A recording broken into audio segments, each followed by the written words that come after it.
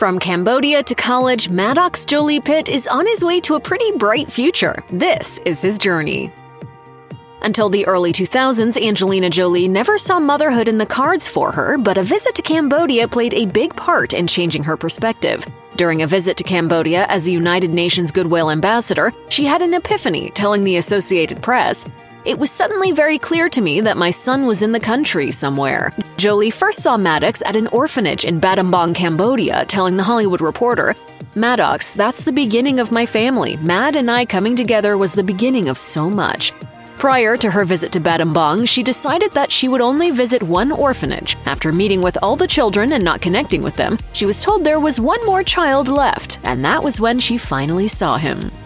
They put him in my arms and he stayed asleep. And then he opened his eyes and he smiled. And I cried and felt like this kid is okay being in my arms.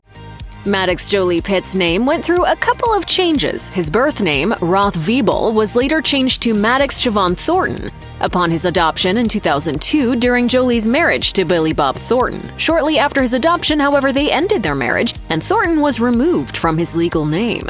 In 2006, the year Jolie and Pitt's first biological child, Shiloh Jolie-Pitt, was born, Brad Pitt legally adopted Maddox and his sister Zahara, telling Esquire, "They're as much of my blood as any natural-born, and I'm theirs. That's all I can say about it. I can't live without them, so anyone considering adoption, that's my vote." With this move came a name change to Maddox Jolie-Pitt. In a 2007 interview with MSN, Jolie raved about her close relationship with her son, then age 6, saying, "He's like my best buddy, just the coolest little person I've ever met."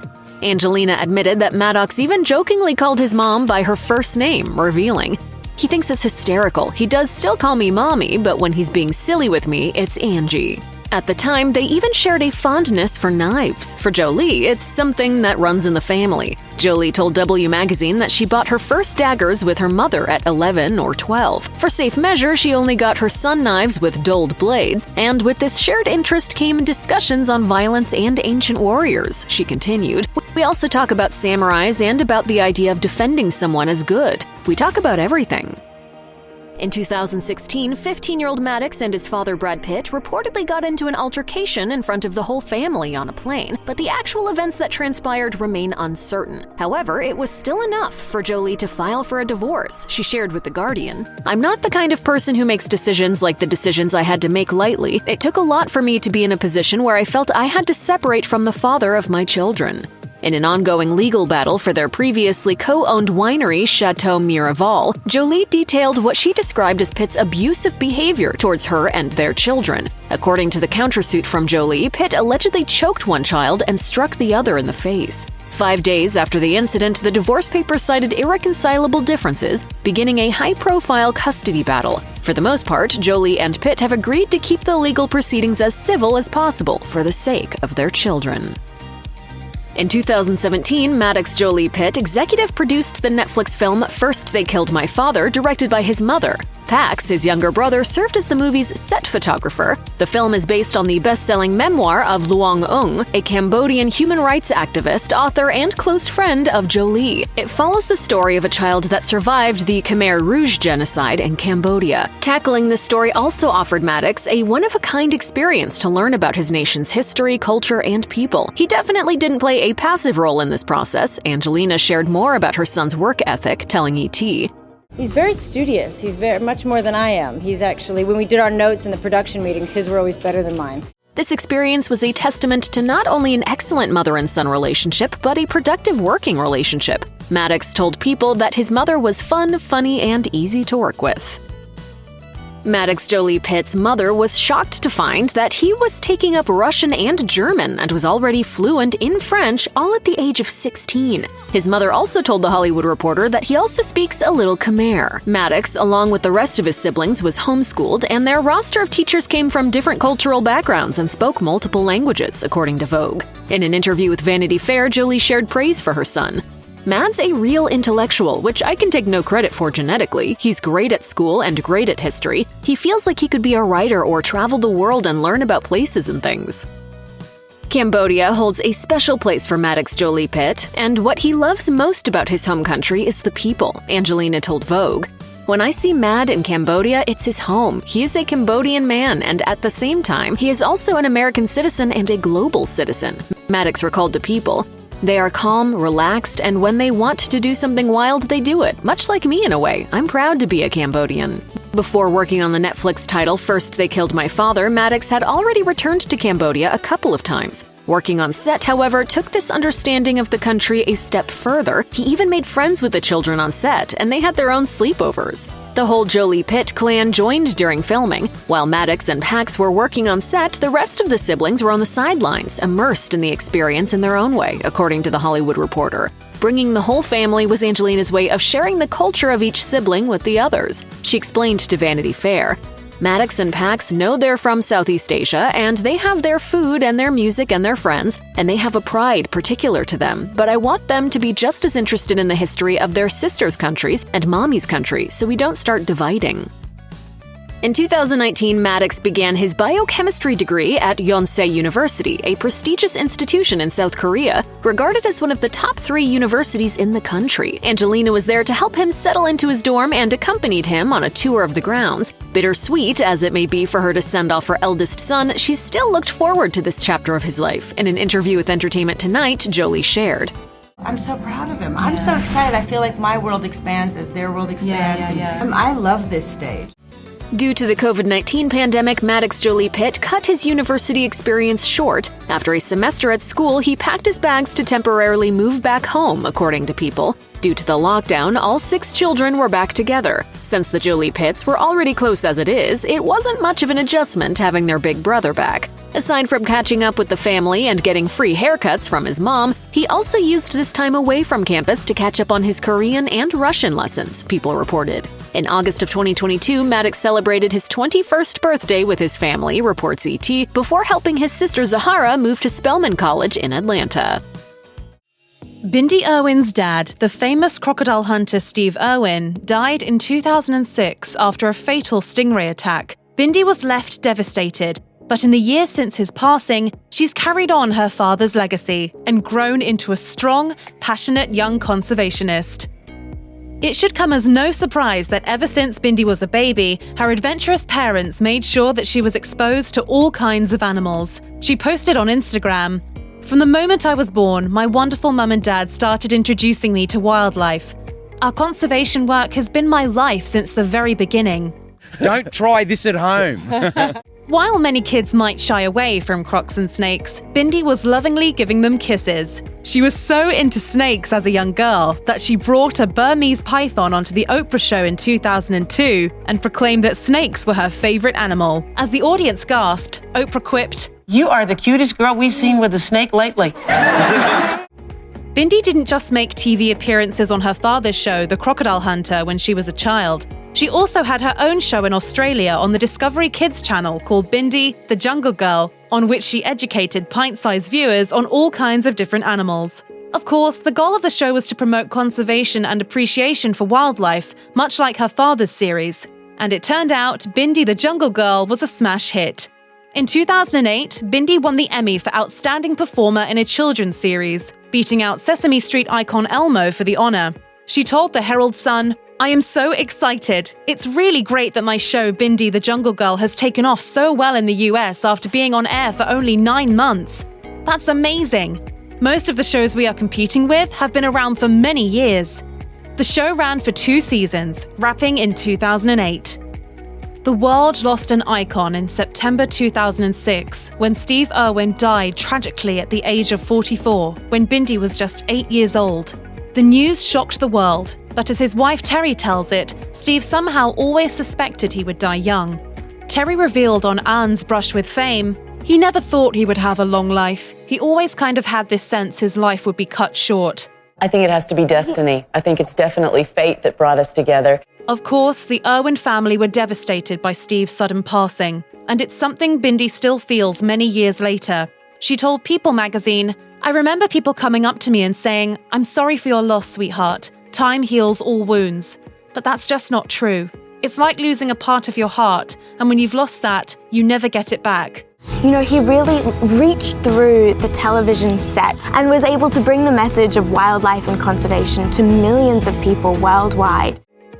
Although Bindi was only 8 years old when her father died, she was resilient in the face of unsurmountable grief. She even delivered a heartfelt eulogy for her dad during a public memorial for him at the family's Australia Zoo.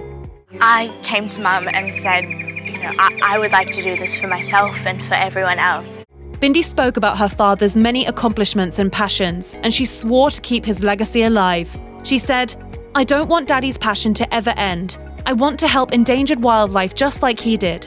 When I see a crocodile, I will always think of him, and I know that Daddy made this zoo so everyone could come and learn to love all the animals. Daddy made this place his whole life. Now it's our turn to help Daddy." Russell Crowe also delivered an emotional speech for Steve at the memorial, praising his wide-reaching legacy. After appearing in The Crocodile Hunter and Bindi the Jungle Girl, young Bindi decided to pursue a career in acting. Her first foray into the big screen was in 2010's Free Willy Escape from Pirates Cove. In it, Bindi played Kira, an Australian girl who helped save a baby orca. I know how you feel. You don't think anyone understands, but I do. Bindi claims she was intimidated by the project at first, but she had some help from co-star Beau Bridges, who played her grandfather in the film. She told Reuters at the time, "I was a bit nervous about learning the lines, but Beau taught me how to make them into a conversation. He gave me acting, the first 6 lessons on audio tape, and a book I'm reading right now." It was fun playing someone different than who I really was, Bindi went on to snag roles in TV shows like My Babysitter's a Vampire and Curious George in 2012, and she starred in 2013's Return to Nim's Island. While she has made frequent appearances on TV since then, it's been mostly as herself. Although Bindi made quite the splash with her acting, it became evident that her heart belonged to the Australia Zoo. After all, she says she's always preferred hanging out with animals over people any day of the week. She told a British news outlet, "Everyone thinks I'm an extrovert because of what I do and where I live, but my favourite day would be quiet with no people, just animals." The new baby rhino is absolutely adorable. Bindi feels so at home at the Australia Zoo that she doesn't even mind dealing with the messier side of animal care, which can involve making some pretty interesting meals. When it comes to the food that echidnas like to eat, Bindi told Parade, "It is made up of squished insects, mincemeat and olive oil. Squishing up all those insects is not a fun job, but they're my favourite animals, so I would do anything for them." One fateful day in 2013, while Bindi was giving tours at the Australia Zoo, she met a visitor by the name of Chandler Powell, and sparks flew instantly between them. Powell left without asking her out and returned home to the United States, but that wasn't the end of the story. It turned out Powell had a plan. First, he had his brother reach out to Bindi via email to ask if she was interested in dating. After that, he wrote a letter to her mum Terry asking for permission to do the same. Bindi told 9honey, "Finally, after all that, Mum came to me and said, 'Who is this guy? Is he real? And why aren't you two together?'" It was like we had known each other for years and years and years, It totally was. And then we just fell in love and that was it. Clearly, it was the right approach. Nice move, Chandler. 2015 proved to be a banner year for Bindi. She set aside her work boots, popped on a pair of heels, and the then 17-year-old won Dancing with the Stars, along with her partner Derek Hough. The pair waltzed their way to victory with a callback to Dirty Dancing and a moving tribute to her father. Thank you so much for everything. I can't believe that I'm here. Just thank you for changing my life. Dancing with the Stars was the experience of a lifetime for Bindi, who loved every second of being on the show. She posted on Instagram, "There are no words to describe how much my time dancing meant to me. It's all thanks to my extraordinary friend, teacher, and big brother, Derek Hough." Bindi was later invited back to the Australian version of the show, this time as a guest judge. It's very clear that Bindi finds inspiration in her father's legacy, but she aspires toward her mum as well. In 2018, she posted on Instagram, "My mum will always be my greatest inspiration. Since I was tiny, she taught me the importance of standing up for what I believe in and staying true to myself. Her courage and determination has moved mountains." You are all teaching others about this responsibility, just like Steve did. That's not the only time Bindi has praised her mother on social media either. She posted a sentimental family tribute, writing, "On nights like this, we celebrate everything Dad achieved, but I'd also like to take a moment of appreciation for my mum. Her determination and love is what keeps Dad's important work going. Dad really was the luckiest man alive to marry such an amazing woman." Despite the many great things that have happened in Bindi's life, there are still moments where she's overcome with grief for the depth of her loss. It took a really long time to understand what actually happened for the rest of my life. I'll kind of feel like he's gonna come home. She told the Daily Telegraph, "Some days you feel the grief more than others. What gets to me are those moments when I'd love him to be here to share what we're doing." I never thought there was something as beautiful in this world as my daughter. And as it happens, those aching feelings can surface for Bindi at any moment. She shared, "It could be when my brother is receiving an accolade for his photography, or it might be at the end of the day when we're having dinner and laughing. I'll think, I wish Dad was here for this." If you found yourself slightly obsessed with the Irwins, you're not alone. Millions of fans adore this family, and Bindi herself has over 3.5 million followers on Instagram. Fortunately for superfans, the Irwins debuted a new reality TV show in 2018 called Crikey, It's the Irwins on Animal Planet. This is Crikey Cam, and this is Australia Zoo. On the show, viewers get front row seats to the daily life of the Irwins at the Australia Zoo. The show was renewed for a second season in early 2019, according to a post on Bindi's Instagram. She revealed, "We are so excited to announce that this year will bring season 2 of Crikey, It's the Irwins with Animal Planet. It is such a blessing to share our journey and continue Dad's legacy. I feel like he is walking beside us every day we film this wonderful show." You might think that the Irwins get a little sick of each other sometimes. After all, they live together, work together, and star on a reality TV show together. But if Bindi's social media posts are any indication, the Irwin family wouldn't have it any other way. Bindi wrote over several posts, "Thankful to have such a beautiful family to hold my hand and share life's most magical moments. I count my blessings daily to have their unconditional love and support on this whirlwind life adventure." The Irwins are so close that they even play Pictionary together, according to a post on Bindi's Insta.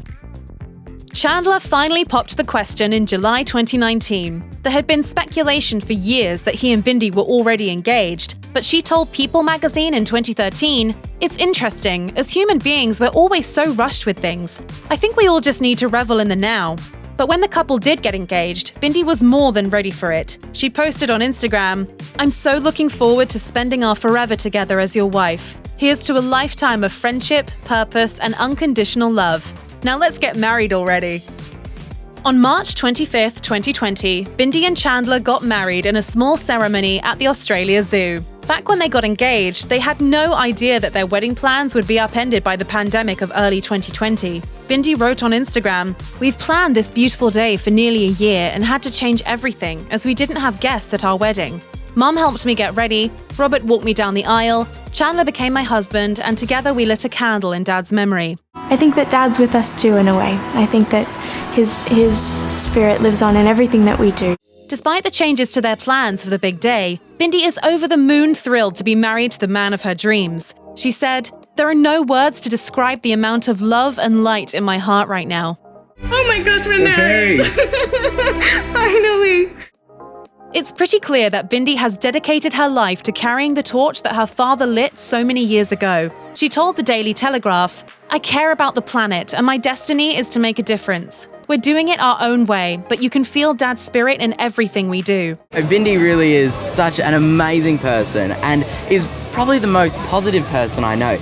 She also says that she finds real solace in following in her dad's footsteps, protecting wildlife and spreading the gospel of environmental stewardship and animal conservation. As her mum, Terry, tells it, Bindi is the fiercest wildlife warrior, boasting uncompromising morals and values. Terry told the outlet, "When it really matters, she will stand up for something. I've seen her do something I couldn't do in a situation where it was really important. She's a force to be reckoned with." Be the change you wish to see in the world. Suri Cruz's wardrobe as a 5-year-old was worth more than some people's houses, and her life has only gotten more interesting since then. This is what she's been up to since becoming a young adult. On April 18, 2006, Suri Cruz was born in Santa Monica, California, to superstar couple Tom Cruise and Katie Holmes. After a whirlwind romance that included a notorious appearance on The Oprah Winfrey Show, the couple got engaged and announced that they were expecting a child together in October 2005.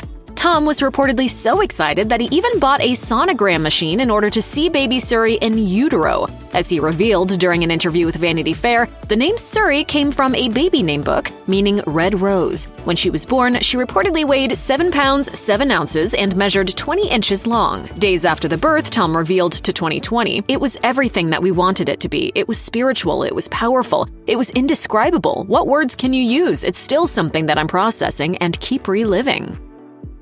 On November 18, 2006, Suri Cruise was the guest of honor at her parents' wedding. It was a star-studded ceremony inside a 15th-century Italian castle. The celebration reportedly cost upwards of $3 million and featured a dinner serenade by Andrea Bocelli, as well as a pair of Armani wedding gowns worn by the bride throughout the night. She was sporting one of the two gowns as she arrived at the castle while carrying a 7-month-old Suri.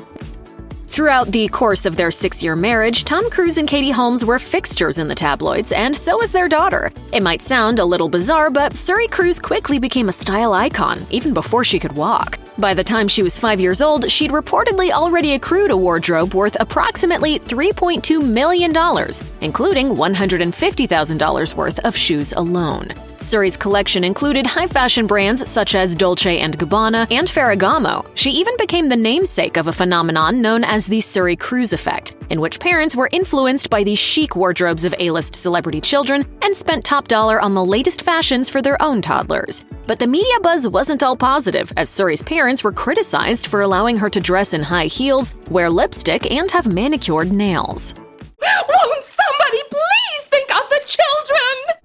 Tom Cruise and Katie Holmes eventually called it quits and divorced in the summer of 2012. Proceedings moved swiftly, with a settlement reportedly reached after just 11 days. Holmes was awarded primary custody of Suri, with Tom granted visitation rights. While Holmes didn't receive any spousal support in the settlement, Suri was set to receive $400,000 in child support per year until her 18th birthday. Tom is also required to pay for Suri's expenses, including medical, dental, insurance, education, college, and other extracurricular costs. As the now exes announced in a joint statement, "We are committed to working together as parents to accomplish what is in our daughter Suri's best interests. We want to keep matters affecting our family private and express our respect for each other's commitment to each of our respective beliefs and support each other's roles as parents." Tom and Suri Cruise haven't been seen in public together since a visit to Disneyland in 2012. He reportedly has the right to see her up to 10 days a month, but he chooses not to, reportedly because of Holmes and Suri's distance from Scientology. This might have to do with Tom considering his daughter a suppressive person,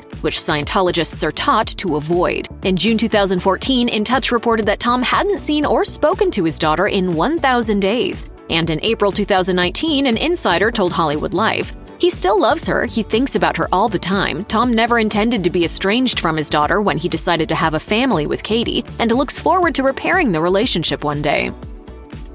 After the divorce, Katie Holmes was granted primary custody of Suri, and they then moved from California to New York City. Holmes enrolled her daughter in first grade at Avenues, a Chelsea private school, with a $40,000 tuition. She talked about that time as a newly single mom in a 2022 interview with InStyle, as she admitted, "It was a lot of attention, and I had a little child on top of it. We had some funny moments out and about in public. So many people I didn't know became my friends and helped us out, and that's what I love about the city."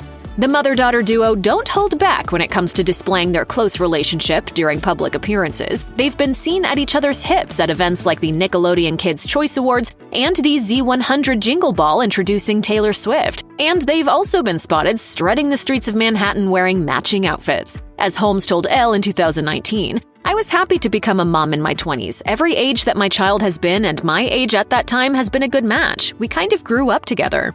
You have to be the coolest mom in the world right now. Through glimpses of Suri's life on her mom's Instagram, we can tell that she's already becoming a stylish and confident young lady. In a 2018 interview with Today, Holmes explained, "I listen to her, it's a daily thing. I try to reward her for her hard work and not necessarily the results of the hard work." The proud mama also talked about how they do good together, as she revealed. "I do a lot to put perspective on life. We help out the homeless, we do small acts of kindness, I don't overgift, I don't inundate my child with a lot of things. We're trying to raise good humans, and some days we're better at it than others. We just focus on what she's passionate about and how you feel when you achieve your goals. I also demand a 100 on a spelling test." I think I have the coolest daughter in the world. During the beginning of the COVID-19 pandemic in the spring of 2020, Katie Holmes and Suri Cruise found themselves in and out of New York. They remained quarantined in their NYC apartment during lockdown, and Holmes even shared a candid photo of Suri celebrating her 14th birthday on Instagram that April. As Holmes revealed to Entertainment Tonight, "This lockdown has had a lot of silver linings. It was a beautiful moment. I think when you have less, you are more creative. This year has also been a reminder that the simple things are really beautiful, and that is, those are the gifts of life." And in an interview with Yahoo, Holmes discussed how she felt about Suri possibly re-entering school in a post-COVID pandemic environment, as she admitted, "I want everybody to be as safe as possible. It's a hard one. I have no expertise on this in terms of health measures, but I just want to be as smart as possible for the whole community and to really prevent anyone from getting sick. My heart really goes out to all the people who have lost people." As an independent teenager, Suri Cruise sightings are becoming more frequent in public as she explores New York City with her friends. And she's been looking more and more like her mom every day, and becoming a Gen Z style icon in the process. During a visit to the Harry Potter store in Manhattan's Flatiron District in 2022, she and her friends were seen rocking Slytherin house colors and bringing back early 2000s clothing staples like floral midi skirts and Converse sneakers. This wasn't the first time that Suri had stepped out in some vintage threads, as she's also been spotted bringing lowrider flare jeans back in style. Her mother-daughter bond is still going strong as well, with Mama Holmes showing off their adventures in tie-dye together on Instagram in May 2020. As Holmes revealed in a 2022 interview with InStyle, "I love her so much. My biggest goal has always been to nurture her into her individuality, to make sure she is 100% herself and strong, confident and able. And to know it, she came out very strong. She's always been a strong personality. She'll pick an activity and work her butt off until she's really good at it. Then she's like, okay, I'm going to try the next thing." She's very focused and a hard worker. I know myself more because of her. In April 2022, Suri Cruise celebrated her sweet 16th birthday. She keeps a low profile online, but every now and then her mom will send out a loving post on Instagram to celebrate with fans. That includes a birthday message the year before, along with the caption, "Happy 15th birthday, sweetheart. I love you. I can't believe you are already 15. Despite those good vibes, witnessing her daughter transform over the years hasn't always been easy for Holmes, as is the case for pretty much any parent. As she admitted in a 2017 interview with Town & Country, "Every day, kids get a little further away from you. That's a positive thing. They should be becoming more independent, but it's heartbreaking. You want them to stay with you forever, but they're these amazing beings, and you have to do everything you can to give them what they need, and then they're going to go, and that's going to be very, very sad for me."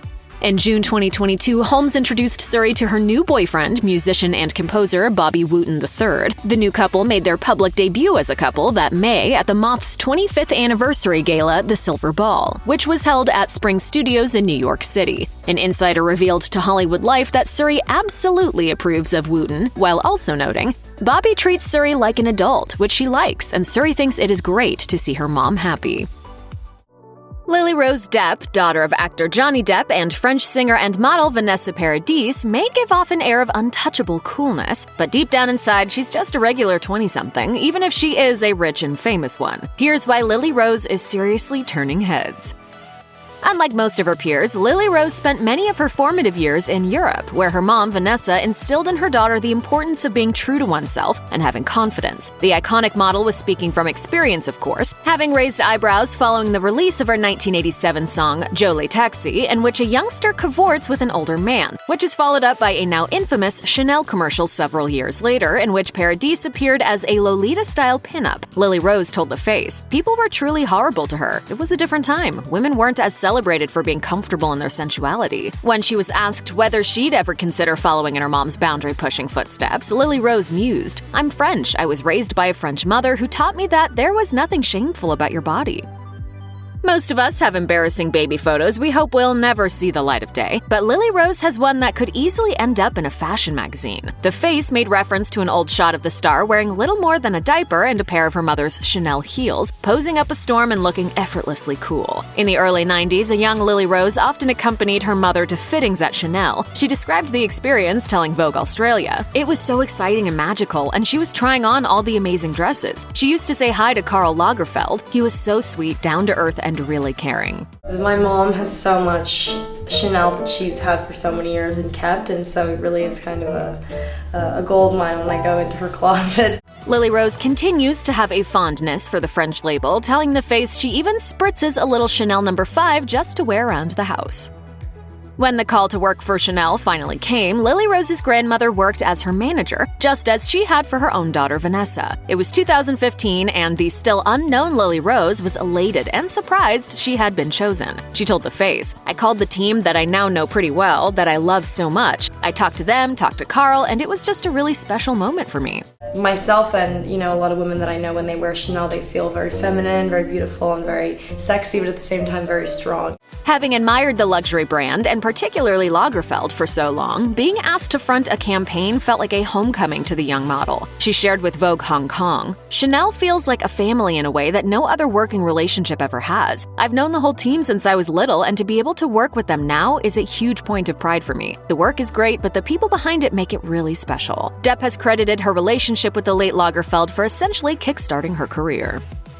Despite growing up with two massive celebrities as parents, Lily Rose enjoyed a relatively normal upbringing. As she told Vogue Australia, it was entirely by design, as neither of her parents had any interest in throwing their daughter into the spotlight. She told the outlet, "My parents have always wanted me to have as normal of a life as possible and have really taught me to value privacy and your personal life." Given the difficult time her mother had with the press, Lily Rose learned early on that fame can be a double-edged sword. Although she's active on Instagram and is frequently snapped by the paparazzi, the star understands the importance of setting boundaries. She added, "There's definitely something to be said about not giving everything away. I'm okay with sharing and knowing what I want for myself."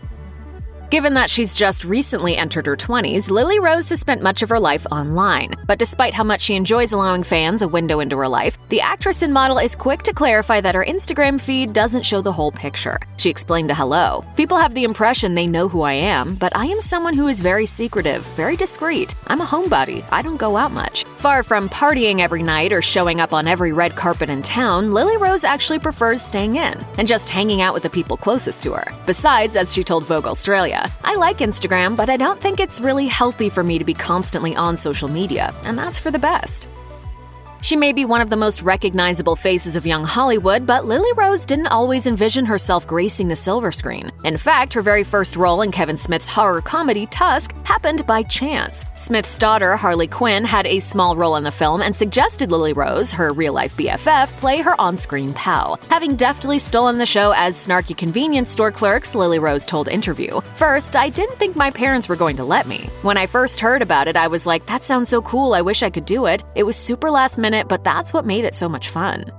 You live on your phones. You have no idea how to function like normal people in the real world. Miss Wickland, this isn't the real world. This is Canada. The actress made such a splash, they went on to appear in their own spin-off, Yoga Hosers. Lily Rose's first experience with acting was obviously a good one, and she was hooked. Vanessa Paradis is an icon, and there may be no one who's more aware of that than her daughter. Aside from honoring her mother's legacy with her spirit, Lily Rose quite literally followed in her mom's footsteps in a stunningly chic photo shoot for CR Fashion Book. Photographer Stephen Klein snapped the then 18-year-old Lily Rose, evoking the photos he had captured of her mother when she was a similar age. In an interview for the magazine, Lily Rose discussed recreating her mother's ultra-cool legacy, revealing, "I got to show a little more skin. I had just turned 18, so I was ready to up the ante." This self-confessed homebody may not be interested in courting the limelight or staying out all night, but in keeping with nearly every other woman on Earth, Lily Rose fell head over heels for Timothée Chalamet. But unlike the rest of us, she actually went out with him in real life. The couple's relationship was kept under wraps for the most part, but according to reports, the two started seeing each other in October 2018. Although it's unknown whether they'll ever tell us what really went on between them, Lily Rose did give some insight into working with Chalamet after they starred together in The King for Netflix, revealing that her co-star was, quote, "wonderful and incredible." She told Vogue UK, "Timothy brings an emotional vulnerability to everything he does, almost without even trying. That's his gift. Nobody could have taken on the role like he did." I think it's always incredible to work with somebody who has invested so much of themselves into a role and is really giving their all to it. But it appeared the romance was not meant to last. According to Us Weekly, the two had split by April 2020.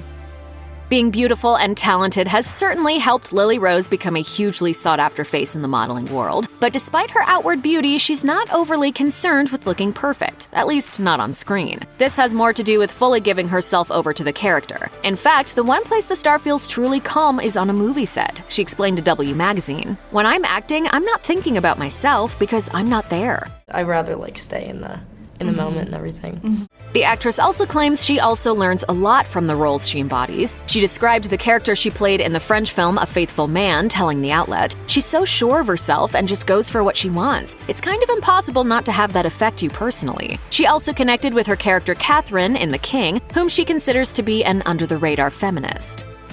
Lily Rose is very choosy about projects. Though her slate seems suitably packed at any given time, she's acutely aware of how quickly things can change in Hollywood. While she admitted to being plagued with doubts, the starlet shared with Hello, "I don't see any solution other than to just do it." She's eager to work as much as possible, but more than anything else, Lily Rose is intent on choosing parts that speak to her in a very profound way. She explained of her past work, "In each case, I loved the script and had a connection to the roles. I put so much pressure on myself and nothing falls from heaven no matter what people might think." She ultimately found it more comfortable to discover herself as an actress outside of the blockbuster mold, where there was less money on the line and more room to grow.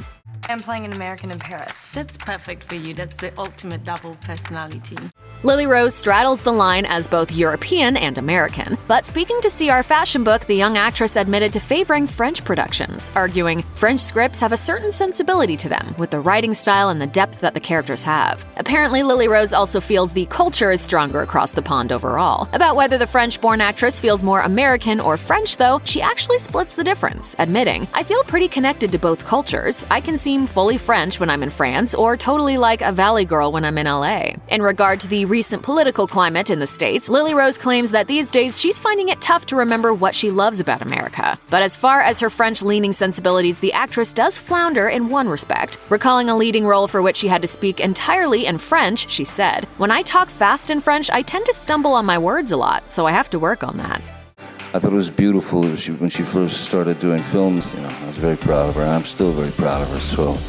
Anyone seeking fame would probably find it easier if their last name were Depp, but Lily Rose doesn't view her career as a totally free ride. The star revealed to CR Fashion Book, "A lot of people think I'm only acting because of my dad, that I have not had to work as hard to be seen or recognized in the industry, so I think because of that it makes me want to work twice as hard to prove to everyone that I'm not just doing this because it's easy to do, I'm not just doing it because it runs in the family." But the actress admitted to W Magazine that having a famous last name does, quote, "make it easier to get your name out there, but even so, it seems that in itself presents added challenges." She revealed, "Honestly, to me, there's also something even a little bit harder about it because the expectations are so insanely high. While it would be easy to say she has it made, looking at her life from the outside, fully stepping out from under her parents' shadow must have taken some serious hustle." Lily Rose found fame early on, continued her family legacy with Chanel, and has had a low-key, high-profile romance. But the model actress isn't relying entirely on her looks to get ahead in the world. In conversation with The Face, she revealed that she hired an acting coach so she could better hone her craft, knowing her looks might get her in, but she would still have to prove her talent. She also admitted, "I tend to put a lot of importance on my appearance in terms of self-worth and everything. A lot of times how I feel about myself is heavily related to what I look like as a person." Acknowledging that, of course, it isn't the healthiest space in which to live, Lily Rose revealed that as she's grown up, she's learned to focus more on who she is on the inside. She said, "Being a smart person and a kind person is more important than being a beautiful person." It's just about feeling natural in yourself. With just one look at Brooke Shields' youngest daughter, Greer Hammond Henshey, the resemblance between the pair is unmistakable. Though she might be rocking the redhead to her mom's signature brunette, everything else about her proves that she's basically becoming her mom's twin. Here's why.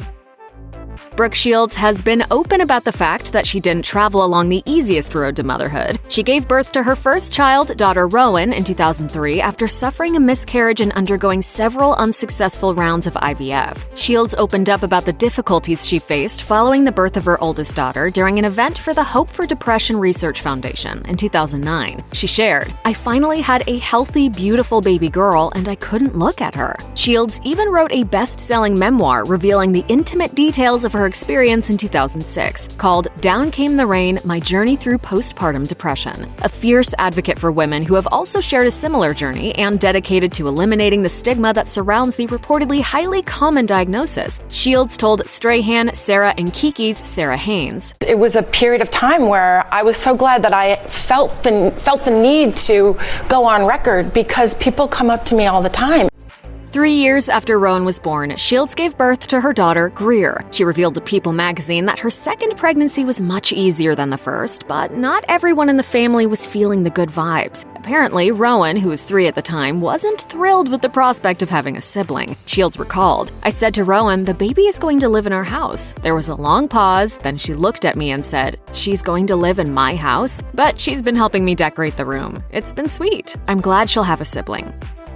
Greer hasn't launched an acting or modeling career just yet, but as the daughter of a famous Hollywood star and a screenwriter-producer dad, she's growing up firmly planted in the media spotlight. Fans have gotten little glimpses of Greer during nearly every stage of her young life, from the time she was a little kid to her turn as a teen fashionista on the red carpet with her family in 2020. But despite Greer's semi-public upbringing, Shields isn't subjecting either of her daughters to the same crazy childhood she experienced. She opened up about her past relationship with her mom, Terry Shields, remembering in her 2015 memoir how her mom made all the decisions early on in Shields' life, even starting her modeling career at only 11 months old. These days, in regard to her own children, Shields is doing things much differently. Brooke Shields, she's a beautiful doll. It's the Brooke Shields doll with long, beautiful hair you can style in so many ways.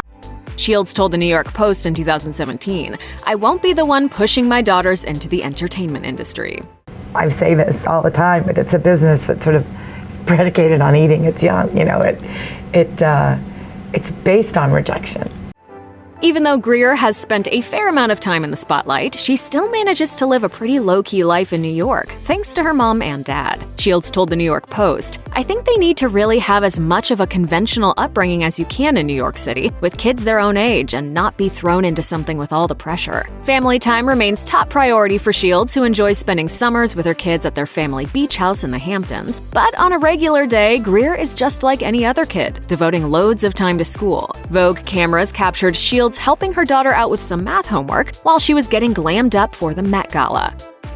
As Greer gets older, she's looking more and more like her supermodel mom. In fact, the mother-daughter duo was spotted in 2018 at the Hamptons Classic Grand Prix, with InStyle noting Greer's piercing eyes, charismatic smile, model cheekbones, and tall stature, just like her mom, of course. So it probably comes as no surprise that Greer is taking a page out of her mother's handbook and is already creating a buzz in the modeling world, even without stepping onto a runway. In a 2020 interview on the Go Ask Allie podcast, Shields hinted that one of her daughters has caught the eye of industry professionals, explaining, "There's an agency that wants her to start modeling, and I kept saying, I need to understand the why." They've got enough of being self-absorbed with selfies and I don't know, all that kind of stuff. I mean, it's enough already.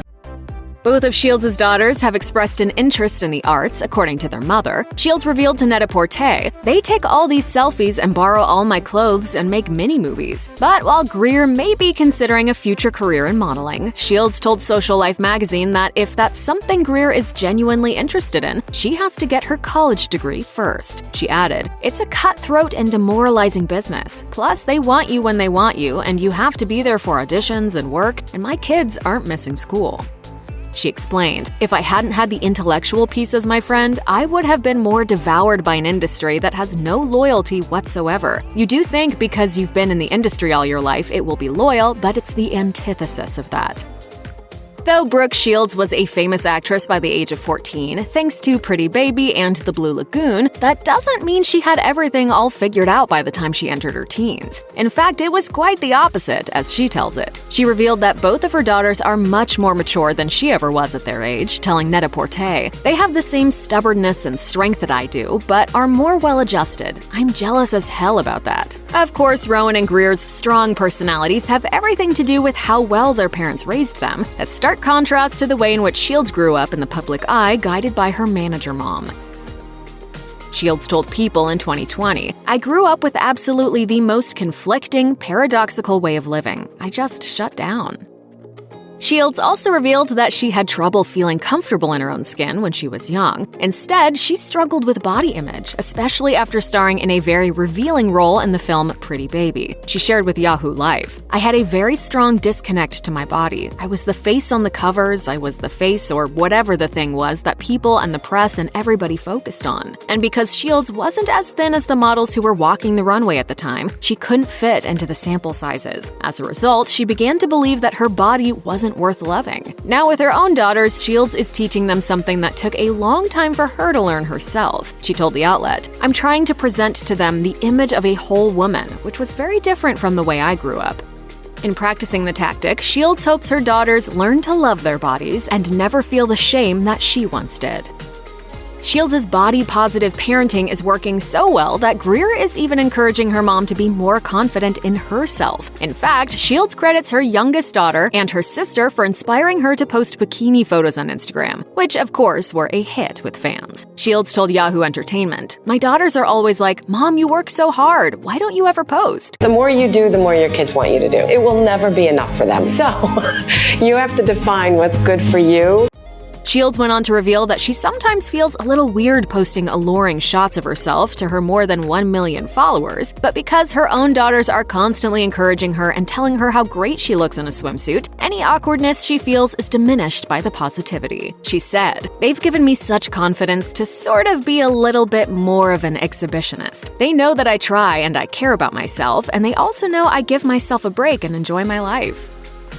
In an effort to protect her youngest daughter from the harshness of the world and the negativity that can come from it, Shields doesn't give Greer complete freedom when it comes to social media. While Shields' own image was controlled by her momager growing up, long before Instagram ever existed, Shields explained to the Go Ask Allie podcast that these days kids and teens have the ability to do that themselves. But as an added measure of guidance, Shields and her hubby have access to both their daughters' social media accounts, including the power to turn it off for any reason. Greer didn't have a public social media account when her mother gave the interview, as she was only 14 years old at the time. But it appears that's all by design. Shields says she wants her daughter to understand the power of social media before ever posting on it. She said, "We have put the fear of God into them with regards to whatever you post doesn't go away. The words you choose have to be chosen very carefully." Fortunately, she says, Greer is starting to get the idea.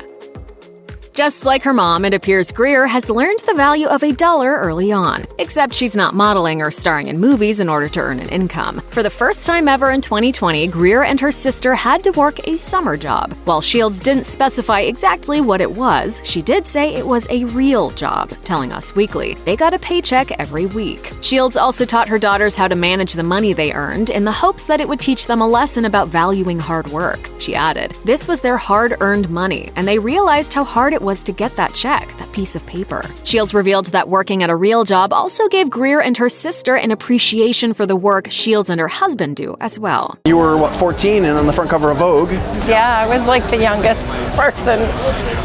She said of her daughters, "They have a large understanding of what it means to work and provide."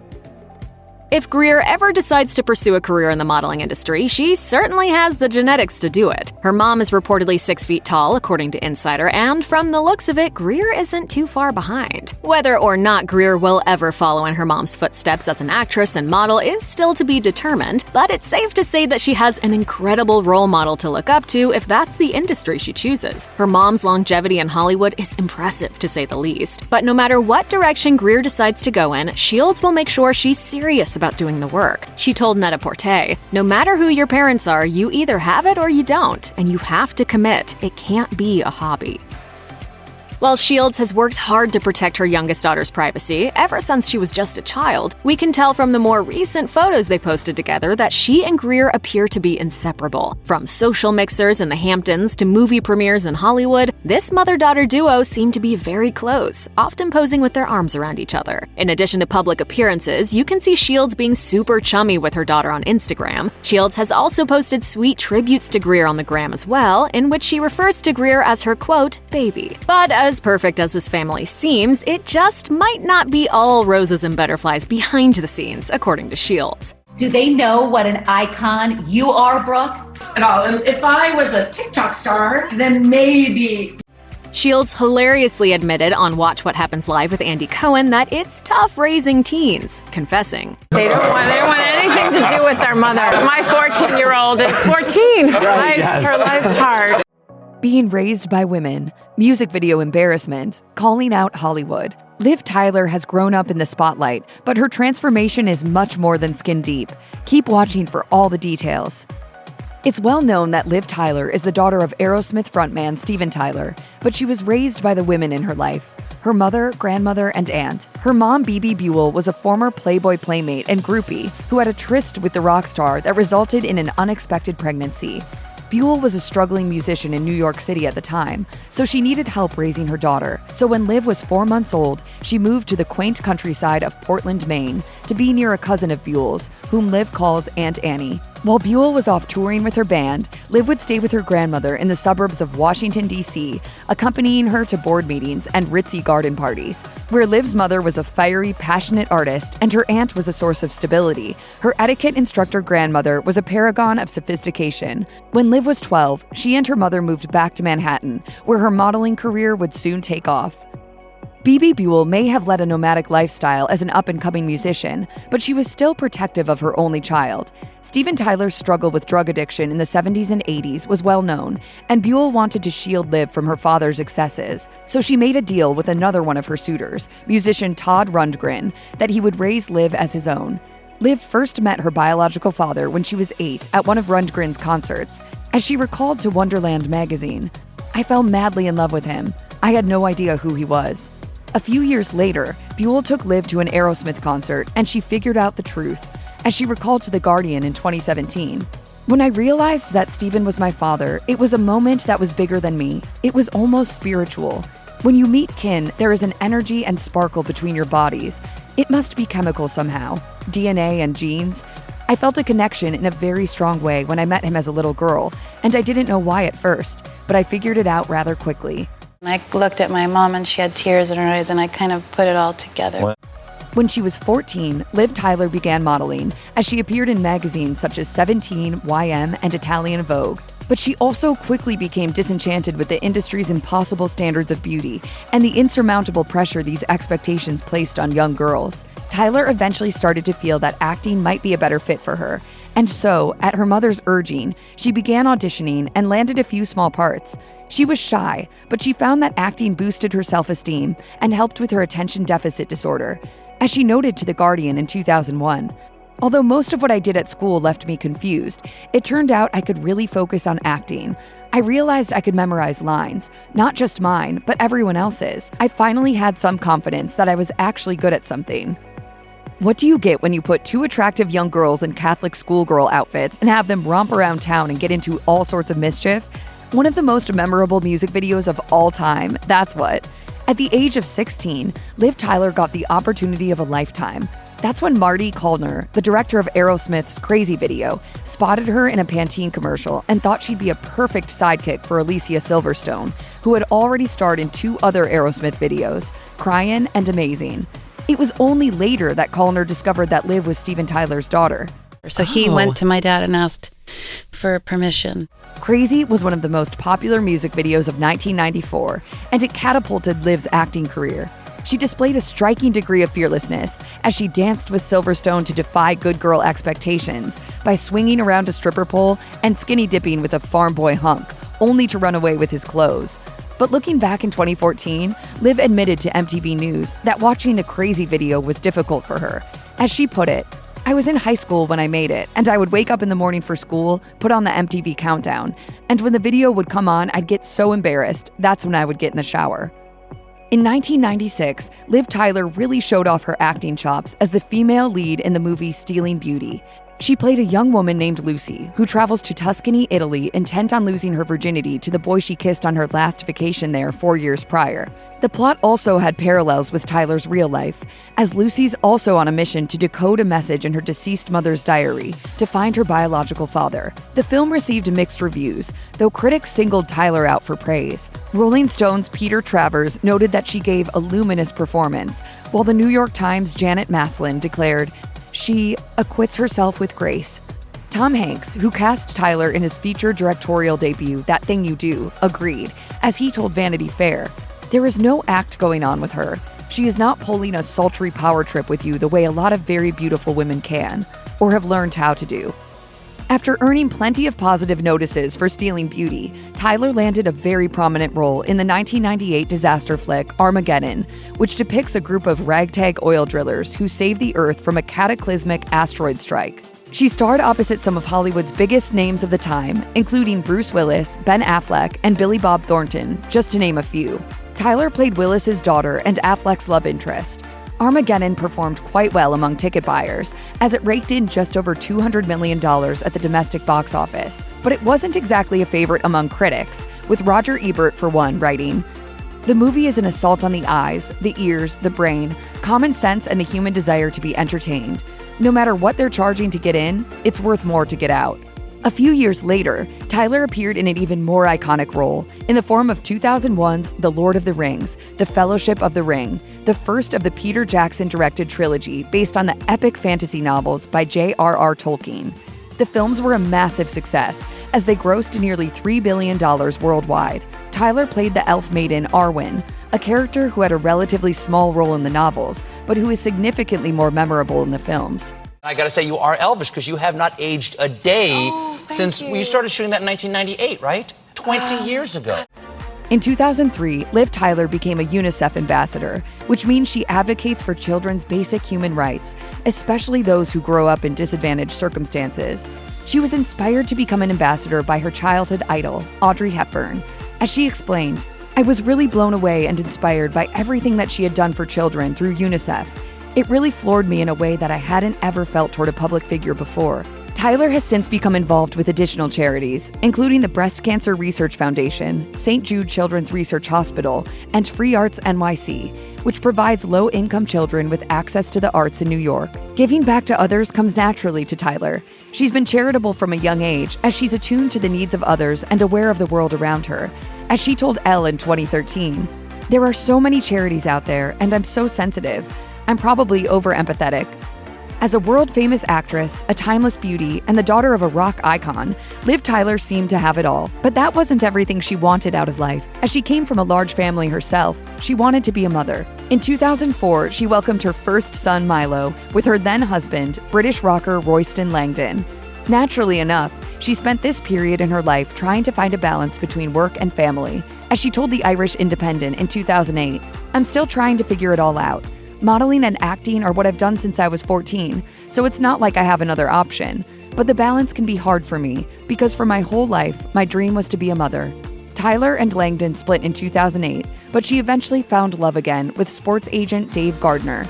They welcomed a son named Sailor in 2015 and a daughter named Lula the following year. If finding balance was difficult before, adding 2 more children to the mix unsurprisingly heightened the chaos. But Tyler managed to pull it off, as she embraced the learning opportunities that came with motherhood. As she put it to More magazine in 2020, "Having children, I learned about my own strength." Do they go easy on you with the scenes? Do they give you scenes which are less emotionally draining because you are in a different frame of mind? No. Liv Tyler was all over the big screen in the early 2000s, but then she more or less disappeared from the spotlight. One reason for this was that, like many of her female colleagues, she felt slighted by the film industry because of her age. As she explained to More magazine in 2015 when she was 38, 38 is a crazy number. At my age, you're usually the wife or the girlfriend, a sort of second-class citizen. There are more interesting roles for women when they get a bit older. Tyler got her chance for one of those more interesting roles in 2014, in the form of HBO's The Leftovers, a show set in a dystopian world where 2% of the planet's population mysteriously vanishes. As Tyler revealed to The Guardian before the show premiered in the UK, "I actually prayed to the universe after auditioning to show me a sign, that if the project happened, it was a sign that I was meant to keep acting." Tyler played the part of the unpredictable Meg Abbott, which provided exactly the acting challenge that she was hoping for. As she explained during a Q&A at Oxford Union in 2018, "Meg had really big, explosive reactions to things. I couldn't think too much about it. I just had to go for it. And it was really life-changing for me in a lot of ways. Ever since then, I've been a little more free." After the third and final season of The Leftovers wrapped up in 2017, Tyler continued making it happen on the small screen. That same year, she starred on the historical drama Gunpowder, as well as Harlots, a period drama about opposing brothels set in 18th century London, hardly skipping a beat. In 2020, she then joined the cast of 911 Lone Star, a Fox drama about the fire, police, and ambulance departments in Austin, Texas. Michelle Blake, paramedic captain. And this scene is medical, so I run the call. Tyler made a big impression in the show's first season, so fans were stunned when it was announced that she wouldn't be returning for season 2. But it turned out she had a good reason for leaving. She reportedly asked producers to write off her character, since traveling from London to Los Angeles was too risky for her during the COVID-19 pandemic. Fortunately, one of the show's co-creators, Tim Minear, gave some positive news regarding her sudden departure. As he said in a statement, "The door here will always be open for a return." What's next for this Renaissance woman? Whatever endeavor she pursues, it's clear that she won't let life's simple pleasures pass her by. As she told The Guardian back in 2001, "Life excites me. Just little, normal, everyday things. Getting out of bed, getting dressed, making food. I find it all exciting, you know?" Some bitter Van Halen fans used to accuse Wolfgang Van Halen of being a Nepo baby, until he earned a Grammy nomination with a song from his first solo album. Given that his father was one of rock's all-time greatest guitar heroes, it shouldn't come as a surprise that Wolfgang Van Halen began demonstrating musical aptitude at a young age. It may be a surprise, though, that his first love was the drums. He posted a photo on Instagram of himself as a toddler sitting at his uncle Alex Van Halen's drum kit, writing, "Sneaking in a quick jam sesh on Uncle Al's kit with my drumming Uggs and drumsticks that are almost the same size as me." Wolfgang told the Washington Post that when he was just 8 or so, his dad placed a stack of magazines on a table and instructed him to bang on them, as if they were a snare drum, saying, "If you can do this in time, this is what playing drums is." Soon Wolfgang grew serious and graduated from stacked periodicals to a legit drum set. He said, "I started playing drums when I was 9-ish. It was the only thing my dad actually sat down to teach me. So once he saw that I could do it, he was like, yes." It's a testament to the parenting of Eddie Van Halen and Valerie Bertinelli that Wolfgang Van Halen grew up unaware of their respective fame. He told People magazine, "My mom did a really good job at grounding me in my childhood. It felt completely normal. It wasn't lavish or insane."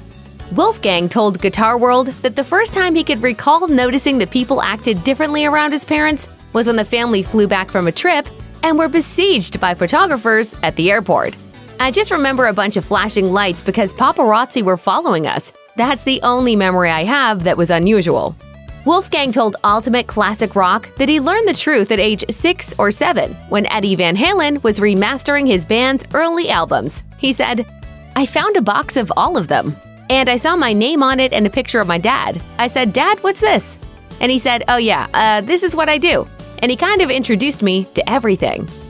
As he got older, Wolfgang began developing an interest in guitar. Surprisingly, though, his father didn't really teach him how to play. Wolfgang told Louder Sound, "My dad wasn't the best teacher. I would ask him to play something, but he would just proceed to be Eddie Van Halen. He would look at me and say, 'Do that.' To which I would laugh and reply sarcastically, 'Sure thing, no problem.'"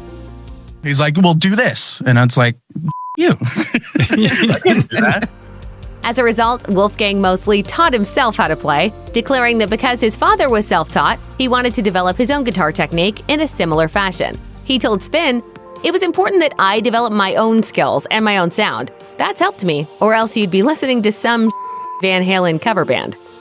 By 2006, Wolfgang Van Halen's skills had progressed to the point that his father brought him into Van Halen as the band's new bass player, replacing longtime bassist Michael Anthony. While naming his son as a full-fledged member of Van Halen at age 15 may have seemed like an act of nepotism, Eddie Van Halen insisted that it was on merit.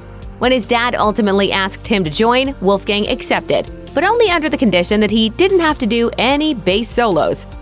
While the decision initially generated skepticism, Wolfgang proved the doubters wrong during the band's 07-08 reunion tour with original Van Halen frontman David Lee Roth. However, some old-school Van Halen fans felt he was a Nepo baby interloper. Wolfgang told Louder Sound, "It was tough. It was something I didn't know how to handle. That did a lot of damage to me." By 2013, Wolfgang had become a Van Halen veteran, having performed numerous shows with the band.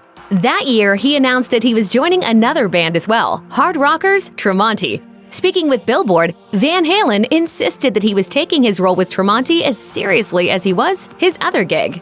He said, "Van Halen is definitely the priority, but whenever Van Halen isn't doing anything, I treat this as another band I'm legitimately in."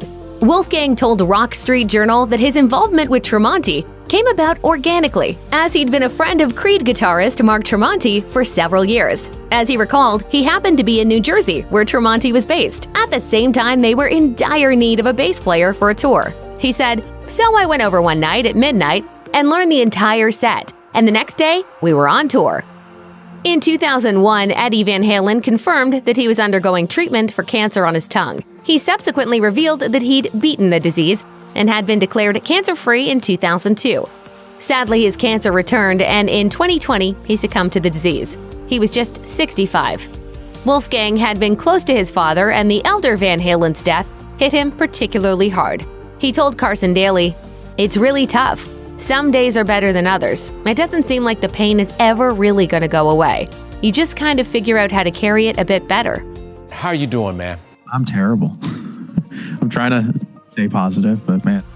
While the world lost a rock icon, Wolfgang Van Halen lost so much more. He said, "He was still my dad, and he was incredibly loving, and he was my best friend in many ways." Wolfgang told people that his father continued to inspire him from beyond the grave, compelling him to push past his grief and fully engage in living. "What really helps me keep going is my dad, because if I just gave up and stopped and crawled in a hole, which I feel like doing every day, I know he'd be really pissed off at me. He's the only thing that keeps me going." When he wasn't on the road with Van Halen or Tremonti, Wolfgang was spending time in the recording studio, working on the tracks that would come together for his 2021 debut album, Mammoth WVH. The album represented years of work, with Wolfgang playing every instrument and painstakingly recording his parts. He told NPR, "It's 100% all me playing everything, writing everything, so it's a lot more pressure, but it's also much more creatively freeing." When he first began to work on the album, Wolfgang had no vision of what it would become. Modeling his efforts on the first Foo Fighters album, in which frontman Dave Grohl similarly played all the instruments, he was far from confident that he'd be able to pull it off. A year after the album's release, Wolfgang took to social media to reveal how monumental that album had been for him, writing, "It was a culmination of years of work, trial and error, loss, self-doubt, and anxiety. It began a new chapter in my life that I'm not sure I was even ready for, but I jumped in anyway." With the release of his first album, the next step was to go on the road and play his music to live audiences. So Wolfgang formed his band, Mammoth WVH. The name Mammoth was taken from the moniker of a three-piece group that his dad led prior to forming Van Halen. Wolfgang told NPR, "I always loved that name whenever he would tell me that story. So I always told myself that when I grew up, I'd name my own album and my own band." Being the lead singer of his own rock band was uncharted territory for Wolfgang, though. During an appearance on the Walking the Floor with Chris Shiflett podcast, he said that he wasn't trying to imitate David Lee Roth or any of the other musicians he had worked with, and explained, "I'm very much myself, to a certain degree. I don't know, maybe it's boring, but I'm just being unabashedly myself, and I think being honest is a nice thing to be doing." Wolfgang Van Halen's debut album garnered him his first ever Grammy nomination, earning a nod in the Best Rock Song category for the single Distance. Wolfgang commemorated the moment on Instagram, sharing a photo of himself with his mother, Valerie Bertinelli, and then-girlfriend, Andrea Alsop. He wrote, "We came, we saw, but we did not conquer, and that's okay. Such an honor to be nominated for the first song I ever released on my own, in a category with artists I've looked up to my entire life. I don't know if that'll ever fully set in." He also pointed out that his dad, Eddie Van Halen, didn't win the Grammy the first time he was nominated, so he was just following in his old man's footsteps. And his mom was thrilled. Could I be more proud of my boy? Wolfgang opened up about his feelings even more in an interview with Noise11.com, saying, "I just think, taking away from that, to be treated as an equal in a category about songwriting, I think that was enough of a win for me. To take that home and to be Grammy nominated alongside people I've looked up to my whole life, from Weezer to Foo Fighters to the Beatles." Wolfgang and Alsop, a photographer, met online and went on their first date on October 15, 2015. 8 years later to the day, the couple tied the knot in a ceremony held at their Los Angeles home. According to People magazine, they were joined by about 90 guests. Alsop said, "Our goal was just to bring all of our closest family and friends together. We wanted to create this wedding as a celebration, not only just for us to get married, but a celebration for the people we love." Wolfgang honored his late father by having 316, an instrumental Van Halen number that the guitarist wrote for his son, playing while they walked down the aisle. Bertinelli was simply thrilled that her son had found the one with which he could share his life. She told People, "They really get one another. Their humor is very similar. They like similar things, they know how to give each other space, and they're just so comfortable together." With his own album, a successful concert tour, and a Grammy nomination under his belt, Wolfgang Van Halen's profile was on the rise when he was tapped to play on the soundtrack of 2023's biggest movie, Barbie. In fact, he contributed guitar to Ryan Gosling's signature musical number in the film, I'm Just Ken, performing alongside Guns N' Roses' Axeman Slash. When Ryan Gosling whips out his abs, there's a guitar tapping solo that happens, and that's me. Wolfgang and Slash reunited to back up Gosling when he performed the song at the 2024 Oscars for a worldwide television audience. He told the Morning Call, "It was very crazy, but an exciting thing to be a part of. That is not my normal place to hang around in or operate from, so I felt a little like a fish out of water." Looking back on the experience, he had a sense that Barbie was going to resonate with audiences, but had no idea just how big it would be. He said, "To have a small part in something like that was a really cool thing. I loved playing on it and being a part of the movie." Shortly after the release of Barbie in August 2023, Wolfgang Van Halen released his second album, Mammoth 2. Like his debut, he was a one-man band on the project, playing all the instruments on each song. While comparisons to Eddie Van Halen are inevitable, Wolfgang has been heartened to see their lessening, as appreciation for his abilities as an artist in his own right grows. He told Guitar.com, "Luckily and thankfully, it's starting to happen. I see people being a fan of the music first, and then, only then realizing, oh, I had no idea you were Eddie Van Halen's son. It's really flattering to see people view me as my own person." He was super proud, and I just wish I could show him this album. I know he'd be going nuts.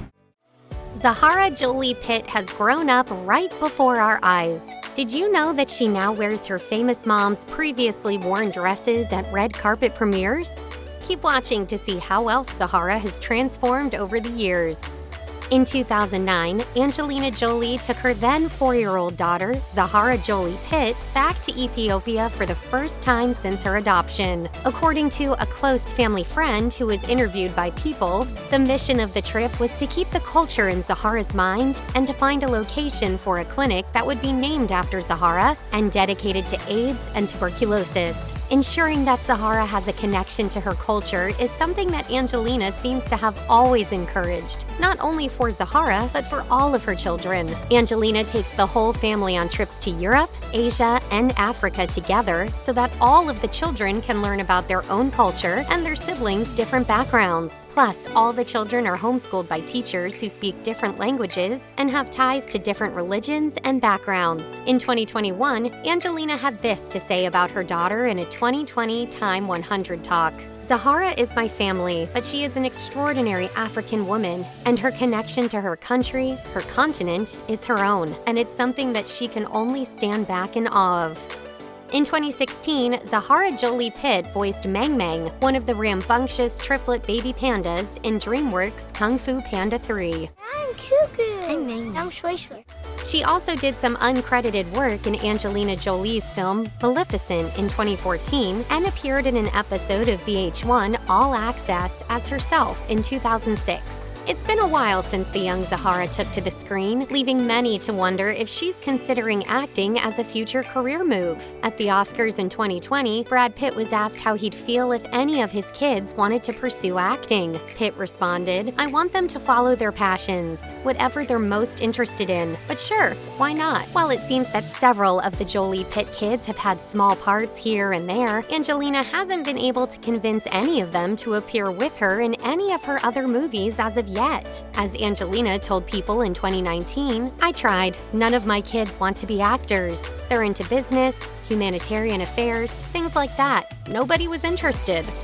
In 2019, Zahara Jolie-Pitt partnered with jeweler Robert Prokop to create the Zahara collection, which sold at Saks Fifth Avenue locations, as well as other retail stores around the US and Australia. Zahara unveiled her jewelry line at the premiere of Angelina Jolie's movie Maleficent, Mistress of Evil in 2019, where she wore dangly 3-jeweled earrings, a matching ring on her right hand, and a simple yet elegant bracelet on her left wrist, all of which were 18-karat gold. Designer Prokop has previously worked with Angelina on her Style of Jolie collection in 2010. In keeping with her mother's example, the proceeds from Zahara's collection were said to benefit the House of Ruth shelters, which provide housing for battered women and children.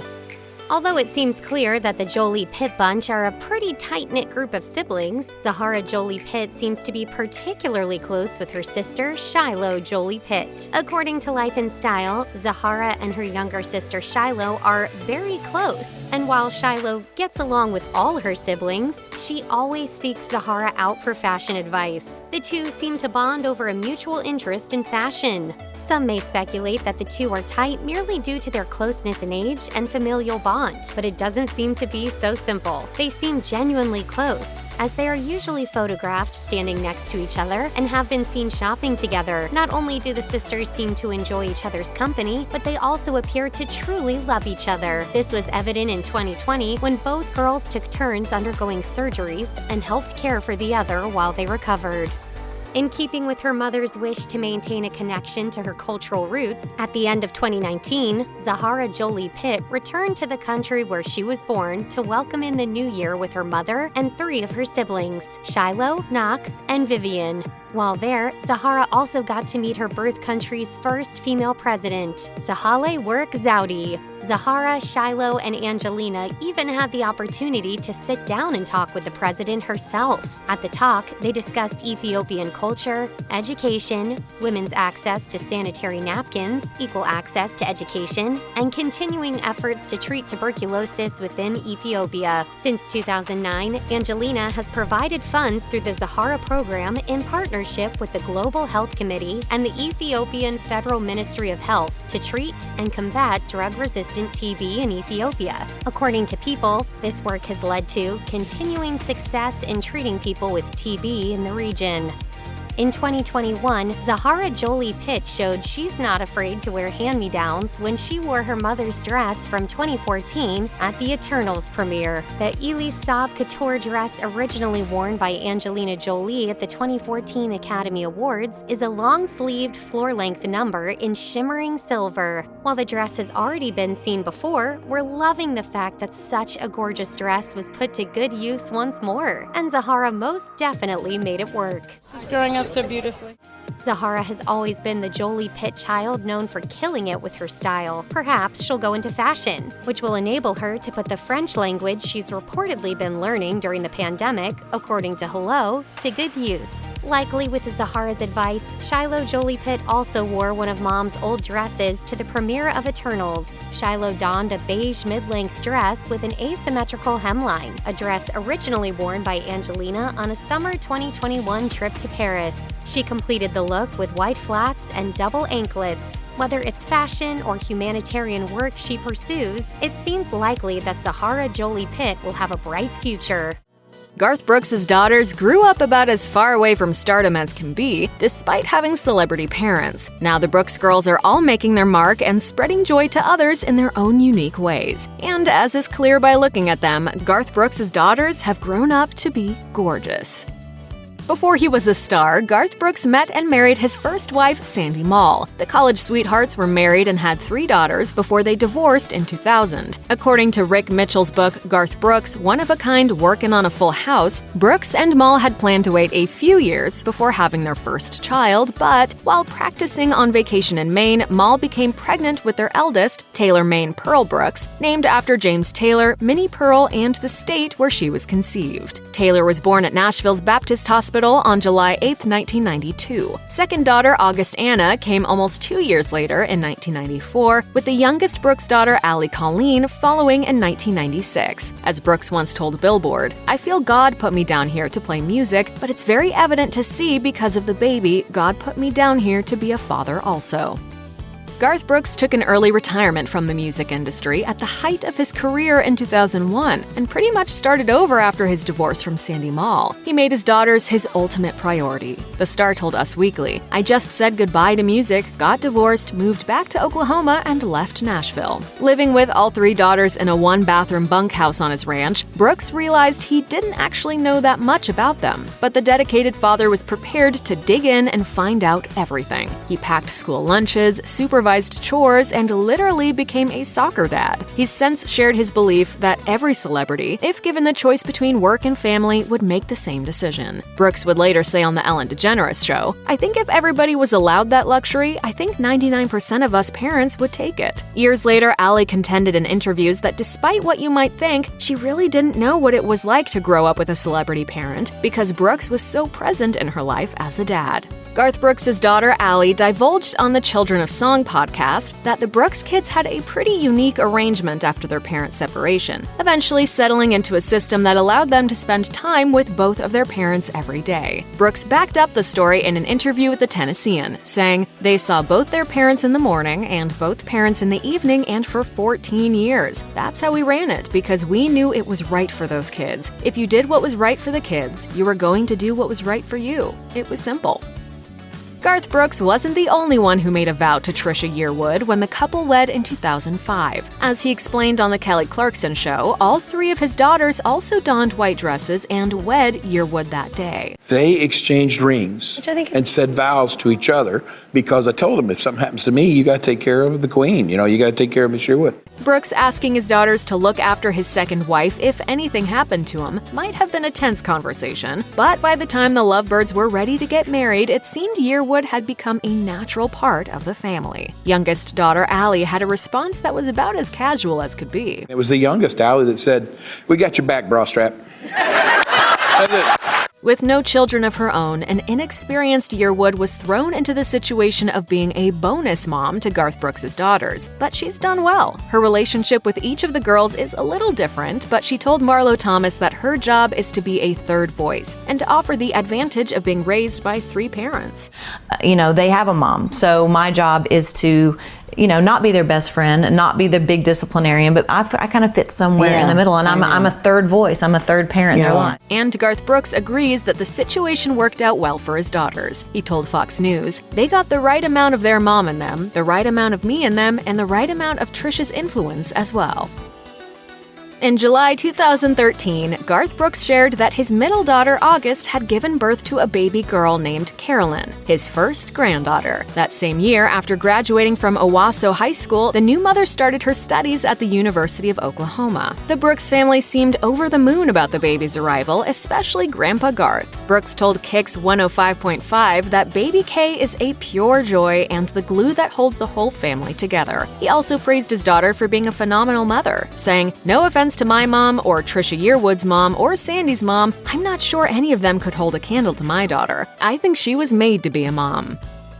Garth Brooks and Trisha Yearwood have a history of working with the charity Habitat for Humanity, but the couple has also made hands-on home building a family activity. 2 of Brooks' daughters, Taylor and Allie, also took an active role in the Habitat for Humanity Carter Work project in 2019. While the girls hadn't been old enough to work on previous Habitat for Humanity builds, Brooks told Taste of Country that they had prepared for the work, getting their feet wet with not-so-small construction projects on the family property. He taught them to bend rebar, transport concrete, and even construct a bridge. The proud father said, "They come out here now and they just pick up hammers and go to work." It had to have felt good for the young ladies to make such a difference with family by their side. Allie said on Instagram, "We built with love and we are so proud. Thank you, Habitat for Humanity, for an experience I will feel in my heart and my body for a long, long time."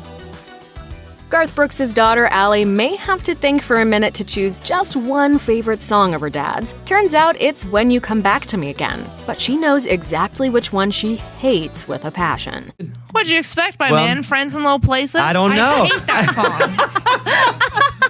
So much. As Ally discussed in an appearance on The Bobby Bones Show, you can only imagine the pickup lines she's had to suffer through from guys trying to use her dad's music to flirt with her, with friends in low places being a capital offender. Unsurprisingly, the idea of her dad's lyrics being used by strangers trying to hit on her, frankly, freaks her out. However, Ally told Children of Song that the best musical experience she remembers having with her dad didn't actually have anything to do with any of his own iconic tunes. She shared that the main experience she's had singing with her father doesn't have anything to do with his career or hers. It's hanging out and singing songs like Elton John's Crocodile Rock.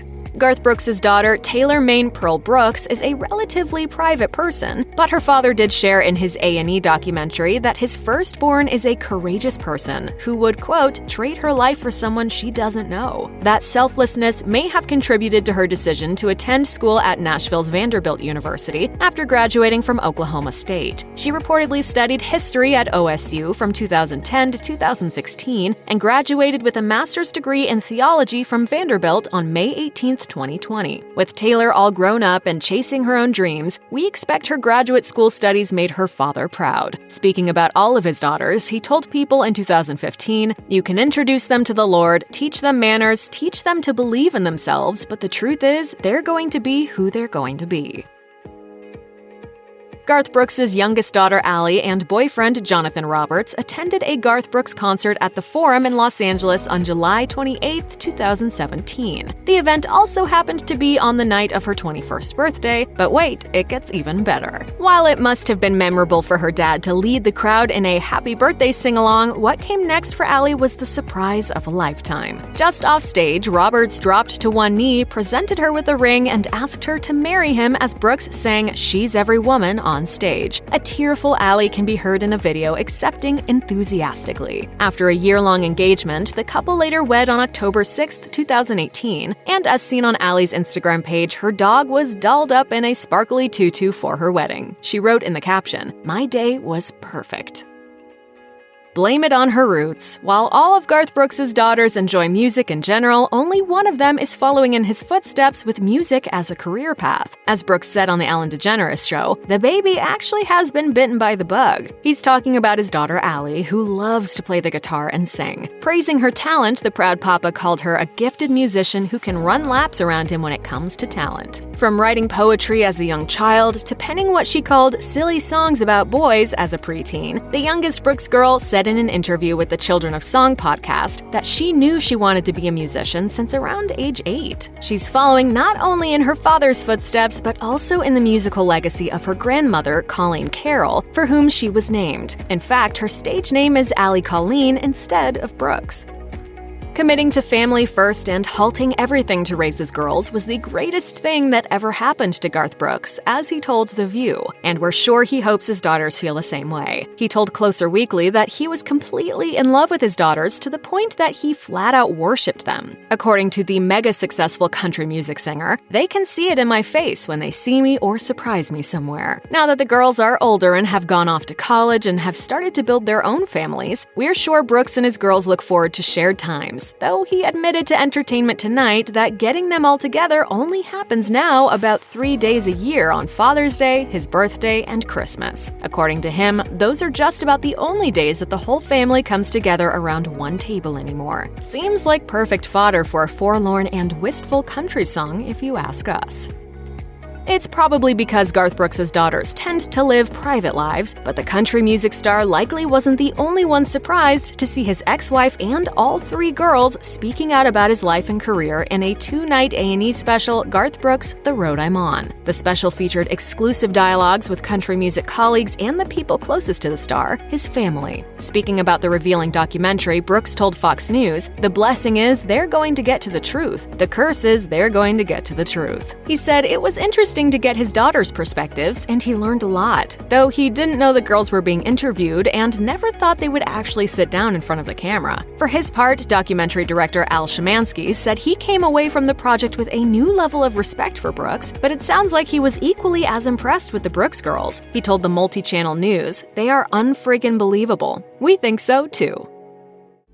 getting starstruck by a politician while remaining totally calm at movie premieres, supporting his mom with a powerful fashion statement, skipping high school graduation for a unique reason. Pax Jolie-Pitt is no longer that same little boy his famous mom adopted all those years ago. Pax Jolie-Pitt spent his early years at an orphanage in Ho Chi Minh City, Vietnam. He was known as Pham Quang Sang until he was adopted by Angelina Jolie in 2007. He was about 3.5 years old when Angelina became his mother and gave him the name Pax Tien Jolie. Pax means peace in Latin, while Tien means sky in Vietnamese. Later that year, a Santa Monica court permitted his name to legally be changed to Pax Tien Jolie-Pitt to reflect the identity of his new father, Brad Pitt, Angelina's then partner.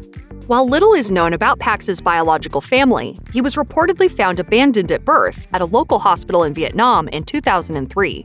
After a failed search for his birth mother, the orphanage took him in, and he stayed there until March 2007. When Angelina left the orphanage with her new little one, she reportedly wrote in the visitor's book, "Thank you for taking such wonderful care of my son. I am sure he will miss your beautiful, caring staff as much as you will miss him." When Angelina Jolie adopted Pax in 2007, she was embracing motherhood for a fourth time. She had previously adopted Maddox from Cambodia and Zahara Marley from Ethiopia, and given birth to her daughter Shiloh. But the decision to adopt again wasn't exactly a sure thing. As she explained to Vogue in 2020, "I did originally think not to adopt from Vietnam because Mad was Cambodian, and the two countries have a complex history. Ultimately, though, she was compelled to go through with her decision. As she put it, I thought of focusing on a future where we were all family. I am very blessed to have been allowed to be their mom. I am grateful every day."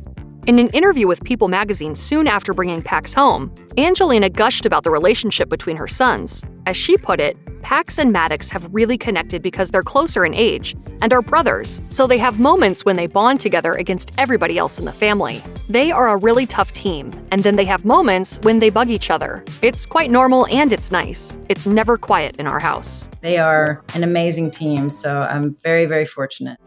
Pax Jolie-Pitt has famously assumed the role of the shy one in his family. But there is more to this young man than meets the eye. In a 2011 interview with Anderson Cooper, his mother likened him to a punk rocker. As she put it, "When you really get to know them, they are just pussycats." In another interview soon after Pax's adoption, Angelina shed light on Pax's early days with the family. As she revealed, he spent 3.5 years of his life in one place, in one room, in this one little iron bed with 20 other kids, and having no choice for himself to do things, having no freedom. And suddenly, here he is in a very free situation. In another interview with People magazine that year, Angelina even called him the loudest member of the family. Pax's former guardians at the orphanage have also spoken highly of him. As the head of the orphanage revealed to Time magazine in 2007, "It's common for orphans to be shy. When they play in a group or team, he's very active, but shy once separated. He's very clever, and I hope he has a good life." Pax Jolie-Pitt has 2 acting credits to his name, 2014's Maleficent and 2016's Kung Fu Panda 3, which both starred his mom. In the former, he appears with his sister Zahara in a scene in which their mother paces around as the title character. As Angelina revealed to Entertainment Weekly, "I had to walk by them being very mean. Of course, I wanted to stop and wink at them." Oh dear.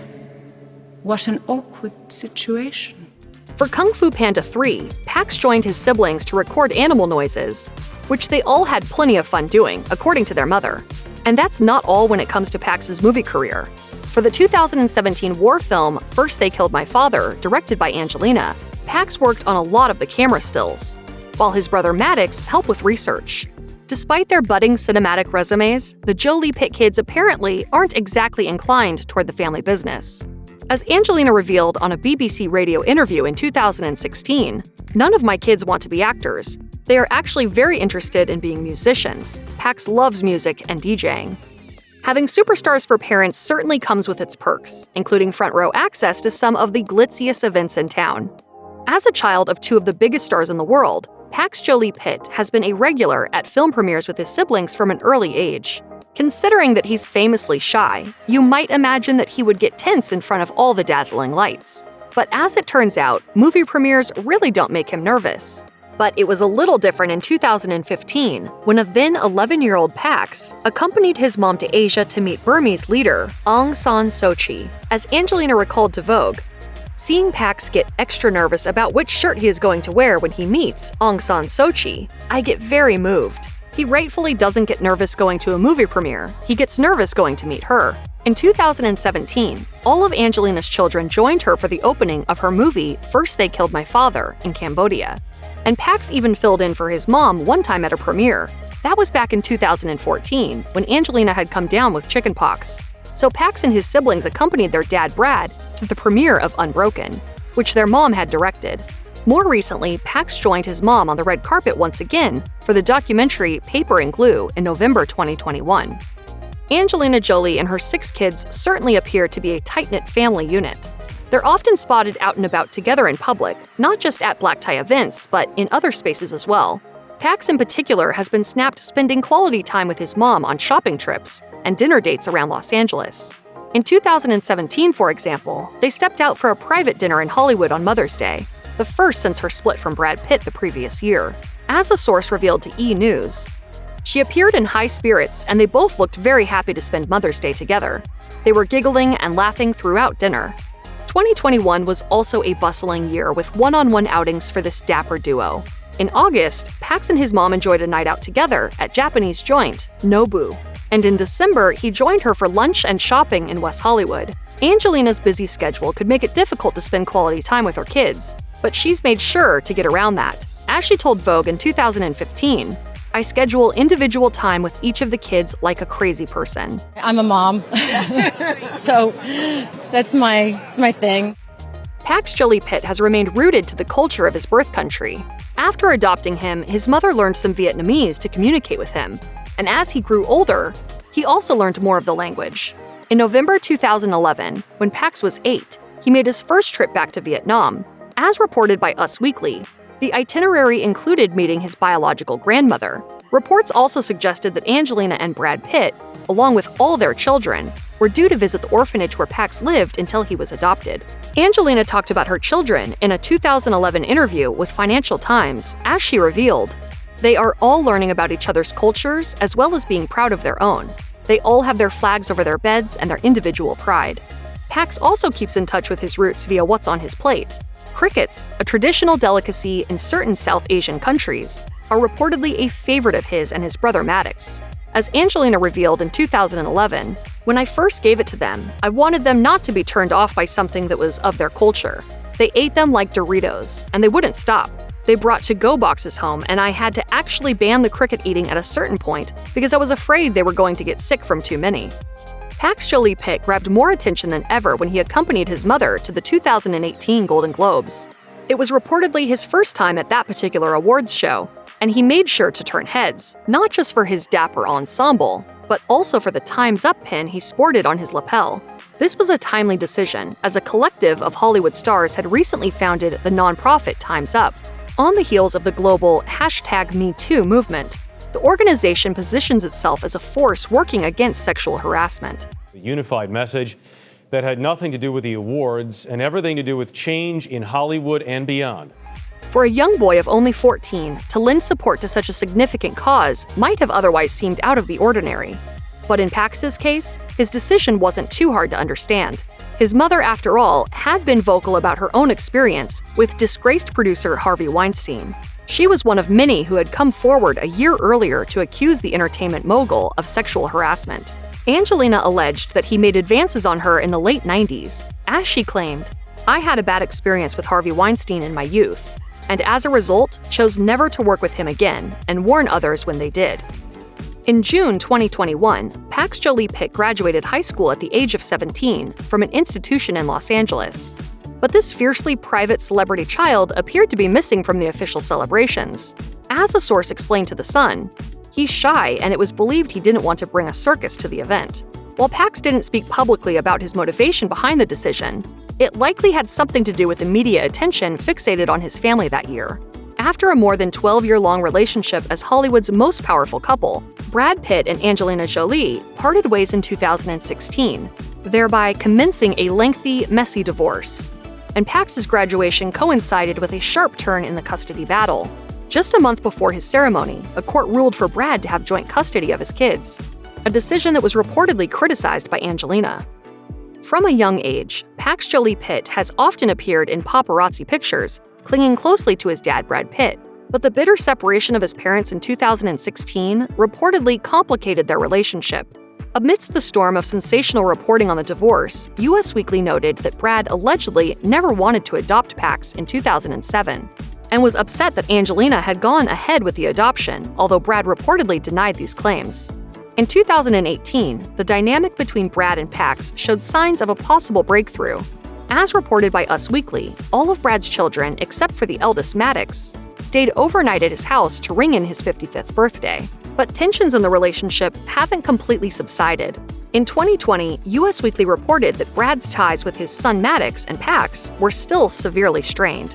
As a source alleged, that relationship with Maddox continues to be non-existent. The source also noted that Brad and Pax don't see or speak to each other, and further explained, with Maddox overseas for college, Brad is also hopeful that Pax will also be interested in reconnecting without the influence of his older brother. If you or anyone you know has been a victim of sexual assault, help is available. Visit the Rape, Abuse, and Incest National Network website or contact RAIN's National Helpline at 1-800-656-HOPE 4673. Brad Pitt and Angelina Jolie's daughter Shiloh has been shocking viewers on the red carpet lately. What's up with her new look? Does she still go by John? What did she do with her mother's dresses? Keep watching to find out more.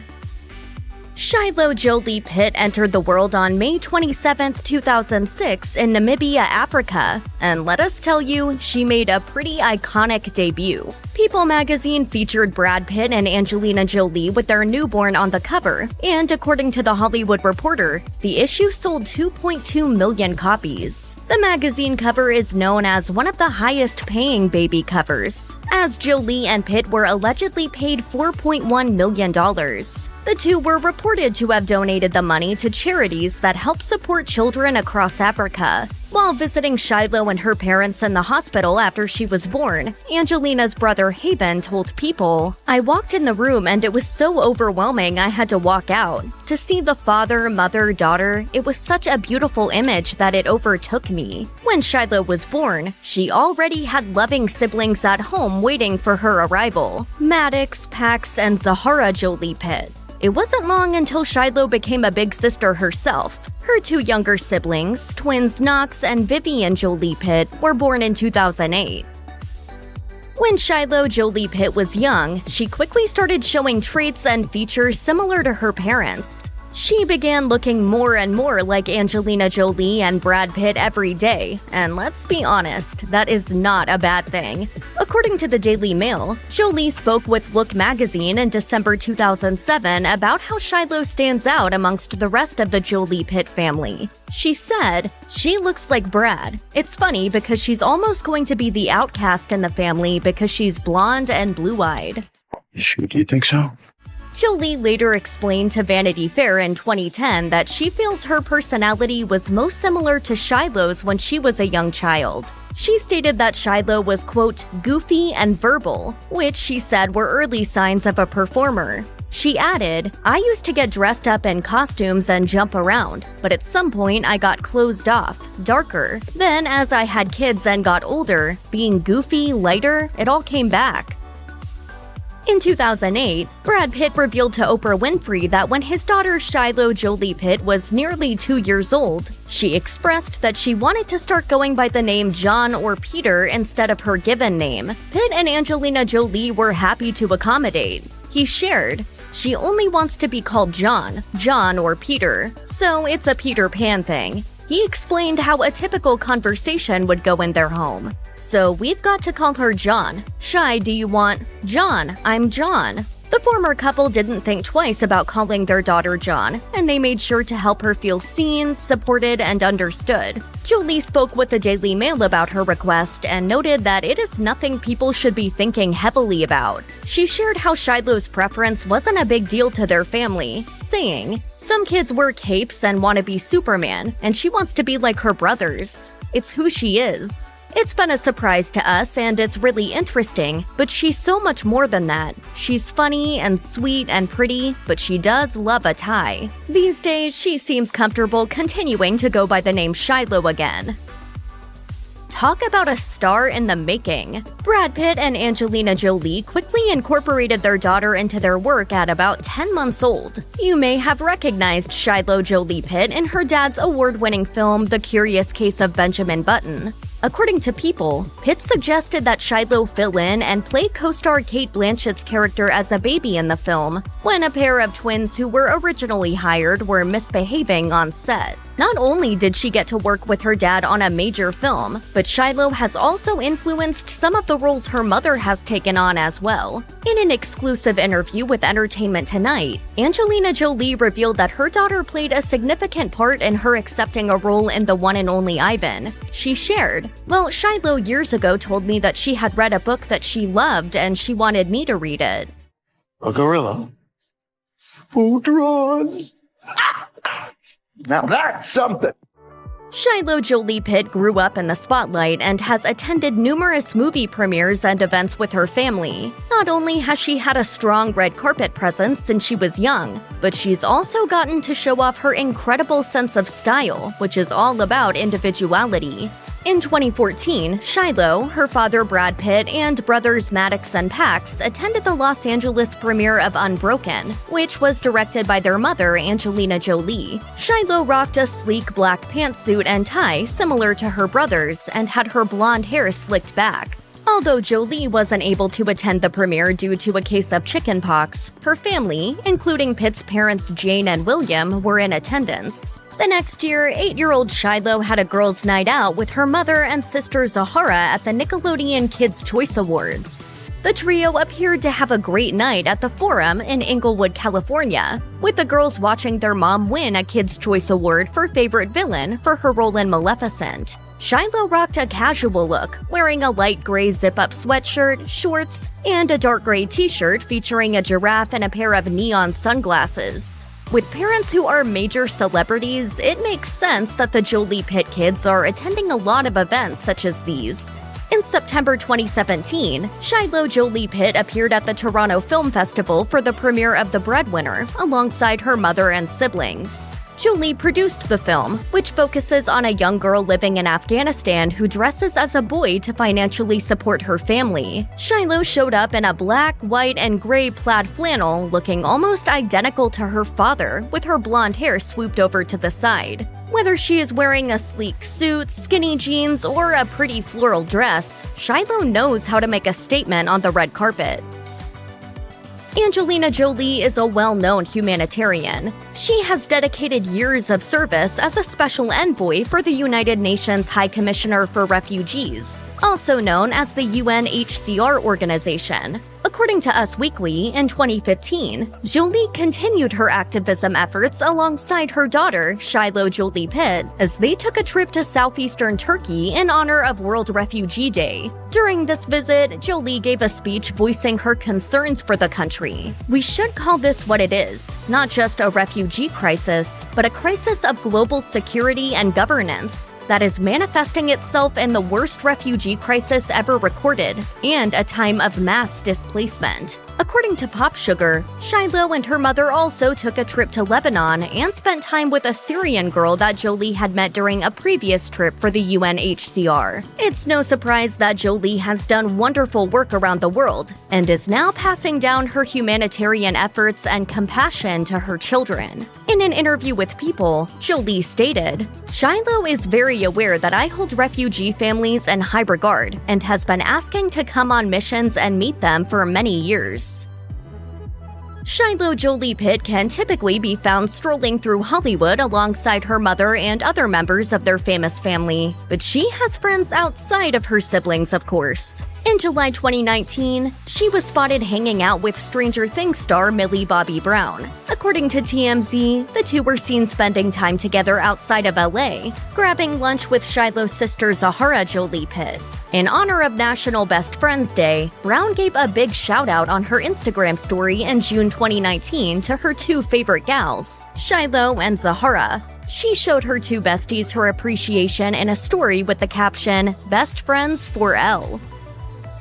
From a young age, Shiloh Jolie-Pitt has been known for her gender-neutral fashion. When Angelina Jolie was on the cover of Vanity Fair in 2010, she spoke about Shiloh's style, saying, "Shiloh, we feel, has Montenegro style. It's how people dress there. She likes to dress like a boy. She wants to be a boy, so we had to cut her hair. She likes to wear boys' everything. She thinks she's one of the brothers." Shiloh's fashion choices have truly evolved over time as she has experimented with new and unique looks. Although her style has changed, one thing that has remained the same is her ability to stay true to herself.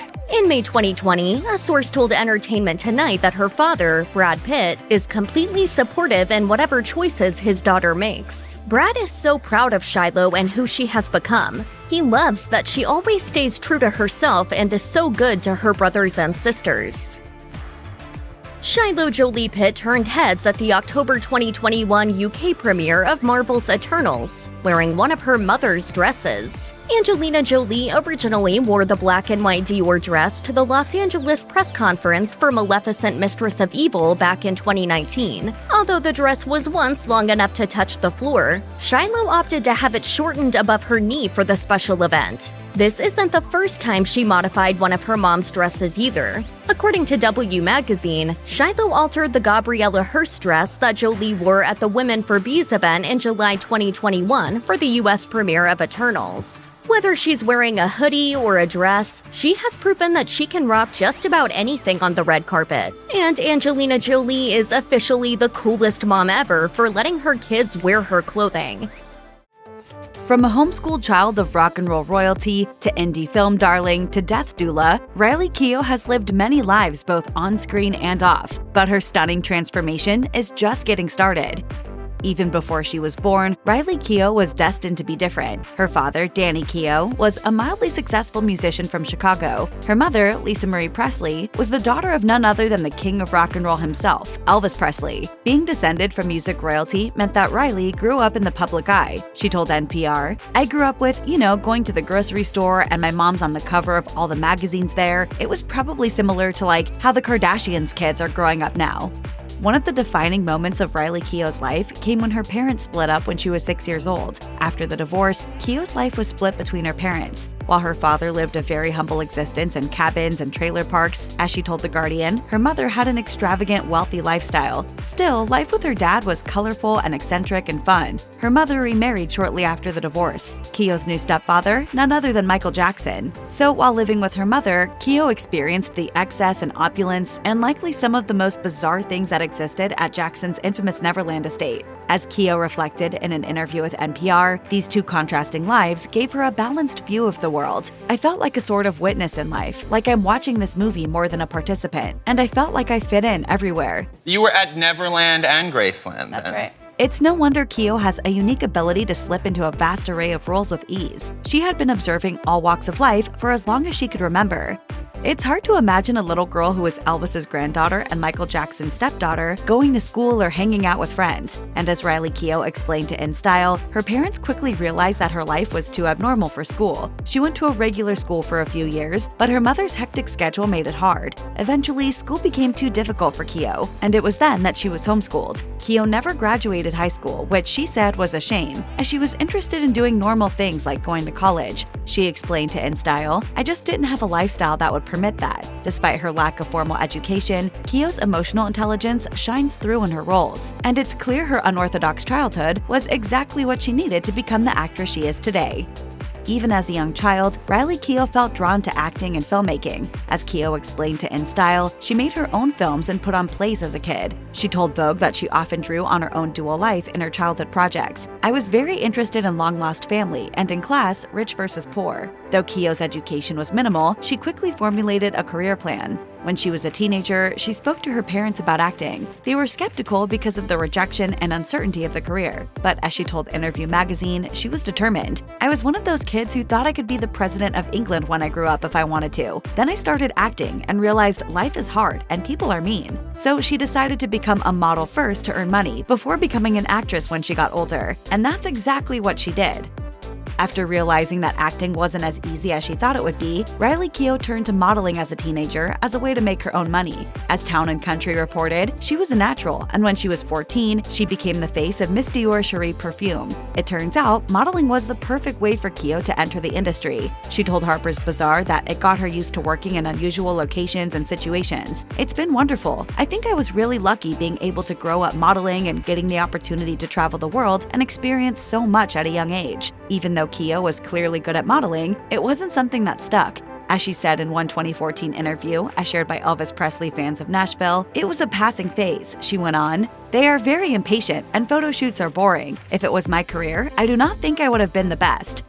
Soon enough, Riley Keough transitioned from modeling to acting, fulfilling her childhood dream. Her famous family gave her a helping hand. She told Flaunt, "I walked in a door and wanted an agent and I got one. That's not normal, and I know that. But nevertheless, it was scary." As she told InStyle, "I also had this thing where when you grow up in LA and everyone's acting, I felt the sense of, oh gosh, I was a little bit afraid to fail." In 2010, she starred alongside Kristen Stewart and Dakota Fanning in The Runaways. As she told WWD, her fears quickly melted away. "I went on a movie set and saw that you don't have to talk loudly and put on this giant flamboyant show when you're making a movie. It's the most comfortable place for me." After that, the roles kept coming. As Town & Country explained, her role in Jack and Diane proved to be something of a big break for Keough, as it caught the attention of people in the industry. In just a few short years of acting, Keough has established herself as one to watch in the indie movie scene.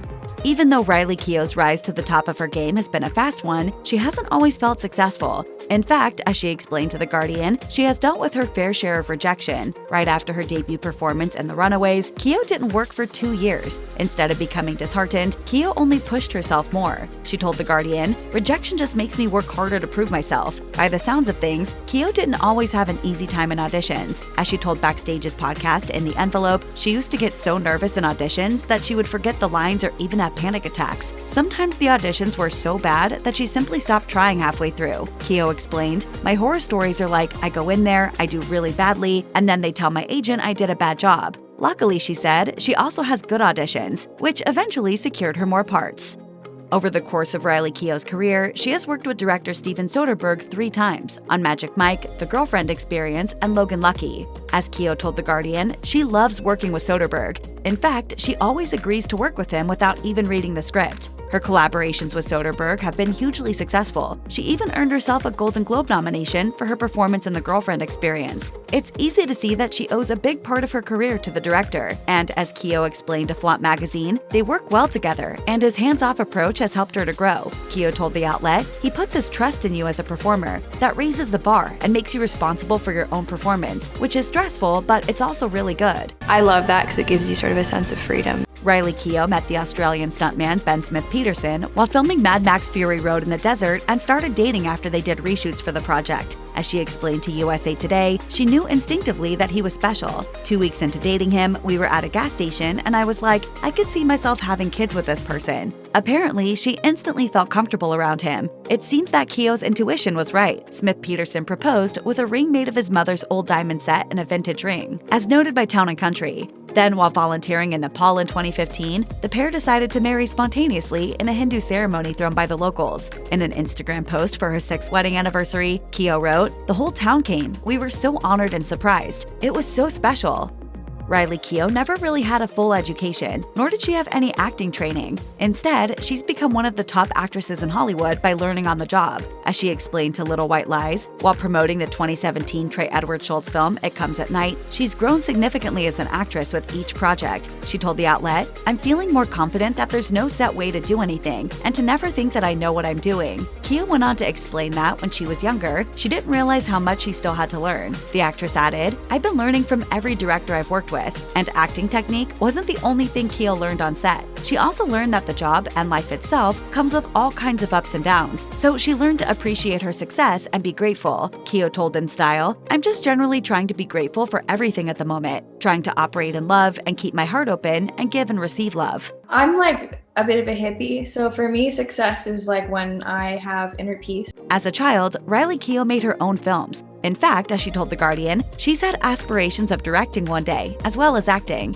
As she's found more and more success as an actress, she's also branched out into more behind-the-camera roles too. In 2017, Riley Keough started her own production company, Felix Culpa, along with Gina Gamble. At the time, Keough announced to Deadline, "We are very simply lovers of film and literature. Our company is dedicated to developing material that gives a voice to talent and stories that deserve attention and need to be heard." For Keough, the production company gave her another creative outlet aside from acting. She told S Magazine, "I try and relax, but I can't. I relax by working on my production company's films. I give myself a break from performing, but I'll do other stuff because I can't stop." According to the company's website, the first 4 projects are set to be released in the next few years, including the upcoming miniseries Cult Following, which is set to star Keough.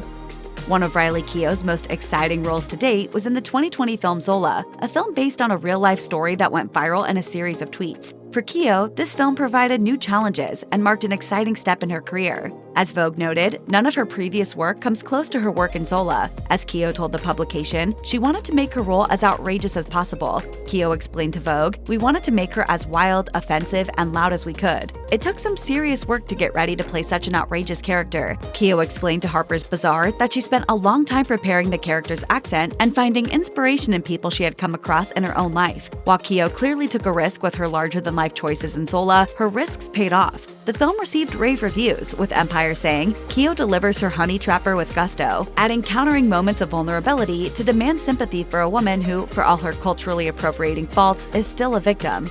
In 2020, Riley Keough's younger brother Benjamin died by suicide. For Keough, it was a devastating loss that forced her to rethink her relationship with grief. Keough told Variety, When you're in grief, as you know, like everything for the first time hits you. Like it's like, oh, I'm experiencing this in grief now. In a way, she had to relearn how to do everything from going grocery shopping to having a birthday to going to work. The event coincided with the COVID-19 pandemic and the release of Zola. Keough explained to Elle, "It's definitely tainted with my own sadness, my own loss, and grief from losing my brother. So it's definitely bizarre. Those things don't go away. We don't stop being in pain from grief." A year after her brother's death, Keough posted an Instagram tribute, writing, "I miss you endlessly every day." She also posted on Instagram about becoming a death doula, explaining, "I think it's so important to be educated on conscious dying and death the way we educate ourselves on birth and conscious birthing." A death doula, according to The Guardian, is someone who guides people through both the spiritual and practical realities of dying.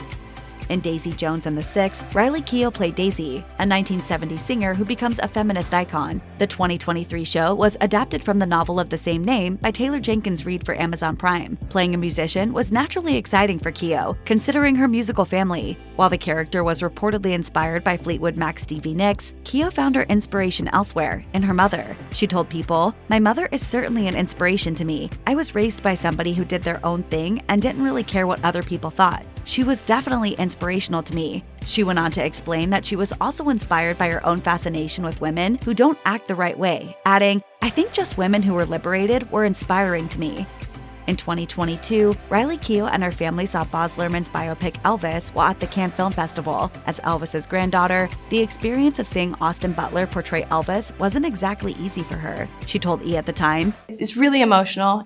Keough went on to add, "I didn't know what to expect, and I think the moment I saw him, there's a moment in the first 5 minutes with Austin Butler that's very powerful. And I kind of, I started crying. It was really intense." You don't see actors commit in that way often. Even though Keough found it tough to watch the fictionalization of her family's story, she had plenty of praise for the film and for Butler's performance, telling E! "It's a wonderful film. Austin's incredible. I hope everybody goes and sees Elvis." While Keough ended up loving the film, she was happy that she was not involved in the production. Keough said to Vulture, "It's a little too close. It's intense enough to watch. I don't want to act in it. It was never a conversation."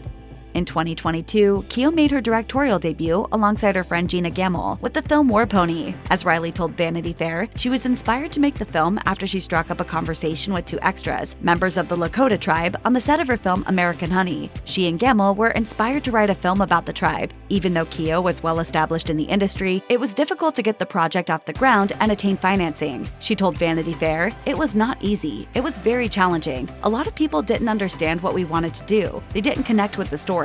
The kind of things we heard were weird." While Keough struggled to get the project made, she proved herself to be more than capable in the end. In fact, the film even won the Camera d'Or, an award for the Best First Feature Film at Cannes. In January 2023, Riley Keough's mother, Lisa Marie Presley, died unexpectedly after a cardiac arrest. Keough made no comment about her mother's tragic death until she released a letter that she'd written for her husband to read at her mother's funeral. The letter, which was published by Rolling Stone, read, "A letter to my mama. Thank you for being my mother in this life. I am eternally grateful to have spent 33 years with you. I'm certain I chose the best mother for me in this world, and I know that as far back as I remember, you and I remember everything." Keough went on to describe memories from her past, her mother giving her baths, cuddling her, taking her for after-school ice cream, and singing her lullabies. She wrote, "Thank you for showing me that love is the only thing that matters in this life." Following Presley's death, Keough also shared a photo of her and her mother on Instagram with a simple red heart emoji. Shortly after her mother's death in 2023, Riley Keough revealed that she and her husband, Ben Smith-Peterson, had recently welcomed their first child, who was her mother's first grandchild. During the reading of a letter written by Keough and read by Smith-Peterson at the funeral, Keough included a line about her daughter. According to Vanity Fair, she wrote, "I hope I can love my daughter the way you loved me." It's not publicly known when Keough and Smith-Peterson had their daughter, as Keough kept her pregnancy private, but it was likely sometime in 2022, according to Vanity Fair. A day after the funeral, Keough was spotted landing in Los Angeles at Van Nuys with her husband and young daughter, whose name has not yet been shared as of January 2023. If you or anyone you know is having suicidal thoughts, please dial or text 988 to speak with the National Suicide Prevention Lifeline. You can also seek help by visiting 988lifeline.org. Knox Jolie-Pitt might be the son of 2 of Hollywood's biggest stars, but he has no interest in following in his parents' footsteps. What does he do instead? Keep watching. Even though his parents are both U.S. citizens, Knox Jolie-Pitt and his sister, Vivienne Marcheline, were born in Nice, France, at the Fondation L'Enval Hospital overlooking the Mediterranean Sea. Given their parents' fame, the world was eagerly awaiting the twins' arrival. And so was their mother, Angelina Jolie. She was advised to stay at the hospital for surveillance 2 weeks prior to their birth. When the twins finally arrived on July 12, 2008 via C-section, Jolie and her husband, Brad Pitt, were elated. Outside the hospital, reporters gathered to welcome Knox and his sister and hopefully get a glimpse of the Jolie-Pitt family as they left. The Nice Matin newspaper dedicated several pages to their birth, and Nice's mayor, Christian Estrosi, even signed the twins' birth certificates. The fanfare that surrounded Knox Jolie-Pitt and his sister's birth was enough to predict that news outlets would pay handsomely to get their hands on their pictures. While the press didn't manage to get a snap of the twins, their parents eventually did a shoot with Getty, and the pictures were reportedly sold to People and Hello magazine for a jaw-dropping amount. Getty didn't reveal how much these outlets paid, but some reported that it amounted to a whopping $11 million. However, a source in the industry later said the number is higher, so we're still left wondering how much they really spent to get those first shots. Whatever the amount was, Angelina Jolie and Brad Pitt donated the money from the twins' photographs to charity. It's no secret that twins share a very special bond, so it was no surprise when Angelina Jolie revealed to People that Knox and his sister are extra close. While we can't say for sure whether the twins like their other siblings just a teensy little bit less than each other, their special connection was evident early in their lives. More than a year after their birth, Angelina Jolie told People that she could see that connection grow on a daily basis. When you look at them, it's like they were made for each other. They smile at each other, sniff each other, touch each other. It's just beautiful. And, like most twins, Knox and his sister also have very different personalities. She revealed, Knox is more the quiet one, very relaxed, while Viv is a little more aggressive and loud. Many people probably expected Knox Jolie-Pitt to step into the spotlight as soon as he could walk. But despite being known globally thanks to his very famous parents, he has mostly been operating under the radar. Until 2016, he didn't have a single acting credit to his name. However, with parents as famous as Angelina Jolie and Brad Pitt, it's impossible not to get roped into a project every once in a while, even if it's behind the scenes. While Kung Fu Panda 3 was in the works, few people knew that 4 of Jolie's kids, including Knox, voiced some of the characters. And even though most of us would do anything for this kind of opportunity, Knox and his siblings weren't all that eager. They were kind of shy. They don't really want to be actors, but I didn't want them to miss the opportunity. And they came in and they had a lot of fun with it. The Jolie-Pitt clan worked together to make panda noises, and Knox got to voice Cuckoo, a young panda who is one of a set of triplets. Thanks to his mom encouraging him to take on the project, Knox got to have his name appear alongside a stellar cast that includes stars like Jackie Chan, Kate Hudson, and Dustin Hoffman. Most would probably expect the Jolie-Pitt clan to enter the entertainment industry at some point, but so far, none of them have taken that path yet. While Knox Jolie-Pitt lent his talents to Kung Fu Panda 3, he hasn't been a part of other projects since. When Angelina Jolie made an appearance on BBC Radio 4 as a guest editor in 2016, she revealed that none of her kids were planning on going into acting. She seemed pretty relieved about it, adding that they had other interests. Jolie noted that Knox was interested in music and was also learning sign language at the time. Additionally, he was spotted making his way to a martial arts class in 2021. Jolie tries to involve Knox in her humanitarian projects. She told BBC Radio 4, "We think of the people who are going through difficult situations, but also talk about their resilience and strength. We admire them. They're heroes in my house. My kids have met children who are refugees and have friends who are refugees." Given his mother's attempts to involve him in these types of projects, Knox might very well have an interest in pursuing similar endeavors when he's older. Knox Jolie-Pitt consistently shows up for his mom whenever she releases a new project. In 2021, he and his siblings were spotted attending the Eternals premiere in Los Angeles with Angelina Jolie. They all looked happy to be by her side, and Jolie previously told People that she couldn't be more thankful for their support. Knox loves to see his mom kick butt on screen, and he and his siblings told her as much. Jolie said at the time, "What's really moving to me is that they want to see me strong. And so it's less to see me in a film, but they're just happy I will be strong and having fun." Knox also shows up for his mom by doing the little things, like planning Mother's Day surprises with the help of his brothers and sisters, as Jolie told Extra. She didn't go into a lot of detail about their specific plans, but she said that it's always a surprise and that it usually makes her cry.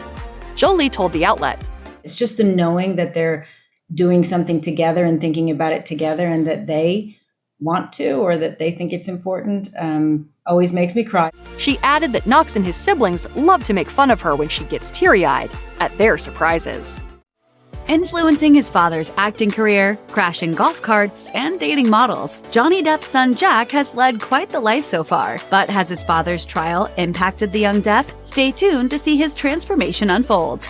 John Christopher Depp III, known as Jack, was born on April 9, 2002, in Neuilly-sur-Seine, France. His parents are French actress, singer, and model Vanessa Paradis, and American actor and musician Johnny Depp, who is largely responsible for Jack's subsequent fame. After his son's birth, the actor transitioned to family-friendly films like Finding Neverland and Charlie and the Chocolate Factory. As he told the Daily Mail in 2007, "It's nice to do a film that hopefully my kids will enjoy. They are my foundation. They make me happy." At the time of Jack's birth, his parents had been in a relationship for around 4 years. Since both were already successful in their respective careers, Jack was often photographed with his famous parents as a newborn. Aside from that, his early years were generally shielded from the public eye. Following months of speculation, Jack Depp's parents announced their separation on June 19, 2012. After nearly 14 years together, the pair were never married, but the long-term nature of their relationship and their celebrity status made the split big news in the media. Johnny told Rolling Stone, "The last couple years have been a bit bumpy, at times certainly unpleasant, but that's the nature of breakups, I guess, especially when there are kiddies involved." When I think of your mother, I will always remember how happy she looked. Specifically speaking to how son Jack and daughter Lily Rose Depp were handling their parents' split, he added, "They've been incredibly understanding, incredibly strong throughout the whole ordeal. And the thing is, kiddies come first. You can't shield them because then you'd be lying. So you can at least be honest with your kids." In 2016, Vanessa defended Johnny when Amber Heard, whom the actor married in 2015, leveled allegations of domestic violence against him. For Stylecaster, Vanessa stated that the claims against the father of her children were outrageous, and that Johnny is a quote, "sensitive, loving person." In 2014, Johnny Depp spoke to The Inquirer about his son's interest as a teenager, saying, "He draws really super well. He also plays music very well. He's got a good feel for that. Aside from school plays and things, he hasn't shown any desire to become an actor." Woo!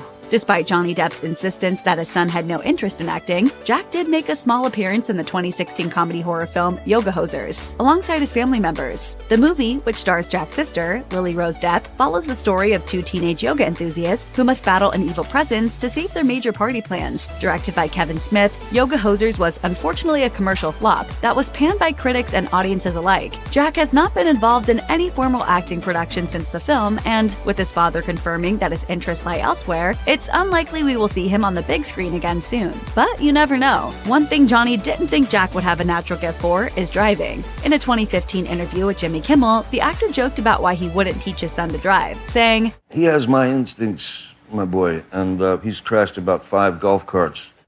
Here's hoping Jack improved a little before he got on the road.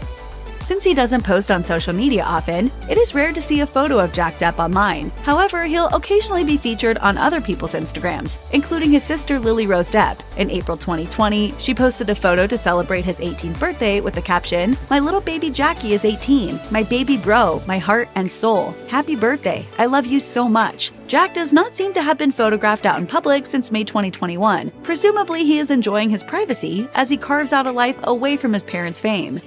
Sharing his father's looks certainly doesn't seem to have done Jack Depp any harm, as he has been pictured out with a few romantic partners over the years, from stealing kisses on the beach in 2018 when he was just 16 to strolls with his current girlfriend. Depp has been seen out on dates in both the US and France. He was last linked to French model and singer Camille Jansen. While it is not publicly known when the pair met, they were pictured holding hands in the UK in August 2020. This was 4 months after Jansen posted on Instagram to celebrate Depp's 18th birthday, along with the caption, "Happy birthday, my love." Unsurprisingly, the photo received an array of comments supporting the couple's relationship. According to Daily Mail, Depp and Jansen were also pictured out and about in July 2020 with his mother Vanessa Paradis. So they are clearly serious enough about each other to meet the parents. The couple has not been photographed together since late 2020, but there are also no reports that they have split.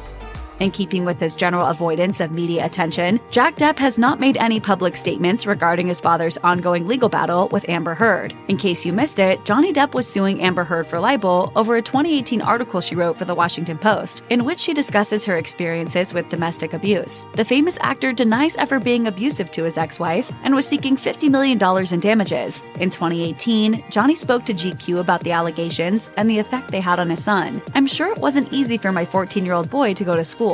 Why did he have to go through that?" Throughout the trial and during his testimony, Johnny has also mentioned the effect of the allegations on his children, saying, "It was my responsibility to not only clear my name, I wanted to clear my children of this horrid thing they had to read about their father. That was untrue." The trial ended on June 1st, 2022, in favor of Johnny Depp, but with Jack's tendency to avoid media attention, it's unlikely he will ever make a direct statement regarding the lawsuit. If you or someone you know is dealing with domestic abuse, you can call the National Domestic Violence Hotline at 1-800-799-7233. You can also find more information, resources, and support at their website.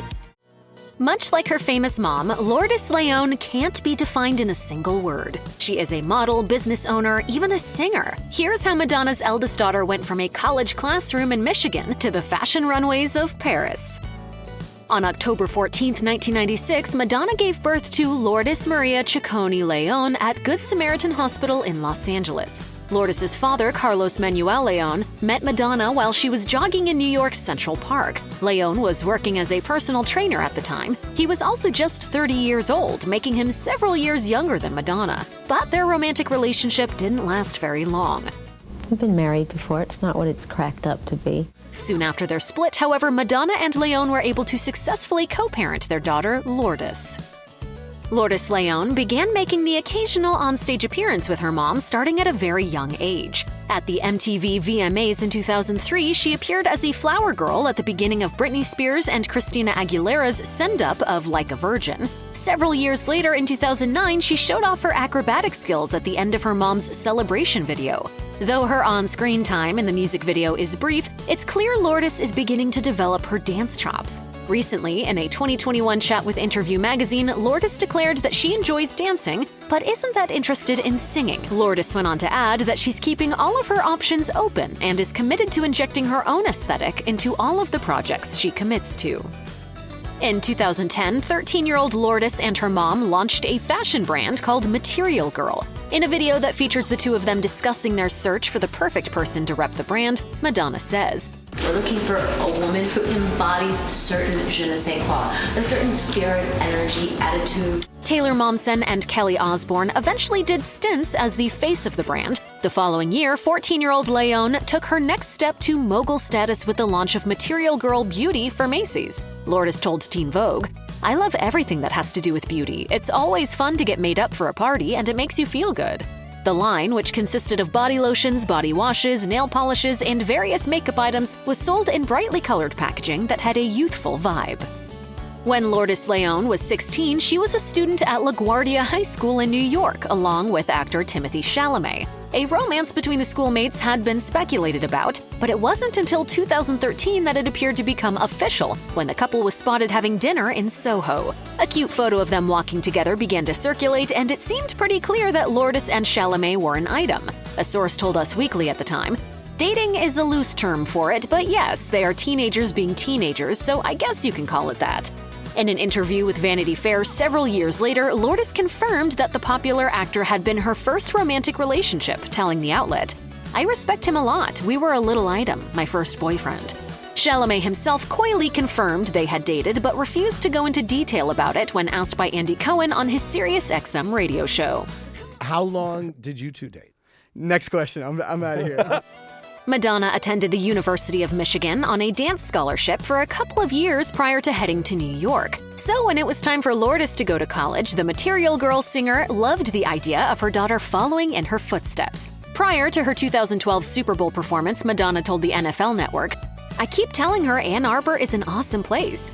The duo visited the campus twice before Lourdes decided to make it official. Once enrolled at the University of Michigan, she decided she would pursue a Bachelor of Fine Arts degree in musical theater and dance. Lourdes kept a fairly low profile during her 4 years at the university. In an interview with Vogue, she fondly recalled a life-changing experience she had while in college. Lourdes told the outlet, "A teacher of mine made me understand movement in a whole new way. You're using your body to define the space around you, to change it. That's a very naked form of expression." In a talk with Interview magazine, Lourdes had this to say about her distaste for Instagram.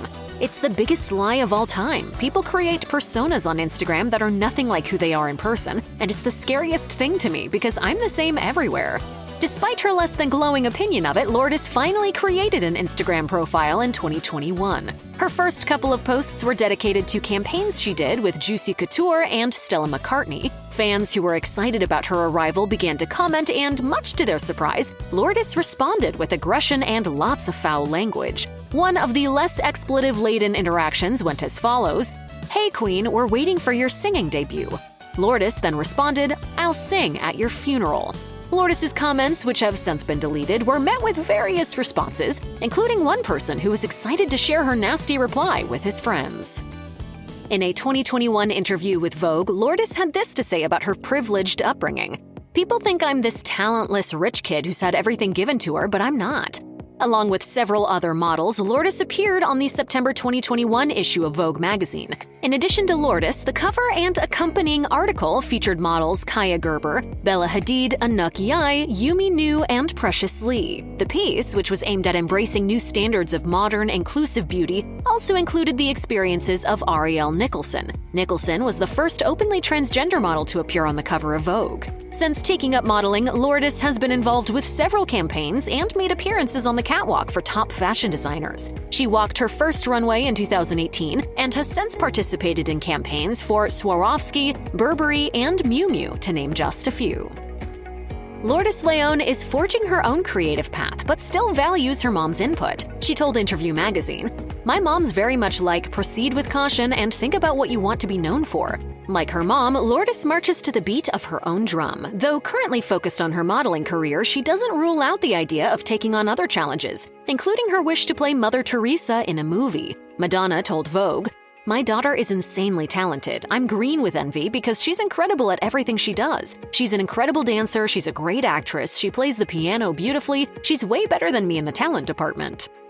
Lourdes Léon lived under a strict set of rules before going to college. As she said in a discussion with Interview magazine in 2021, "We don't get any handouts in my family. Obviously, I grew up with extreme privilege, there's no denying that. But I think my mom saw all these other kids of famous people and she was like, my kids are not going to be like this."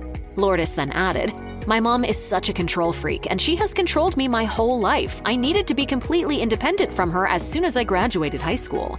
Madonna has also admitted in interviews that she's a bit of a hands-on parent. In 2011, the singer spoke with Harper's Bazaar during the period when Lourdes was helping to design the Material Girl clothing line. Madonna told the outlet, "Well, I say to Lourdes, schoolwork always comes first, so anything that gets in the way of that falls by the wayside. We put our energy into education." She also said of her eldest, "She loves fashion and style. She helps design the collection. I just stand in the background and watch." Lourdes Léon took a page out of her famous mother's book and officially stepped into music in 2022 with the release of her first single, Lock and Key. It should be noted that Madonna's oldest daughter initially admitted to the cut that she had no plans to release music. However, after she played an older song for a friend, one thing led to another. Before long, Lourdes found herself getting ready to release a whole EP. Madonna had nothing but praise for her daughter following the release of the song, writing on Instagram, "I am so proud of you, Lola." In January 2023, Lourdes Léon joined the brand Makeup Forever as an ambassador. The brand announced the news via Instagram, writing in the caption, "Lola embodies a new and ultra-powerful creative breath, true to Makeup Forever's values." The move was made to time perfectly with the brand's release of new makeup, which included the HD Skin Liquid Foundation. As noted by People, the partnership is one of many that Lourdes has made over the years within the fashion and beauty industries. The campaign photos also show off Léon's tattoos, which include the words Mom and Dad, as well as the butterflies on her chest. While it's clear that Lourdes Léon is her own person, from time to time she definitely tosses a nod toward her mother. In February 2023, fans of both Madonna and Lourdes were thrilled when the latter showed up at the Grammy Awards in a dress that many believed was a nod to the conical bra that her mother wore on her 1990 Blonde Ambition World Tour. My mom has helped me so much. She has great style. The 2023 Grammys was especially important for the family. Not only was Madonna a presenter at the awards, she was also fresh off announcing her upcoming tour. This wasn't the first time that Lourdes had rocked the look either. While backstage during her mother's MDNA tour in 2012, Léon put on the cone bra her mother wore for the performance. A since-deleted photo of Léon in the ensemble was even tweeted by the Material Girl clothing line that Madonna and Léon shared. Singing on albums and major talk shows, working on a Grammy special, designing a successful fashion line, there are plenty of perks to being the daughter of a major star like Harry Connick Jr. Harry Connick Jr. and his wife Jill Goodacre have been married for 28 years, and during that time, they've raised 3 daughters together. The girls are all thriving young adults now. Filmmaker Georgia was born in 1996, middle daughter Sarah, who goes by her middle name Kate, was born in 1997, and is now a model and fashion designer. And youngest daughter Charlotte was born in 2002 and is currently a college student. The Connick family is extremely close, and they all enjoy spending time together. As Kate once shared on an episode of her dad's talk show, "My favorite thing is when we all go out to dinner, and we all have to kind of hold it together and be a little bit more tame, because we're really bad at that. Like, something happens." There's always some commotion at some point. Unsurprisingly, the Connick sisters have been exposed to music their entire lives. Harry hails from New Orleans, and he still has plenty of family there. The girls primarily grew up in New Canaan, Connecticut, but they've also spent a lot of time in New Orleans as well. Dad's musical pedigree has also meant that his family has been able to see some of the greatest jazz musicians in the world perform. For example, when Kate was just 6 years old, she expressed an interest in learning to play the trumpet. So her dad called up his pal Wynton Marsalis to give her some pointers. That might sound like a huge deal, but it wasn't like little Kate actually realized the enormity of the moment. As her dad revealed to Conway Confidential, she had no idea she was being taught by one of the greatest musicians who ever lived. Harry Connick Jr. has spoken repeatedly about how much he treasures his relationship with his wife Jill. As he admitted to Fox News in 2018, "I love being around her. I respect her infinitely, and I admire her so much. She's a hero of mine. We just take it day to day and, count our blessings, really." His daughters clearly feel similarly about their mom, as evidenced by a story that Harry shared with Good Housekeeping in 2007. He requested that the girls do something special for Jill's birthday. So when she arrived at home, she found dozens of little art pieces that her daughters had made in her honor. One was particularly touching as it featured outlines of their hands, along with the message, "When you put your hand on this, it will be like we're holding hands." In 2012, Jill Goodacre was diagnosed with breast cancer. She then endured 2 surgeries, radiation treatment, and 5 years of medication until she was finally declared free of the disease. Unsurprisingly, breaking the news to her 3 young daughters was heartbreaking and one of the hardest parts of her cancer journey. The family talked about their cancer experiences during an episode of Harry's talk show. Georgia shared that she virtually blocked out the memory of being told about the diagnosis and likened it to a nightmare. Kate talked about how the family had decided to keep it private and how it had been difficult to be around other people without telling them what she was going through. And Charlotte looked back on the period as the hardest time of her life. Their lives were rocked by the incident, and they're extremely grateful that their mom was able to come out the other side in good health. Harry summed up his thoughts to Parade magazine in 2019 by noting, "If we have our health, we need to take a step back and realize the ability to do our work and live our lives is an incredible gift." I'm just so blessed that we have each other. Georgia Connick has worked with her dad on a few occasions, including on his talk show Harry. During one episode, she discussed how much she was enjoying the experience. As she put it, "You deserve the world. And I mean, I love working here. It's truly an honor." He does everything for everyone else. He doesn't care about anything done for himself. During a 2021 appearance on the Paul Leslie Hour, Georgia talked about growing up in a household surrounded by art, music, and creativity. She'd been filming and editing since she was 10 years old, and she particularly cherished making 2 music videos with her dad during the pandemic. They shot Amazing Grace in an abandoned opera house and braved the snowy weather for the Alone with My Faith clip. Ultimately, Georgia hopes to travel the world and work on documentaries. In 2018, Harry Connick Jr. told People magazine, "You constantly hear stories about kids who get embarrassed by their parents or daughters who get embarrassed by their dads. And I'm not saying this to be cool, but we never really got into that. When his girls were younger, he tried to raise them in a gender-free fashion, and he enjoyed taking them to get their nails done as much as he liked playing ball with them." When the whole family was on an episode of Harry, Georgia described her dad as her best friend. Her sister Kate confirmed the sentiment, while adding that she could expect her dad to pick up the phone no matter the hour, and that she could talk to him about anything. The Connick sisters are a tight bunch. They're close to their parents and to each other, as evidenced by how often they show up on each other's Instagrams. Now that Georgia, Kate, and Charlotte are older, their dad cherishes the fact that they can adjust their schedules to be with him. As he revealed to People magazine, they enjoy everyday family activities like going to the movies, cooking, and hanging out at the beach. He summed up their tight-knit nature by declaring, "We love being together, so the more we can actually spend time together, the better." During the pandemic, Kate moved back home along with her sister Georgia, and in 2021, she told New Canaan magazine, "I was a little worried at first about how things would go being back home, but we are the closest family I've ever met, so I knew it would be okay." On a 2015 episode of The Ellen DeGeneres Show, Harry Connick Jr. eschewed the outdated concept of a father looming over his daughter's dating lives with a shotgun. He considers this an antiquated attitude, as he believes that young women can make good decisions for themselves when it comes to finding a good partner. As he put it, "The way I raise my daughters, and Jill, the way we raise our kids, hopefully they will have enough self-esteem so that they'll be able to attract guys of a certain caliber." Connick Jr. takes pride in the fact that he and his wife have instilled their daughters with self-worth. As he noted to People magazine, "The way we raised them was to see these men, these potential partners, through a very small window." We've tried our best, we meaning me and my wife Jill, to try to make them understand self-worth.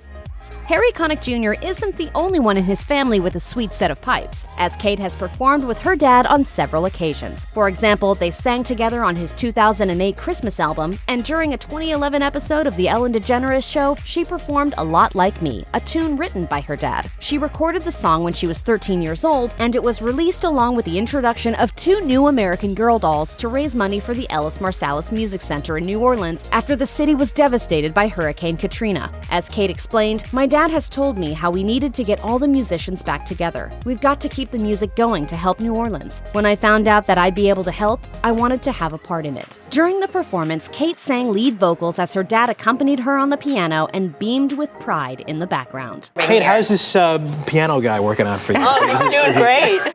It should come as no surprise that youngest daughter Charlotte has some serious skills when it comes to performing. This is particularly clear on some posts on her dad's social media that featured the two of them engaging in some funny antics. In a May 2020 Facebook video, for example, he played the piano while she did an impression of his singing. He captioned the post, "Charlotte thinks I have a strong Louisiana accent. This is her impression of me. She takes this very seriously." In the clip, Dad tries desperately to keep it together as Charlotte does a hilarious riff on his southern twang.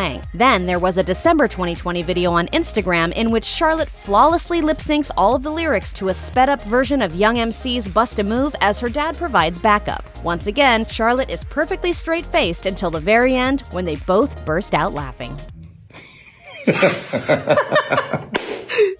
After Kate Connick graduated from high school, she headed to college in South Carolina to play lacrosse. But after an injury cut short her playing days, she then headed to New York University to pursue her dreams of conquering the fashion world. Not only does she now work as a model, she also has her own fashion line, Kate Connick Clothing, that has grown since the onset of the COVID-19 pandemic. It's an eco-friendly company that's focused on confidence and comfort. According to Kate, her fashion sense is definitely inspired by her mom, a former Victoria's Secret model. She originally started her company with pieces that had a dressier vibe, but the onset of the pandemic inspired her to move more quickly toward her goal of designing loungewear. Currently, her clothes can be found in several boutiques near where she lives and even at a resort in Ireland. She hopes to continue her fashion journey as she also nurtures her acting and modeling careers. Harry Connick Jr. needed to stay active during the COVID-19 pandemic, so he and his filmmaker daughter Georgia hit the road in an RV and set off to interview essential workers. As he explained to Billboard, "I just want to reach out and meet some of these folks. Sanitation workers, or elementary school teachers, or people that are working at food banks. These are the people that are keeping the supply chain going and keeping our lives going." The project was called United We Sing, a Grammy tribute to the unsung heroes, and it aired in conjunction with Grammy programming in 2020. In addition to honoring essential workers, the special featured several movie stars and musical performances by top artists. One of the goals of the project was to raise money for several causes. Georgia found it especially moving to watch the frontline workers do their jobs under such harrowing circumstances. As she put it to Billboard, watching these people do their everyday jobs, not necessarily thinking they're heroes, but everyone else thinking they are heroes, is very incredible.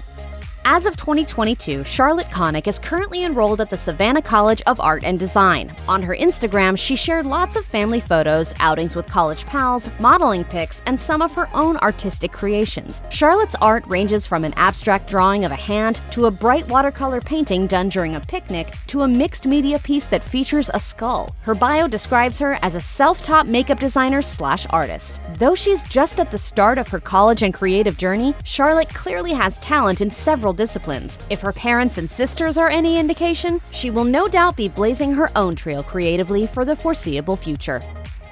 Long before the days of Kim and Kanye, the tabloids couldn't get enough of Hollywood royalty Meg Ryan and Dennis Quaid. Although they've since split, they share one son, Jack. Here's everything we know about Jack Quaid, who's grown up to be just as good-looking as his parents. Jack Quaid was born and raised in Los Angeles, as you would expect of the child of two super famous actors. But even though children of Hollywood royalty sometimes garner a reputation for being spoiled, Jack said his parents insulated him from that mentality. He told WWD, "Growing up, you're able to at least see the culture projected out there, like the Hollywood nonsense, and you're able to see it for what it is, nonsense. I had great parents. They really kept me away from that thing, that Hollywoodness." Although Jack knew that his upbringing wasn't exactly normal, his mom and dad instilled in him the ability to know when people aren't being genuine. Jack revealed during the Allegedly podcast, "I would notice kids at school would want to be my friend for the wrong reasons. I just kind of know who's a bullshit artist immediately." Meg Ryan was the Hollywood it girl for years, starring as the leading lady in iconic films like When Harry Met Sally, Sleepless in Seattle, and You've Got Mail, to name just a few. She also has producing credits and a directing credit to her name. Taking all of that into consideration, you may not expect Ryan to be a normal mom who takes on everyday tasks like cooking for her kids, but that's exactly what she did. In fact, Jack remembers it fondly, as he recalled in an interview with The New Potato. She would make these amazing breakfast sandwiches every morning before I went to school for like 3 years straight. We called it the Egg McMom. Weird name, great sandwich. Despite the fact that Meg Ryan and Dennis Quaid were super smitten with each other for a long time, the romance wasn't destined to last forever. Jack shared during the Allegedly podcast, "My parents got divorced when I was 8. It's one of those weird ages. You're old enough to know what's going on, but young enough to be kind of naive about it. It's a shame they couldn't make it work, but they gave it a good run." As for Jack's perspective on the issue, he explained on Allegedly, "I mean, it's a hard deal. But I mean, it's just as hard as any other divorce, really." Jack also added that his parents still see each other on occasion when they're planning something for their son. Given that Jack Quaid is the son of 2 Hollywood legends, it seems only natural that he's pursuing a career in front of the camera. It was a middle school production of Shakespeare's A Midsummer Night's Dream, in which he played the donkey-headed bottom, that cemented his desire to become an actor and a comedian. As he told WWD, "After the first night when I got my first laugh on stage, I think that was the moment of, yeah, I want to do this for the rest of my life." After that, he went on to enroll at the famous Tisch School of the Arts at New York University. But his career began to pick up before he graduated, so he never finished his studies. Big breaks don't come any bigger than The Hunger Games, in which Jack Quaid was cast as Marvel, one of the career tributes who trained their whole lives to fight to the death in President Snow's arena. If you're wondering which one Marvel was, he was the person who killed Rue, which is why everyone hates his character. He explained to Rama's Screen, "Anytime I post anything on Instagram, there's at least one comment that's like, 'You killed Rue.' Now that I'm talking about it, it's probably going to happen even more." I'm the guy that kills her, and people hate me. Oh, no. Despite the fact that celebrities seem superhuman at times, Jack Quaid admits that he struggles with his mental health just like anyone else. During an interview with Project You Are Okay, he explained, "I've always been slightly more anxious than your average Joe. I remember my freshman year of college, I started having panic attacks. As a result, he started to learn more about how the brain works so he could figure out how to calm himself down." Jack also shared that he had been in therapy as a child to help him process his parents' divorce, which showed him the importance of having someone to talk to. His openness is one important step towards fighting the stigma of mental illness. After landing the role of Marvel in The Hunger Games, Jack Quaid secured a part in Vinyl, a show on HBO with big-name executive producers like Martin Scorsese and Mick Jagger. Of his experience being cast in Vinyl, a show about the music industry in the 1970s, Jack told The New Potato, "It was absolutely insane. I still can't exactly believe that it happened." Of working on the show, Jack revealed to NME, "Mick Jagger was there a lot. I would never be ready for him. He would appear out of nowhere, shout, 'Great scene,' and then just walk away. It almost scared you." In the show, Jack played a junior A&R executive who was trying to make a name for himself in the industry. He shared in an interview with WWD, "What I like about him is that being a person in the record industry is historically a very cool job. To take a character who is such a square through this crazy world of sex, drugs, and rock and roll, that was the most fun part. Because that's who I feel like I'd be if I had the job." Unfortunately, the show was canceled after only 1 season. After appearing alongside Adam Driver, Channing Tatum, and Daniel Craig in Logan Lucky, Jack Quaid wrapped up 2017 by appearing in Tragedy Girls, a movie about 2 death-obsessed teenage girls. Then in 2018, he appeared in the blockbuster Rampage, which starred The Rock. Clearly, the actor has some serious range, given the diversity of projects he's done to date. As for what roles he'd love to secure in the future, Jack told GQ, "I feel like all the types that I'm thinking of right now are for older actors, but, if it turns out that way later, I would always want to play, like, a fun dad role. A dad that's, like, a little too trying to be cool. I've always wanted to play the villain in a movie, too. Just straight up and down villain. I've kind of done that, but I'd love to explore that more." Obviously, Jack had some pretty inspiring actors around him growing up, both at home with his parents and being around their peers on movie sets. After all, it's not every day that you get to go behind the scenes of movies like French Kiss. But when it comes to what inspired him to go into acting, Jack doesn't list his famous parents. Instead, he told Maxim, "Jim Carrey's definitely someone I want to work with. He's one of the reasons I wanted to become an actor. I don't care if it's a drama or a comedy, anything with him would be a dream come true." Jack Quaid had a pretty major role in Ithaca, his famous mom's directorial debut. In the movie, Jack played Ryan's oldest son, who's off fighting in World War II. Also starring in the movie were heavyweights like Tom Hanks and Sam Shepard, so you know this was a serious set to be on. But Ryan knew her son would be a natural, as she revealed on Good Morning America. He was so born to it in so many ways. He did his 10,000 hours of work, like directing and writing and acting by the time he was like 10. Additionally, Ryan knew that her son had the real-world experience necessary to carry the role and explained, "By the time he got to my set, he'd been to Martin Scorsese's set, he's now on Steven Soderbergh's set, so he's kind of a pro." Meg Ryan isn't the only parent doting on his son's burgeoning career, as Jack's dad, the one and only Dennis Quaid, had some super kind things to say about him as well. Dennis shared in an interview on Megyn Kelly Today, "It was very obvious that Jack was going to be an actor or a filmmaker from the time that he was 3. It wasn't anything we pushed him towards. His mom's Meg Ryan." He noted that he and Ryan didn't encourage or discourage their son's acting ambitions, but they did have one rule, however, when it came to their son's acting pursuits. Dennis revealed on Megyn Kelly Today, "The only thing we didn't let him do was become a child actor. He got Hunger Games first, and then he did Vinyl, working with Scorsese, and I'm like, hey now, how about helping me out?" Yeah, he's doing great, man. So proud of him. With a career like Jack Quaid's, you wouldn't figure that he'd have a backup plan in case the acting roles unexpectedly dried up, but interestingly enough, he does, and it's different. Jack revealed in an interview with WWD, "I'm working on a one-man show about a wizard who parties. It's just like a thing I've done at parties that I've somehow managed to turn into a 45-minute comedy show." While the concept might sound a little weird, Jack's fans are sure to be the first in line to buy tickets to anything the actor does.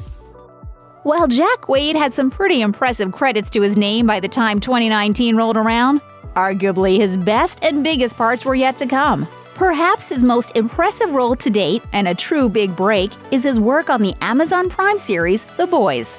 Alongside powerhouse actors like Karl Urban, Quaid plays Huey Campbell, a regular person who's out for vengeance against morally bankrupt superheroes.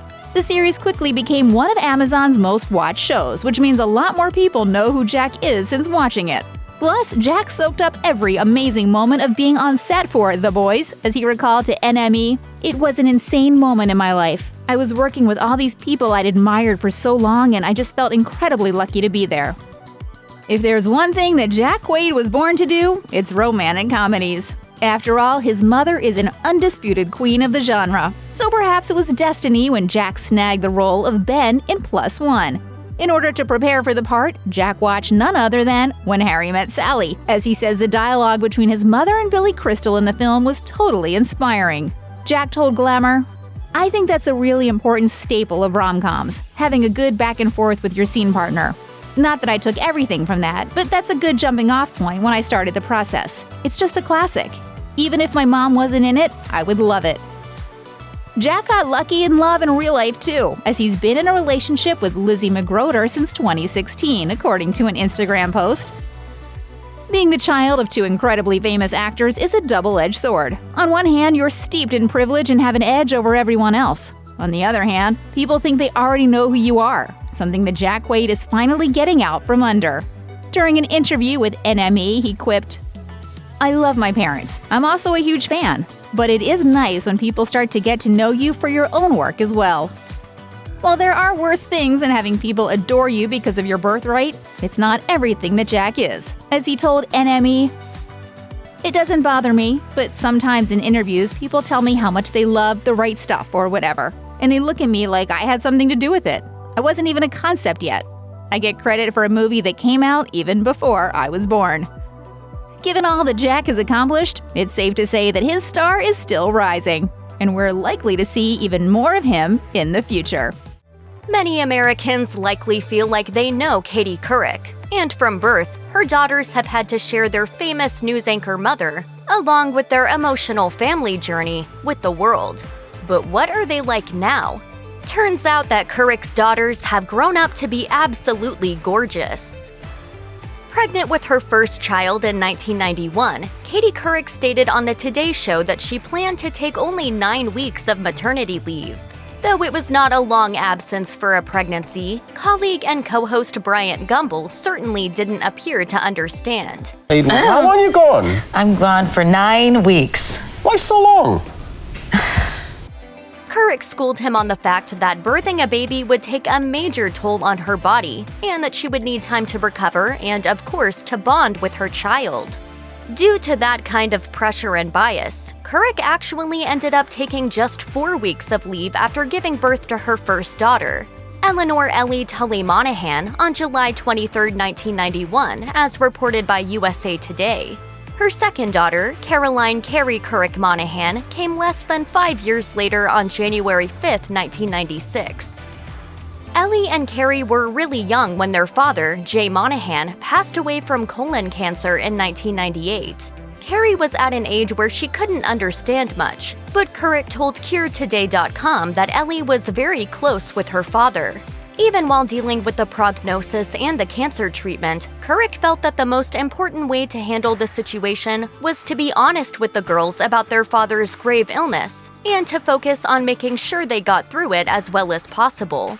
As she told the New York Post, "I was so surprised that there was nothing in the school system to help children deal with loss. Jay Monahan's death was surely hard, but the girls grieved by, for instance, sending balloons to heaven on his birthday." Years later, Ellie wrote in an essay published in HuffPost, "There are moments where I crumble at the thought of my father."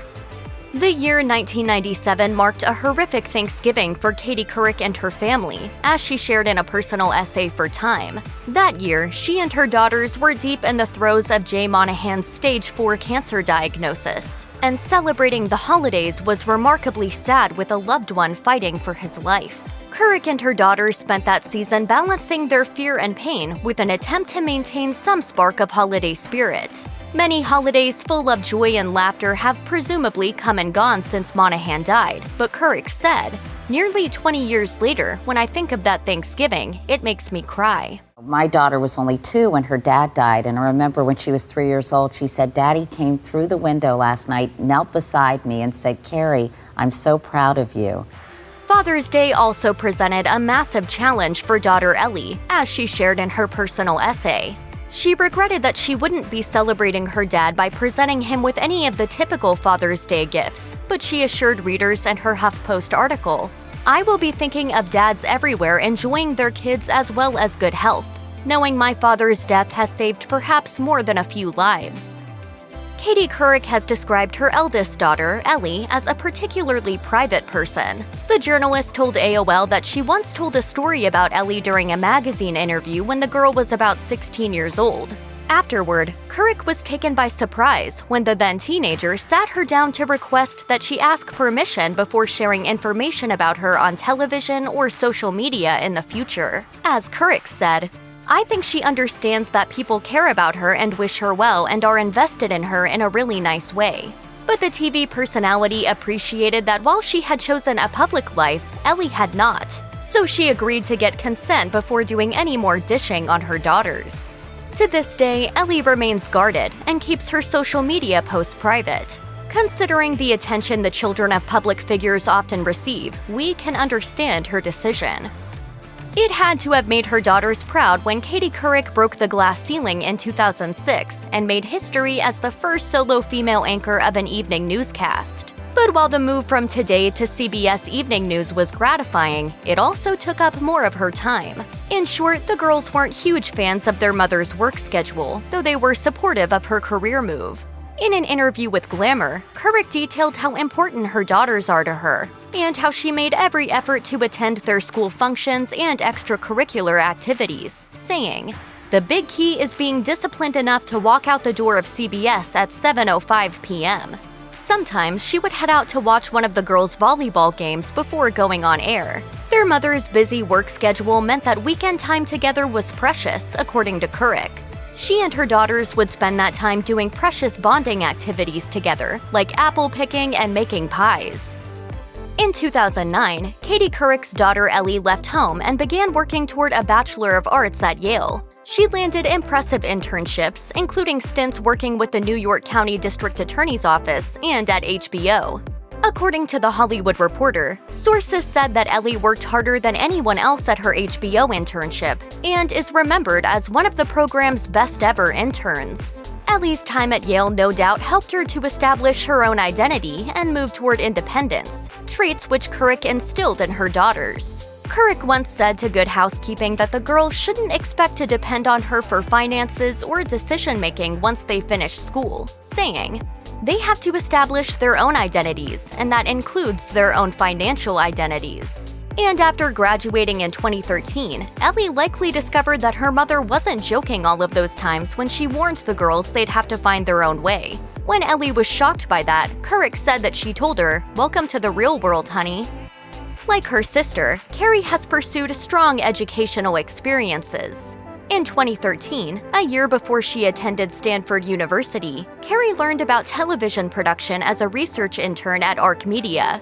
Then in 2016, she interned with Arc Media again, working on post-production for Oklahoma City, a PBS American Experience documentary, and on pre-production for the PBS miniseries The Gene. The next year, Carrie dove into constitutional concerns with a role as a communications intern at the Southern Poverty Law Center, where she wrote a manual, a step-by-step guide to the deportation process, and more. And she also analyzed data regarding racial profiling. And to round out her resume, Carrie volunteered at a Parisian elementary school where she taught English to young children in 2016. After the death of their father, Katie Couric's daughters saw their mother through some relationship pains. So they were happy and possibly a little shocked when Couric accepted the proposal of banker John Molnar over Labor Day weekend in 2013. The couple was introduced by mutual friends just the year before their engagement. So he finally asked me out. We met at a restaurant, and what can I say? He had me at hello. Couric said her girls already seemed to really like John. Still, revealing her daughter's reactions, Couric told Access, "I think they were a little like, wow, because it's been the three of us for so long." Couric was focused on getting her youngest daughter through her senior year of high school, so she planned to blend their families in an intimate ceremony. Couric's daughters later took active roles in the event, which took place at Couric's home in the Hamptons on June 21, 2014, as reported by People. According to another article from People, Ellie read from a love letter that Woodrow Wilson had written to his wife, and Carrie sang the Beatles' song I Will at the wedding. In an essay for HuffPost, Ellie remarked that she was fortunate to have been brought up by her mother and her mother's various friends and coworkers who helped serve as positive role models, and they may have indirectly helped her to find her calling. During her college internship at HBO, Ellie likely discovered just how much she enjoyed working in television. She started her professional career working as a writer's assistant for the popular TV series Mr. Robot in 2017, according to her IMDb page. And she has since held multiple jobs behind the scenes in TV. After that, Ellie went on to work as a writer's assistant and as a scriptwriter for episodes of the shows Liked in 2017 and The Boys in 2019. She even earned a director's credit for a 2017 episode of Liked. Not only was Carrie an involved student at Stanford University, but she also graduated with honors and distinction in 2018, according to a student spotlight from Stanford American Studies. Carrie also claimed the university's highest award given for an honors thesis for her thesis project, A Dream Remembered, Collective Memory and Ancestral Responsibility in Eufaula, Alabama. She then furthered her studies with a Master of Science in Journalism at Columbia University in 2018. Armed with a prestigious journalism degree from Columbia University, Couric's youngest daughter has found work that allows her to be a strategic communicator while also making a political and social impact. In her budding career as a journalist, Carrie may be focusing more on writing than presenting television news, but the similarities between her and her mother's paths are clear. Having been a fact-checker and research assistant to the editor-in-chief of Reuters, Carrie has explored topics ranging from foreign relations and world trade to financial tips for Generation Z. All of this makes Couric a proud parent, and she's not afraid to let others know it, continually making Instagram posts that dote on both of her daughters. In February 2019, Couric's eldest daughter Ellie became engaged to her boyfriend Mark Dobrowski, as reported by People. Her mother shared the news via an Instagram post which divulged that her daughter's fiancé had requested both permission to propose and some very special jewelry. Using the hashtag #HappyTears, Couric was proud that she kept the secret and revealed that Ellie now wore the engagement ring given to her by her late husband and Ellie's father. She went on to gush during the Today Show, saying, "I'm so excited and she's so happy. She's going to be a beautiful bride." Nevertheless, Couric joked enthusiastically that she'd get to be a monster-in-law. Given Ellie's private nature, we don't expect to learn too much about her relationship with Dobrowski, but we imagine Couric might give us some hints in the future. On the Today Show, Couric opened up about how her daughters have grown up, saying, "I see my husband in my girls and I think how unfair it is for him not to see the magnificent people they've become. But even if he's not around to see it, surely the Monahan girls strive to make their late father proud." In addition to living full and ambitious lives, the young ladies join their mother in taking the tragedy of their dad's untimely passing and attempting to give it a higher purpose. Their advocacy work with the National Colorectal Cancer Research Alliance, which Couric co-founded, as well as the family's co-founding of the J. Monahan Center for Gastrointestinal Health in 2004, has helped raise funds, brought awareness to treatment options, and offered family support. In an article published in HuffPost, Ellie wrote that her dad's absence was particularly palpable at major life events, and that her grief would never fully go away. But she and her sister have done their best to remember him and help others who've been diagnosed with colon cancer, the same disease that took their father's life. Couric agreed in an interview with Closer Weekly, saying, "I honored him by raising two pretty great kids who have a lot of him in them." Not just the daughter of Black Sabbath frontman Ozzy, Kelly Osbourne has matured into a star herself, who appears to be living her best life. So how did she make over her mind, body, and spirit? Here's the stunning transformation of Kelly Osbourne. On the heels of her solo album Shut Up, Osbourne's wild child spirit earned her a spot in Rolling Stone's People of the Year 2002. At 18, she was sporting a hairstyle she called two haircuts from the 60s, and she copped downing cookies and soda on the daily. Thanks to the extreme stress of shooting her family's reality show, The Osbournes, the emotional eater's weight was already fast coming under the critical eye of the media. She told the mag, "A lot of people think I'm really fat." You have to put some kind of title like cherubic, chubby on every heading of every article written about you. A New York Times zinger even called her a, quote, pudgy would-be singer. But while her public persona flipped the proverbial bird, her personal life was spiraling out of control. When it came to drugs, the only thing I haven't done is crack.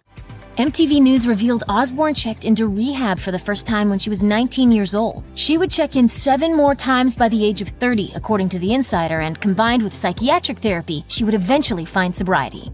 I was taking more of what I was doing in hopes that I wouldn't wake up.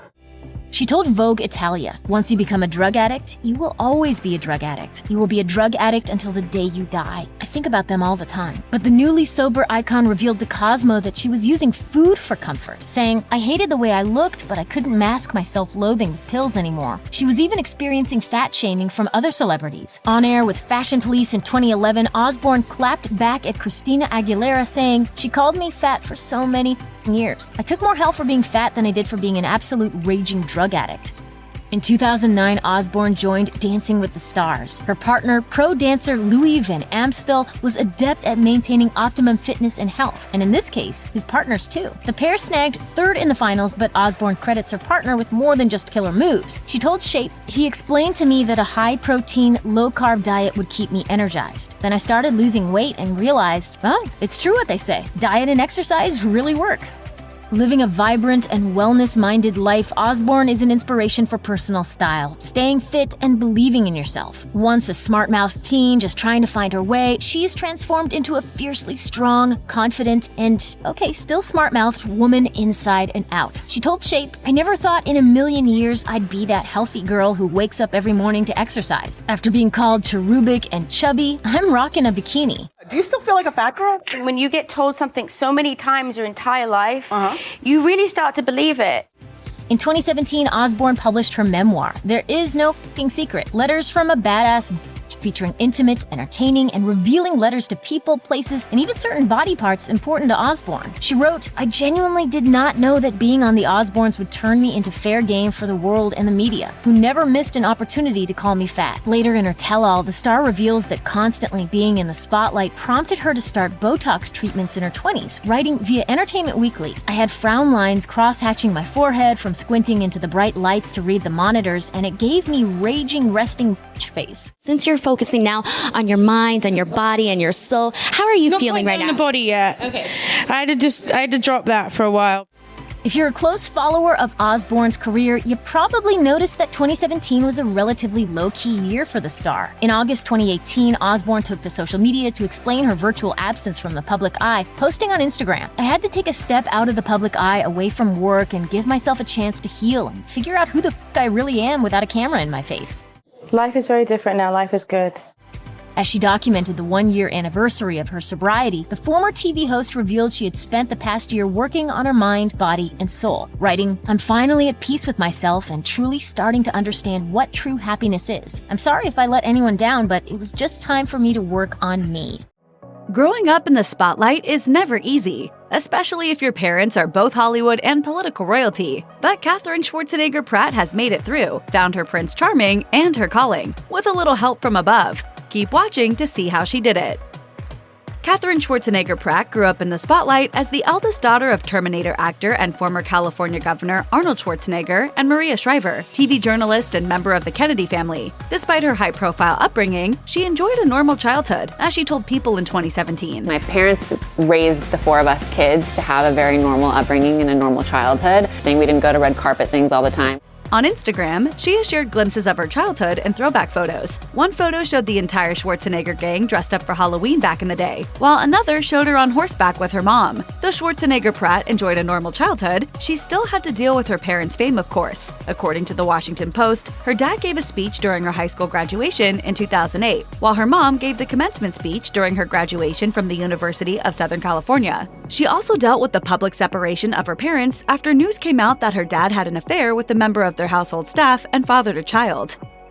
Katherine Schwarzenegger Pratt wasn't always the confident woman she appears to be today. She started dealing with body image issues in the 4th grade, and it would continue throughout her teenage years. In 2010, she told USA Today, "It was the first time I was aware of my body and compared what I look like to what other girls look like. It freaked me out." Her body image issues continued through middle school. While Schwarzenegger Pratt admitted she didn't have an eating disorder, she still felt like she was competing with other girls when it came to their appearances. Her close relationship with her parents helped her work through her body image woes. She told USA Today, "My mom was always good with me. She always checked in with me. I had the best relationship with my mom. I still do. I talk to her 4 times a day." She noted that she enjoys a close relationship with her dad too, saying, "I talk to him about boys, about going out, about what I'm interested in, about business." In 2010, Katherine Schwarzenegger Pratt published her debut book, Rock What You've Got: Secrets to Loving Your Inner and Outer Beauty from Someone Who's Been There and Back. The book was about peer pressure, body image, and self-esteem. Rock What You've Got was inspired by her struggles with body image growing up. In an interview with USA Today, she shared the reason she decided to write the book. She told the outlet, "I want to let girls know they are not alone with the changes and doubts about their body." According to Harper's Bazaar, Rock What You've Got hit the New York Times bestseller list. When Schwarzenegger Pratt hit that milestone, she was busy studying communications with a minor in gender studies at USC. However, she took the time to celebrate an achievement that was all her own, unrelated to her family pedigree. She told the magazine, "I think doing this book has definitely given me more credibility as my own person." It's not the most exciting thing to kind of go out and be harassed by people, but I think that if you just kind of try and take a deep breath and keep your mouth shut, that you'll be fine. While attending the University of Southern California, Katherine Schwarzenegger Pratt thought about changing her last name because people would approach her to talk about her famous family. She told Harper's Bazaar in 2011, "It's something I deal with every day, and I am hyper-conscious about it. When I got to college, people, much more guys than girls because girls don't give a crap about bodybuilding, were coming up to me, and it would automatically jump to a conversation about my dad and weightlifting, or how to do a proper bicep curl. It's like, do you want to date my father or do you want to date me?" While she was in college, her family made the news after her dad was revealed to have fathered a child with a member of their household staff over a decade earlier, as noted by the Los Angeles Times. That event prompted her parents' separation. Since her parents had largely shielded her and her siblings from the media, the attention the family received after the scandal broke was shocking to her. She said, "I would go out to lunch and literally 20 people would come and scream at me. And I'm like, this is so inappropriate. You're trying to provoke me to have an attack and say something crazy." After becoming a best-selling author with her debut book and graduating from the University of Southern California, Katherine Schwarzenegger Pratt released a second book called I Just Graduated, Now What? In 2014. The book was inspired by her time graduating from college and not knowing what she wanted to do. She told Teen Vogue, "I felt like I was the only person in the world who didn't know what I wanted to do. A book like this would have been helpful for me." After graduating from college and speaking with accomplished people like tennis star Serena Williams and EGOT winner John Legend for her second book, Schwarzenegger Pratt told the magazine that she learned how to accept the unknown and not plan so much. She said, "Now I'm more excited about testing the waters in a bunch of different areas." Katherine Schwarzenegger Pratt knew Guardians of the Galaxy actor Chris Pratt was the one early on in their relationship.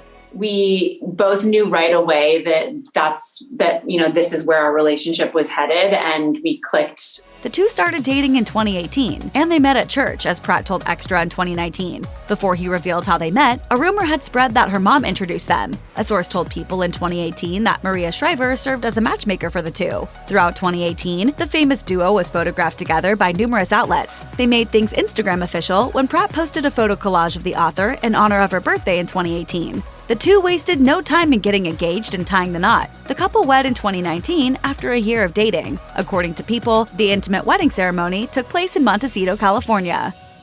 I have an insane addiction to rainbow sprinkles, not necessarily eating them on ice cream, but actually just eating them totally plain.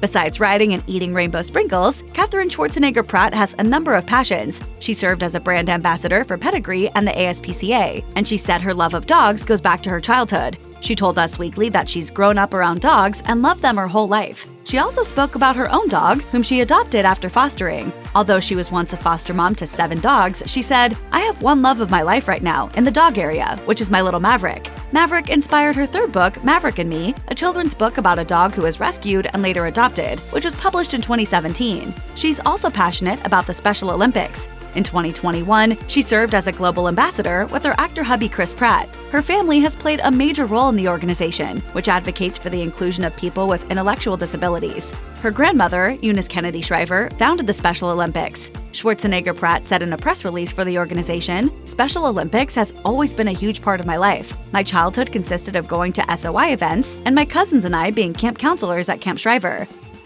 Katherine Schwarzenegger Pratt is a woman of faith, and that's what has carried her throughout her life. She grew up as a Catholic and even met her hubby, actor Chris Pratt, at church. Before tying the knot in 2019, Schwarzenegger Pratt confessed on the Dear Media podcast, Meaningful Living, that they engaged in premarital counseling. She told Entertainment Tonight, "In the Catholic Church, you have to do premarital counseling before you get married. And I was like, oh my God, what is that going to be like? It was the most amazing thing and just the most amazing gift." Schwarzenegger Pratt told Fox and Friends in 2020 that faith is one of the things that bonded her and her husband early on. It is a huge part of our relationship and also just a huge part of our lives and my upbringing. I, grew up with faith being a huge part of my family's life as well. Best-selling author Katherine Schwarzenegger Pratt writes what she knows, which led to her fourth book, The Gift of Forgiveness, inspiring stories from those who have overcome the unforgivable, released in 2020. Ahead of the book's release, she told People that she drew from her own experience with forgiveness and spoke to high-profile names like author and philanthropist Elizabeth Smart, who was kidnapped as a teen and held captive for nearly a year. Schwarzenegger Pratt told People, "I found that when you're little, you learn about forgiveness on the playground, but as you get older, it becomes very different and more complex." Though she didn't specify what she's had to forgive in the past, she shared, "For me, personally struggling with forgiveness throughout various stages of my life and really trying to find books that would be able to speak to me in a way that I could relate to, I couldn't find that." She told the magazine that she was inspired to write the book following a sermon from her pastor at church. Katherine Schwarzenegger Pratt welcomed her first child, daughter Lila Maria, amid the COVID-19 pandemic in 2020 with hubby Chris Pratt. Since then, she has regularly shared moments with Lila on Instagram. However, she always hides her daughter's face to maintain her privacy. As she told Today in 2021, "One of the greatest gifts that my parents ever gave me and my siblings is the gift of privacy. So it's something that, is really important to my husband and I to be able to give to our kids. In a post published in early 2021, Schwarzenegger Pratt cradled her baby, whose face remained hidden, for a selfie at the beach with the caption, "Morning beach walks with my little mouse are my favorite." In 2021, Schwarzenegger Pratt became pregnant with baby number 2. In March 2022, she shared a photo on Instagram of the 2 baby dolls her daughter had put diapers on. She wrote in the caption, "The latest toddler treats I find around the house. All her babies and stuffies are wearing diapers and band-aids. Mama's girl is nesting." Katherine Schwarzenegger Pratt has always wanted to be a mom. In an interview with the People Everyday podcast in 2021, Schwarzenegger Pratt said she's not just blessed to be a mom, but she's also grateful that she has a supportive husband in Chris Pratt. She told the outlet, "I feel really just so blessed to be able to experience it, and also experience it with my husband, and she's just the best." She also said she enjoys watching her loved ones take on new roles. "I'm so grateful to be able to experience it, and also be able to see my parents step into the role as grandparents, my 2 brothers as uncles, and my sister as such a hands-on aunt." In an Instagram post published in 2021, Schwarzenegger Pratt opened up about motherhood as her baby Lila turned 1 year old, and said she's loved watching her daughter grow. The caption reads, "Clearly, I have fully embraced the mommy and me matching moments, the girly outfits, the bows, and the wonderful things my mom saved for me to pass on to her."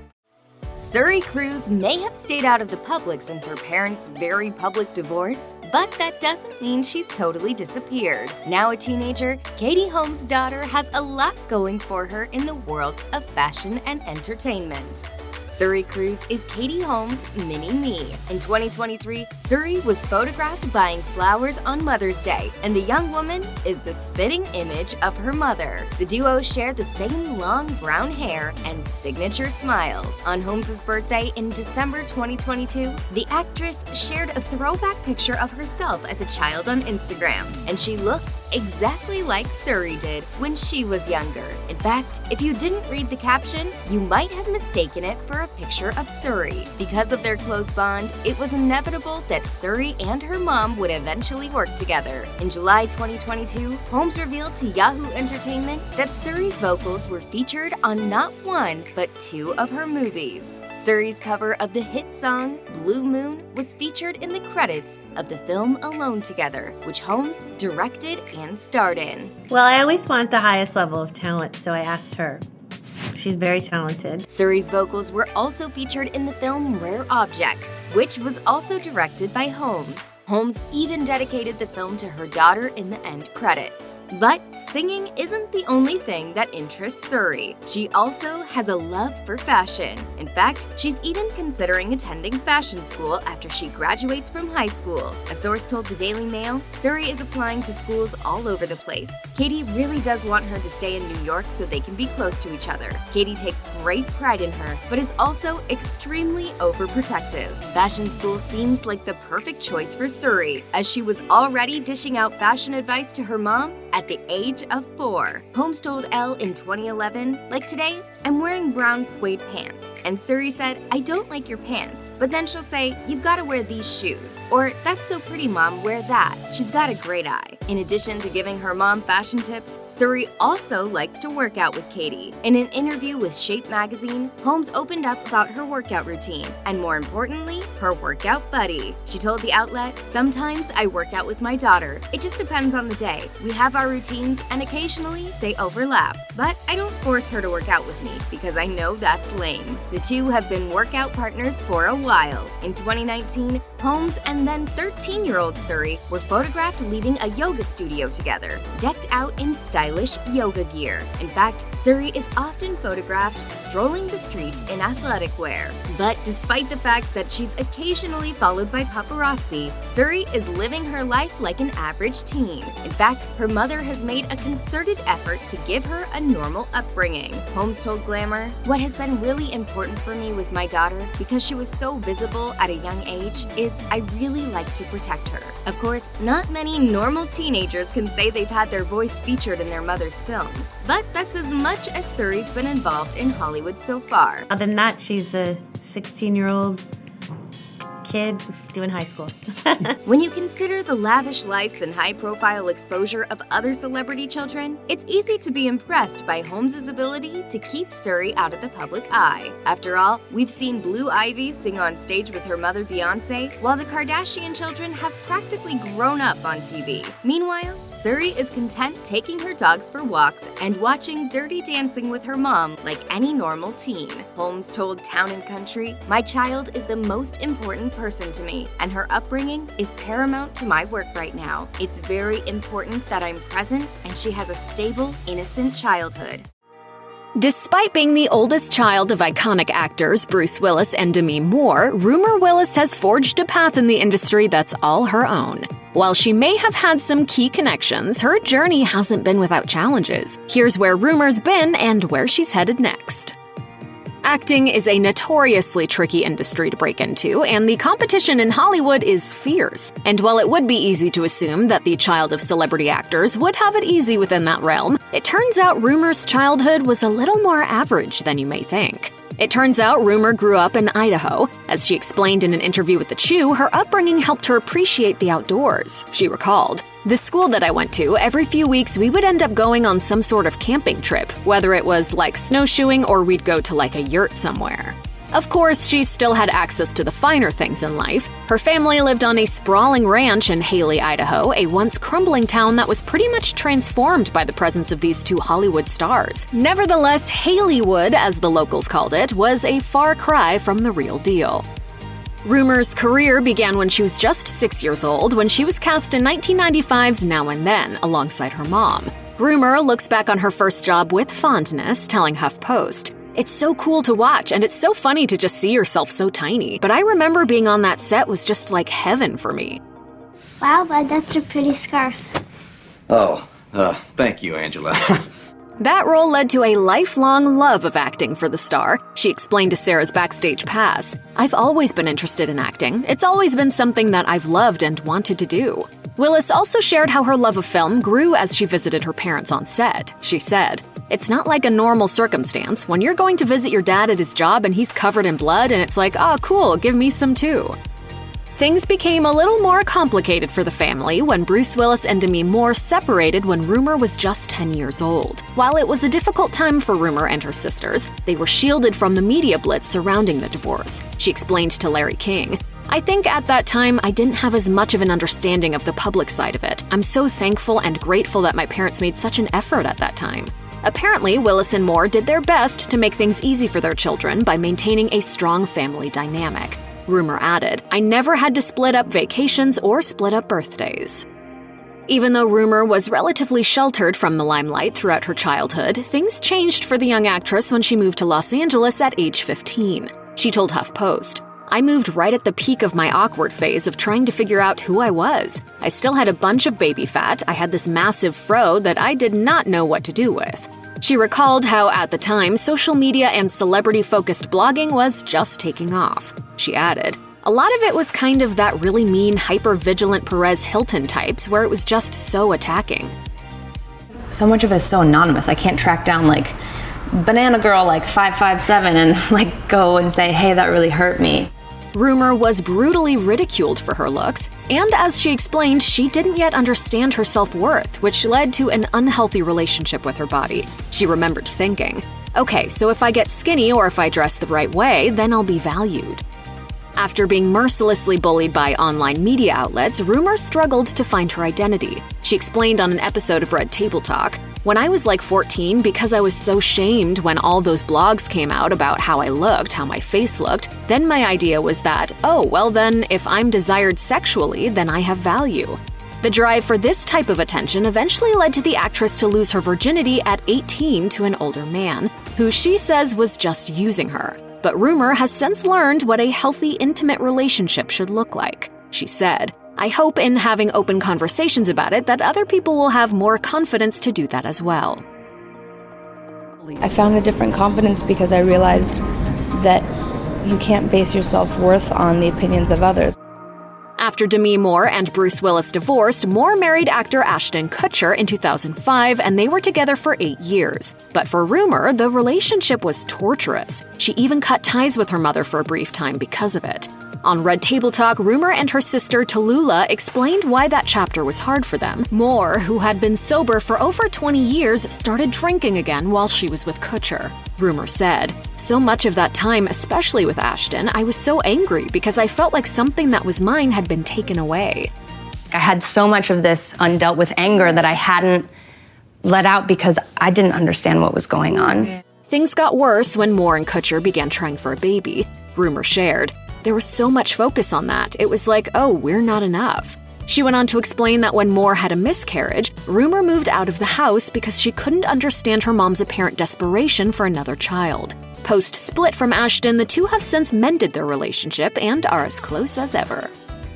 After years of playing small roles in a range of films and TV shows, Rumer got her big break at 21 in the 2009 horror film Sorority Row. Willis played Ellie in the movie and explained her work with Sarah's backstage pass, revealing, "My character is definitely one of the bookish ones of the sorority. She's going through this mental breakdown. She can't handle any of the chaos with the emotional situation. It's really hard for her."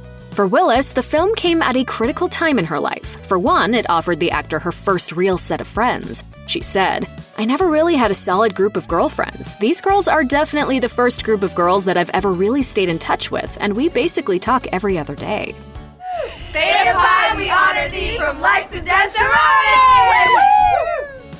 While Rumer's acting career was taking off throughout the 2010s, it wasn't until her appearance on Dancing with the Stars in 2015 that she really made a name for herself. As she explained to W, she had taken a few ballet classes as a kid, but never had any formal training. Rumer revealed that production had initially approached her a few years earlier. At the time, she was performing in a cabaret in LA. Rumer said of the show, "We were by no means dancing properly, and we didn't even have a proper ballroom dancer teaching us.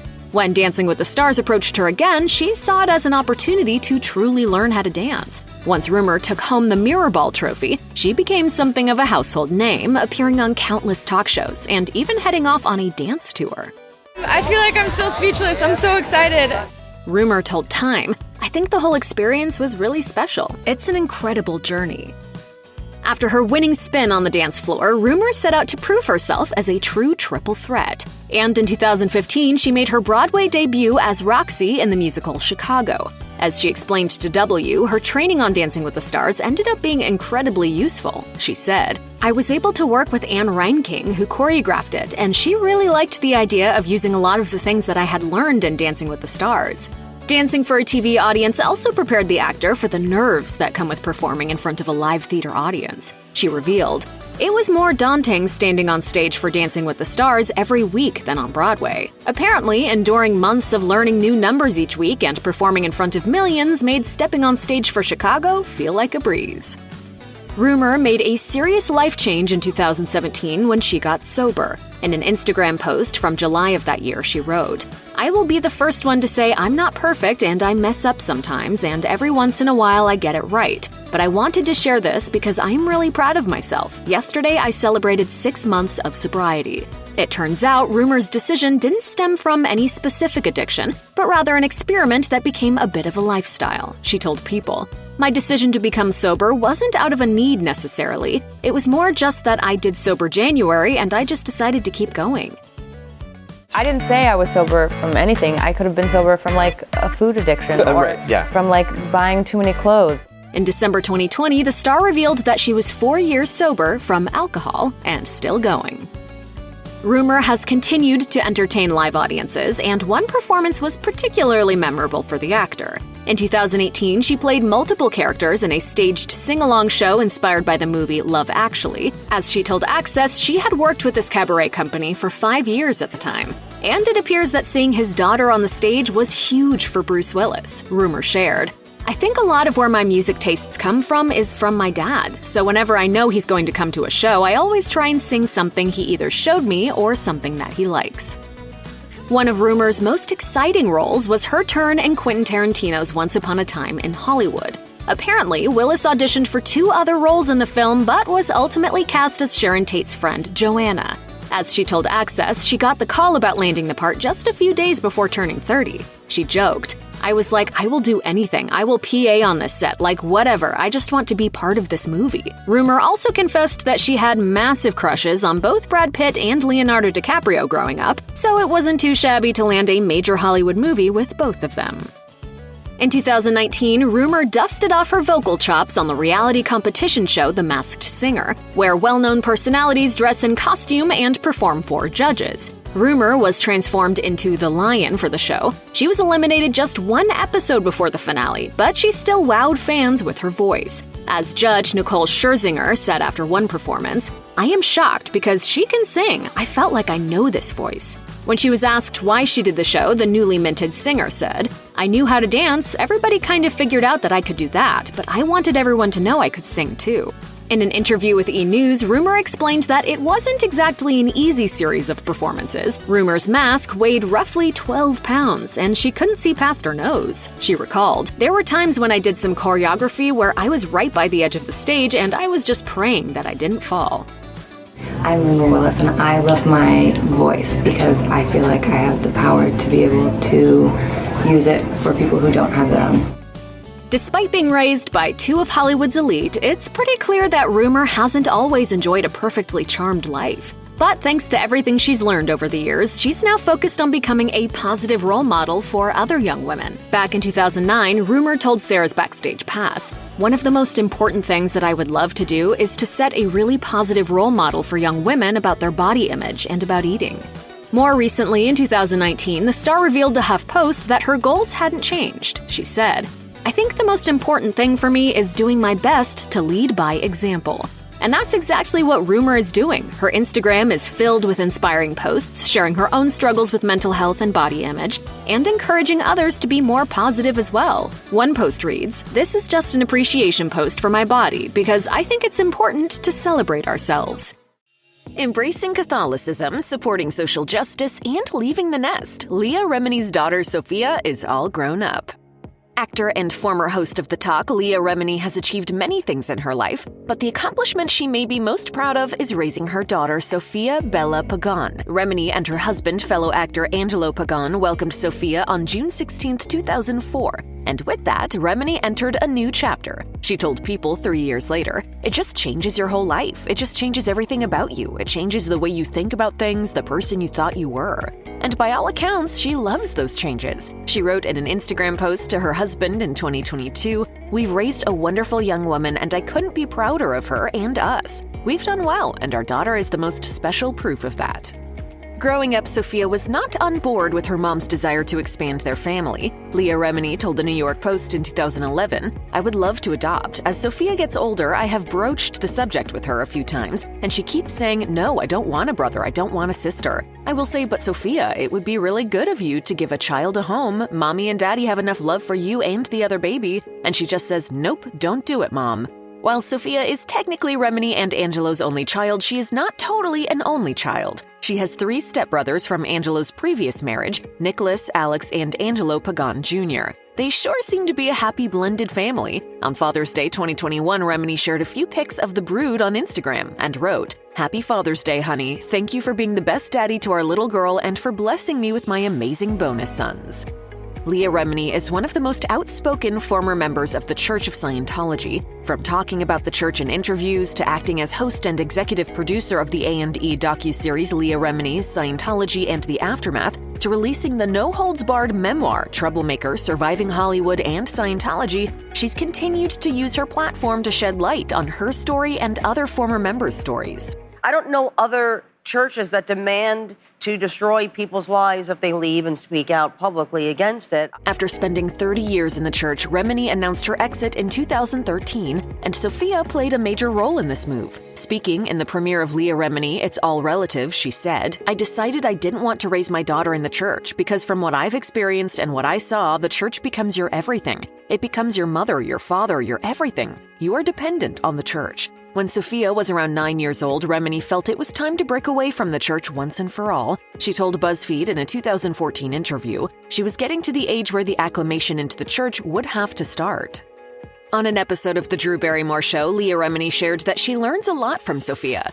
She sends me things that I should be posting on social media, about systemic racism. Clearly, Sophia understands that the TV star can use her social media as a platform for change and to spread awareness. After all, she has 4 million followers on Instagram alone. To me, it makes me so proud to know that she's somebody who cares about what's happening in the world. Leah Remini has made no secret that she put the Church of Scientology behind her, but that is not to say she shut the door on all religions. Faith has played a role in how she and Angelo Pagan raised their daughter. Sophia Bella Pagan was baptized in the Catholic Church 2 years after Remini left the Church of Scientology. Remini shared the moment with fans. In 2015, the sitcom star shared a picture of herself, Angelo, and Sophia in a white dress on Instagram, writing, "A very special day for our little girl and her godparents." That same year, Remini discussed Catholicism in an interview with People, saying, "Nobody is asking me for money. Nobody is demanding that I come. I light a candle, I sit, and I listen." Well, I was baptized a Catholic. After high school, Sophia headed to college. Understandably, this was a big adjustment for her mom, who wrote in an Instagram post, "It's the last day of high school for our baby girl. It feels like we dropped off our little nugget at kindergarten just yesterday.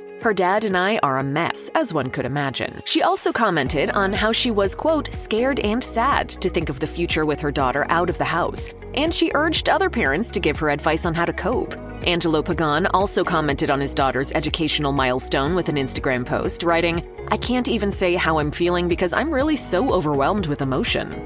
Leah Remini and Angelo Pagan raised their daughter to believe that anything is possible. In an interview with People in 2022, the actor referred to Sophia as, quote, "the strong-minded kid who, hopefully, is going to make some positive change in the world." She went on, "I'm always saying to her and her friends, I hope you are going to take all this genius and get your asses into Congress. That's how you're going to change things." Her daughter's life and the opportunities given to her are vastly different from Remini's childhood. The TV star shared on Instagram in 2022 that she'd started working when she was still a kid and dropped out of school around age 13, writing, "I had been living the life of an adult for years, even though I was just a kid." Even if Sophia doesn't choose a career in politics or incite change, she has forever changed her mama. Remini wrote in a September 2021 Instagram post, "My Bella, you are the one thing I got right. Thank you for making me a mom to a strong, smart, loving, compassionate, insightful, funny, beautiful, sassy, heavy on the sass, and outspoken daughter. I couldn't be prouder of the person you are." When Beyoncé and Jay-Z are your parents, style and influence are bound to be a big part of your upbringing. And while she's been in the public eye most of her life, Blue Ivy Carter seems to be gradually crawling out of her family shadow with each passing year. Many celebrities as children end up trying to do the same thing as their parents, and often they get pretty far in the industry due to their well-connected folks. Even so, most kids tend to wait a little while before they get in on the action. However, Blue Ivy Carter made her musical debut when she was just 2 days old. Her dad used the sound of her crying for his 2012 single Glory. Granted, Blue probably didn't have a clue what she was doing and therefore didn't exactly mastermind the operation, but the feature certainly set a precedent for her young life. The little one can be heard on the track, but it's her dad's ecstatic lyrics about how excited he was to raise her that truly highlight the sample. Little did the tot know at the time that it was just the beginning of her collaborations with her iconic parents. Fans found Jay-Z's song to be the perfect introduction to his daughter, not least because the rap was released shortly before her birth was announced. The famous couple followed up the drop of the song with a sweet statement confirming Blue's arrival, which read, "Her birth was emotional and extremely peaceful. We are in heaven." The connection I had with her when I was giving birth was something that I've never felt before. For most kids, visiting their parents at work might include a trip to the office and a treat from the vending machine. However, Blue really won the genetic lottery and has been getting used to being adored by big crowds ever since she was just a toddler. Fans are used to seeing her appear at award shows these days, but her first appearance made headlines for being such a sweet, poignant moment at the VMAs in 2014.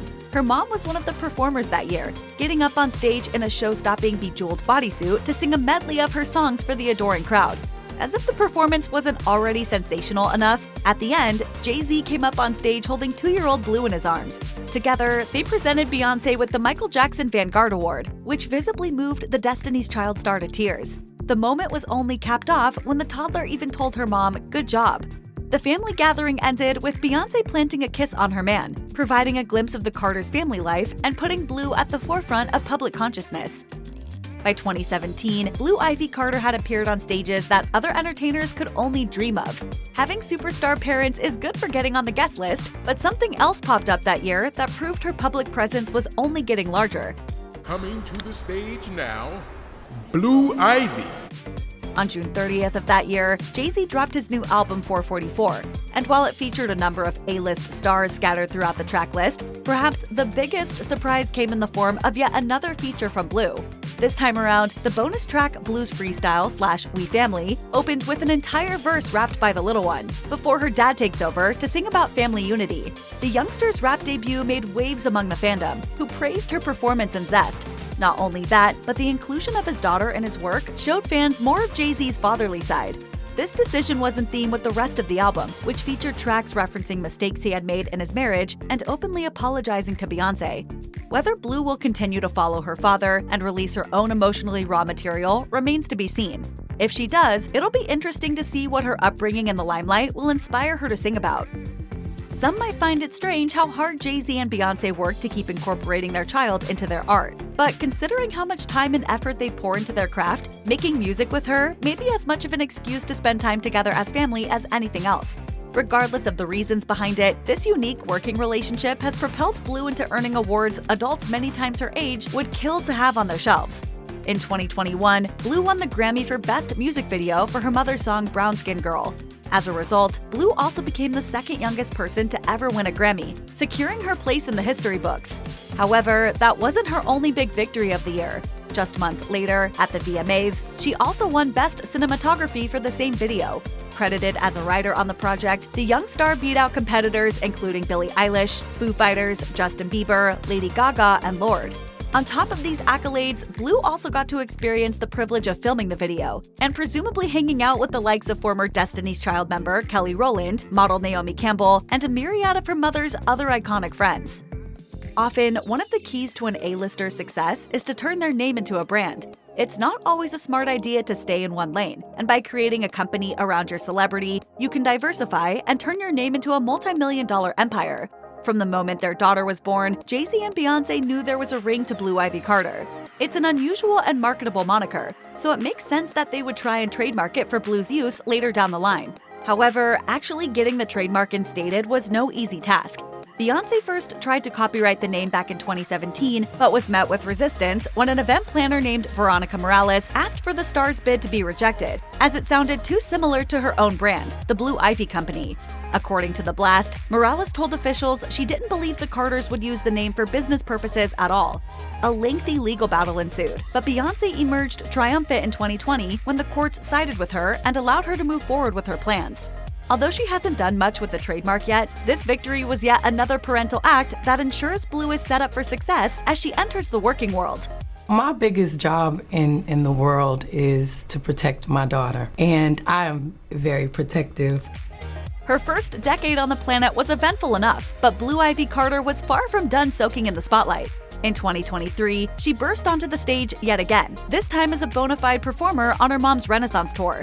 To showcase her daughter's dancing skills, Beyoncé took to Instagram to share pictures of her daughter on stage and express how proud she was of her.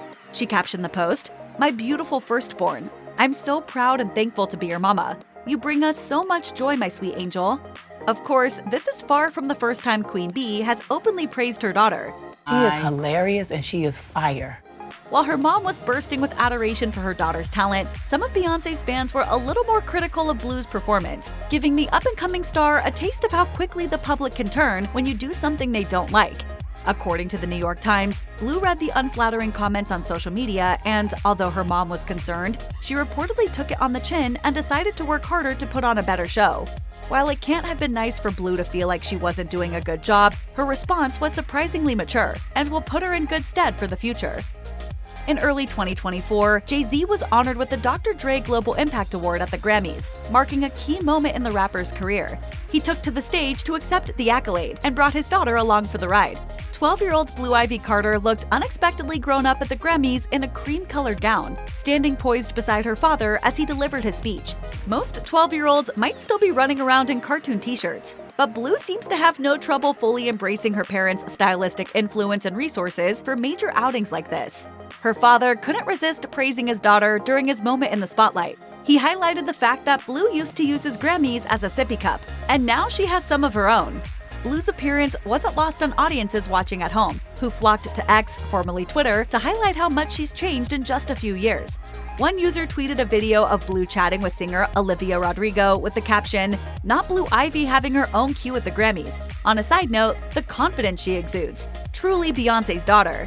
This outing marked something of a turning point for Blue, who seems to be stepping further and further into the entertainment industry with each passing year.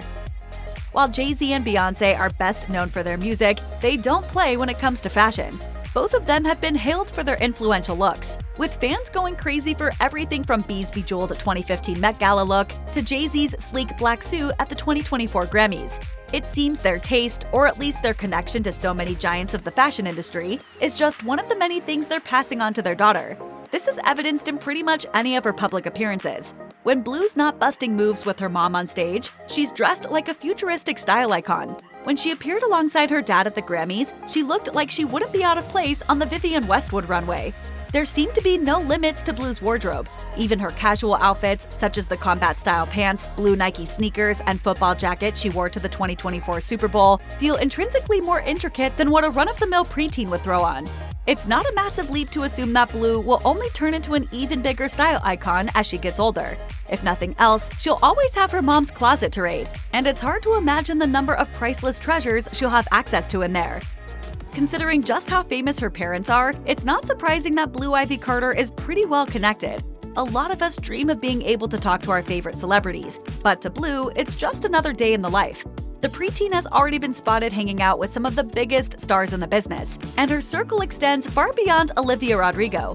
Blue is reportedly friends with North West, the eldest daughter of Kim Kardashian and her ex-husband, Kanye West. For this reason, it may not come as a major shock that a Kardashian fan account shared a TikTok where Blue can be seen in the background of the infamous Kardashian-Jenner Christmas Eve party.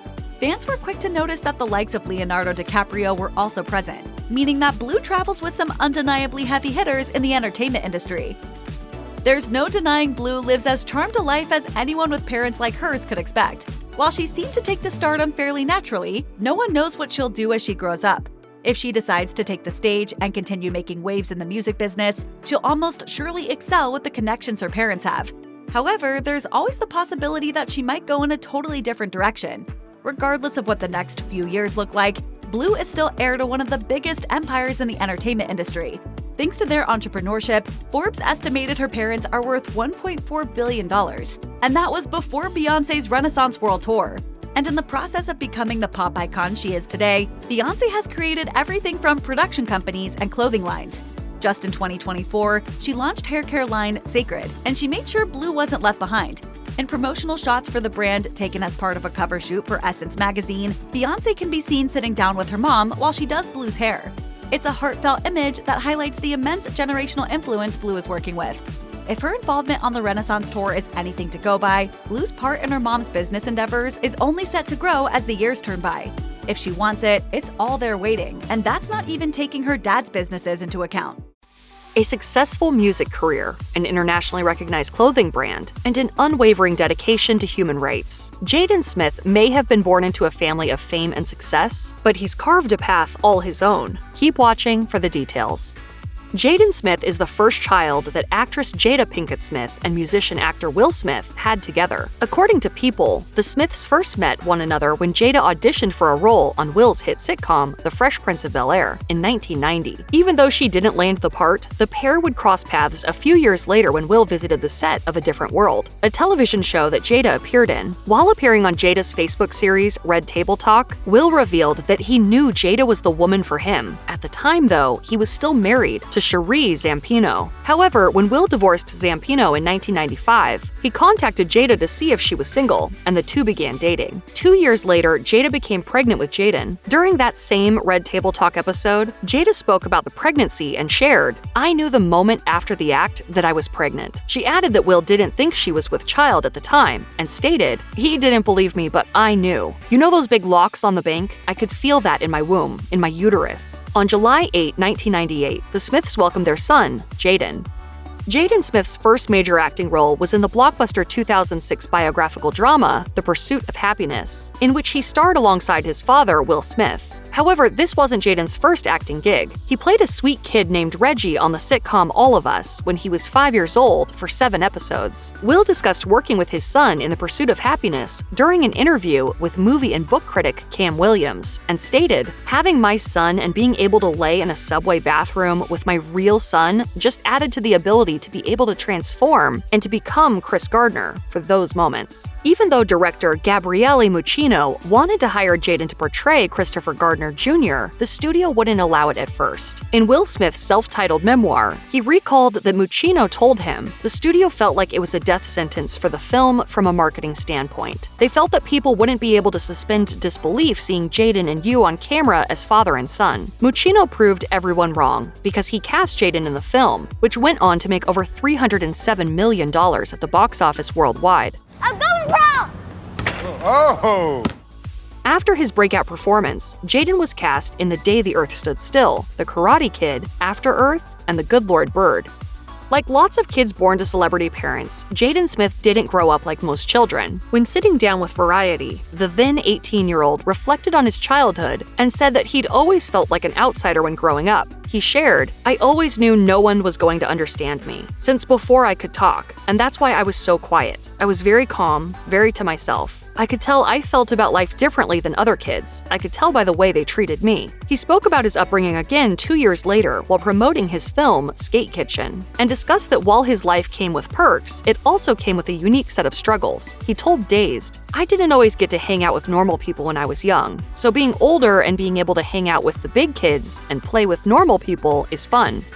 While Jaden Smith was still acting, he began to dabble in music. In 2010, Smith and pop star Justin Bieber teamed up for the pop hit Never Say Never, which served as the signature tune for Smith's flick, The Karate Kid. Then, 2 years later, the 14-year-old put out his very first mixtape, The Cool Cafe, and released a sequel, Cool Tape Volume 2, in 2014. After his second mixtape came out, Smith decided to take a break from acting to focus on his music career. That same year, the budding rapper-singer also made appearances on multiple artists' albums, including Childish Gambino's album, Kawaii. In 2017, Smith finally released his long-awaited debut album, titled Sire. His album featured his sister Willow Smith, as well as a few other artists including A$AP Rocky and Rory. Jaden said in an interview with Complex after the album dropped, "I think the noticeable influences are Frank Ocean, James Blake, Kanye. There are a lot of people that you can feel in there, but for the most part, I'm really trying to create my own sound that's never been heard." Smith has also performed at Coachella and gone on tour with music industry heavy hitters Post Malone and Tyler, the Creator. He has been announced as one of the opening acts for Justin Bieber's 2022 Justice World Tour. In 2014, Jaden Smith made headlines when he supposedly wanted to be emancipated from his famous parents. In an interview with The Sun, Will Smith disclosed that his son wanted to strike out on his own for his 15th birthday. Will reportedly told the outlet, he says, "Dad, I want to be emancipated. I know if we do this, he can be an emancipated minor because he really wants to have his own place. Like, oh, that's the backlash. On the other side, if kids just want to have command of their lives, I understand." In a 2018 episode of Red Table Talk, Jada Pinkett Smith talked about the emancipation with her son. She told him, "I remember this day specifically. It's probably one of the most heartbreaking moments of my life. You got to a point where you told me straight up, you were like, 'Mom, I have to leave here to live my life. Being in this lifestyle, in this world, is a bubble.' And Jaden wanted out. I understood that because I didn't have the bubble. I knew at having my freedom outside the bubble, what I gained from that. I knew the sooner I let him go, the faster he was going to come back." I have to go out into the real world to really experience that. Smith didn't emancipate himself, but he did move out and purchase his own house a month before his 18th birthday, according to People.